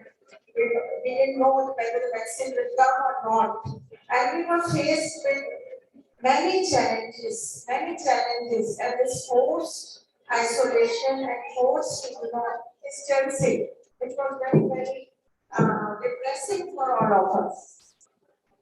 I would like to say that this, as sociologists, we all know that the importance, and we lack the human touch, which was very, very disastrous. We didn't know what to do. We were all locked up in our houses, doing the household chores, and then we were thinking what to do next. These are very important points because I'm not touching upon what the government or the other things I don't want. And it affected every aspect, economic, social, psychological, emotional, whatnot, and which resulted in abnormal behavior. We all had faced the deaths of our loved ones, and we could not see their faces the last time, and we could not go for the last rites. Like cremation was done by the unknown people. Even my mother passed away in America, but that was not due to COVID, but in America it had already started the lockdown and all. We could not go, my siblings are there only. And we saw her cremation online. It was so surprising, it was so painful for us. So now the Zoom power has become everything. Zoom, everything on Zoom. The condolence, whether it's the wedding, whether it is the bad cards, everything is online teaching, online work. We all know. Need not to repeat all these things now. What happens is that hospitalization, and now all this resulted in fear, and this fear, which is an intense emotion, which triggers physiologically and psychologically, it triggers a lot. And we all have faced, including myself, we are sitting in the world, we have faced this sense of impending death and hospitalization is the line for this. That we all were thinking that if this close, we don't know tomorrow if we are alive or not. So there is impending death and hospitalization. This fear was in us, and media triggered this much more, because all the time we were locked up in the houses, and we used to watch the TV, we used to read the newspaper, and the TV used to say, this much death, all that. Every day we used to hear about the death of some famous doctor, and all sets of social relations were online. Student, teacher, siblings, we were online. And there was some no faith in each other. There was some non-discipline. There was some suspicion. Even today we are suspicious. And a phobia was created.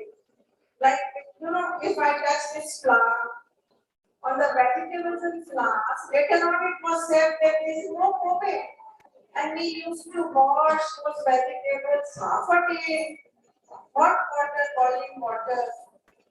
We all face these things. So this was a trauma, this was a phobia.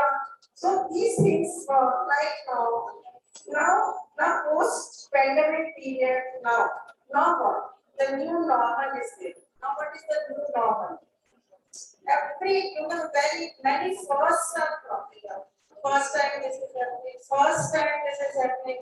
Now what is the new normal? New normal is like we have to behave in a certain manner, like keep distancing. Even today, the mask, even today we have to take care not to go everywhere. So we have to take care of many new things like in the economic field, in the social field, work from home. We have to change the entire socialization pattern of our children. Like we have to teach that now because they are so small and small children, they do not know what is happening. They only know some viruses there. Now another way in today's state, we are sick because we are so uncertain, we are so tense. We are laughing and dressing up, but we are tense in our heart, we look at tense that about the new variant, when it will drop up, when the new variant will come, and the new phase. So this phase has passed. In the second phase, so many people passed away. There were lack of medicines. Doctors were not seen. Doctors were online. We could not visit the doctor. So this is the reality. So I would like to say now what can be done. In brief, I can put few points what has to be done. Like now, today we have to live in this world, and we don't know about the future. What will happen? Whether it will be free of this pandemic or it will change its, change its variant, new variant will come. So what we can do is that one can become the guard of one's mind, gate of mind. We have to be healthy individuals. If we will lose our health, we will become insane or sick mentally. So what will the government agencies and what will we do? So as human beings, we are all in the same boat all over the world. So become the guard of the gate of your mind. That means keep your mind updated, keep your mind healthy. Now, how will you keep your mind healthy is by reading books daily, you plan out something. You just don't brood over and sit. Many of our friends, I've seen family friends, are just brooding what to do, what not to do. They are just be energetic, try to be happy, keep the depressed people at bay, and be friendly with the healthy, outgoing people, and think positive. Another thing you can do is be organic, including myself, that keep oneself healthy physically, because healthy mind resides in a healthy body. So for the healthy body, one has to, it has led to obesity and other problems, just sitting at home and just doing nothing. So for that, you can do some meditation to keep the mind and the body healthy. Walk and the workouts and the pranayams. And last but not the least, one can, to start giving more and expecting less. Listen, I can assure one and all in this hall that if we follow these rules, it can change your life forever. Because don't expect much. No, give more, and you see yourself, see the results yourself. So I wish you all happiness and good health. Thank you.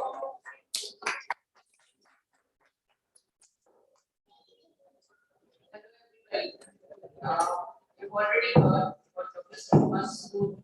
Am I audible? Yes, sir. I was not very good to speak because COVID and all that went, and I think we all have lost very dear ones. But I thought I should just put up one or two things which I experienced during pandemic. I lost my mother, and I lost my uncle. And I would just speak something little different from what Dr. Srivasu said. Whatever she said, it was very, very relevant.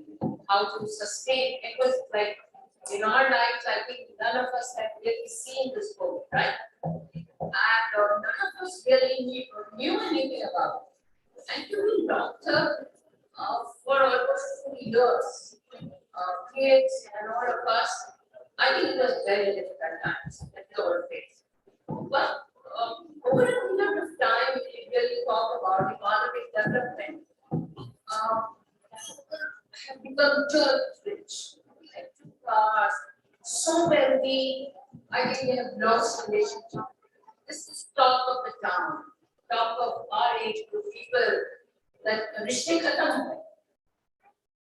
That view the economic development path and the way people have become rich, we have all the material aspect, and the fabric of our society is relationship. We all are sociologists. If we don't have a relationship of the society alone, are we really happy? I don't really think so. Pangadia, Ashok Pangadia. He was traveling with me when I was traveling to Hyderabad in 2010. He said, "Man, Kushi chali gayi. Every material thing I still remember that when I had Duna initially with 2 kids, and then I purchased Tanjik Honda. उन्होंने बड़ी माला एक लेकर आए थे उस Duna को पहनाई थी. Then all three used to try with that, and we were so happy together. The family, that fabric was lost over a period of time. And if you just see the positive side of it, it has brought all of us together. That is the biggest change. We all were connected. We all were thinking about family. Like suppose, I'm sure if you really talk to your mother or little older people, you're talking about sustainability. We could sustain these tragedies because of the family. We could sustain these tragedies because of relationship. We could sustain these economic crises because of relationship, because of family structure, because of friends. Now we don't have such relationship. And all of a sudden, this COVID came over, all of us went through a lot of tragedy. Now I think we have started valuing what is relationship, and that is the fabric of society. People have started सबका पैसा सब यही रहता है और लोगों के पास body ले जाने के लिए कंधे नीचे हॉस्पिटल से this happened in my own family. My uncle was just before he was there taken. So we all know money is something relationship matters, and that's how the society really evolves. I think this is one positive. Other thing which Masood has already talked about, and I agree with everything. But we have to focus on relationship for our mental, emotional health. Otherwise, we will not sustain this friend.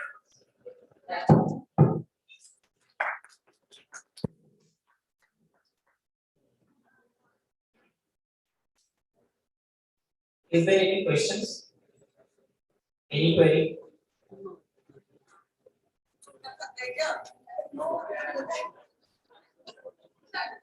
No question? Rightly said, running behind quantity we lost qualitative in life. So, madam, it's a time for vote of thanks.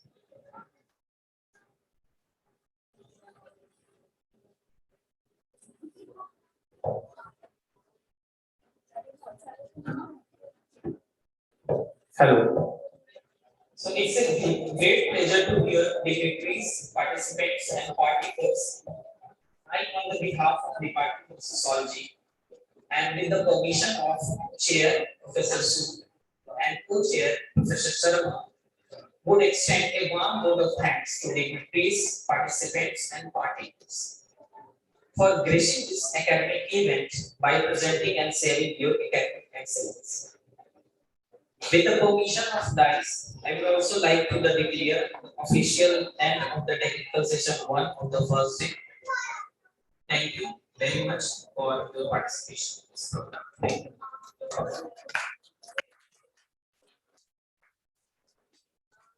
The technical session is over for day 1, but we still have another day, that is day 2, and day 2 begins at 10:30 in the Senate Hall and Department of Sociology, because we have the technical session, the paper presentation, those who are going to present tomorrow. So the paper presentation will be both similarly as today in Senate Hall and in the project room of the department, followed by a plenary at 12, and then we have lunch and then valuability session, and then certificate distribution. Okay, so all of you are requested to be on time tomorrow as well. Thank you so much.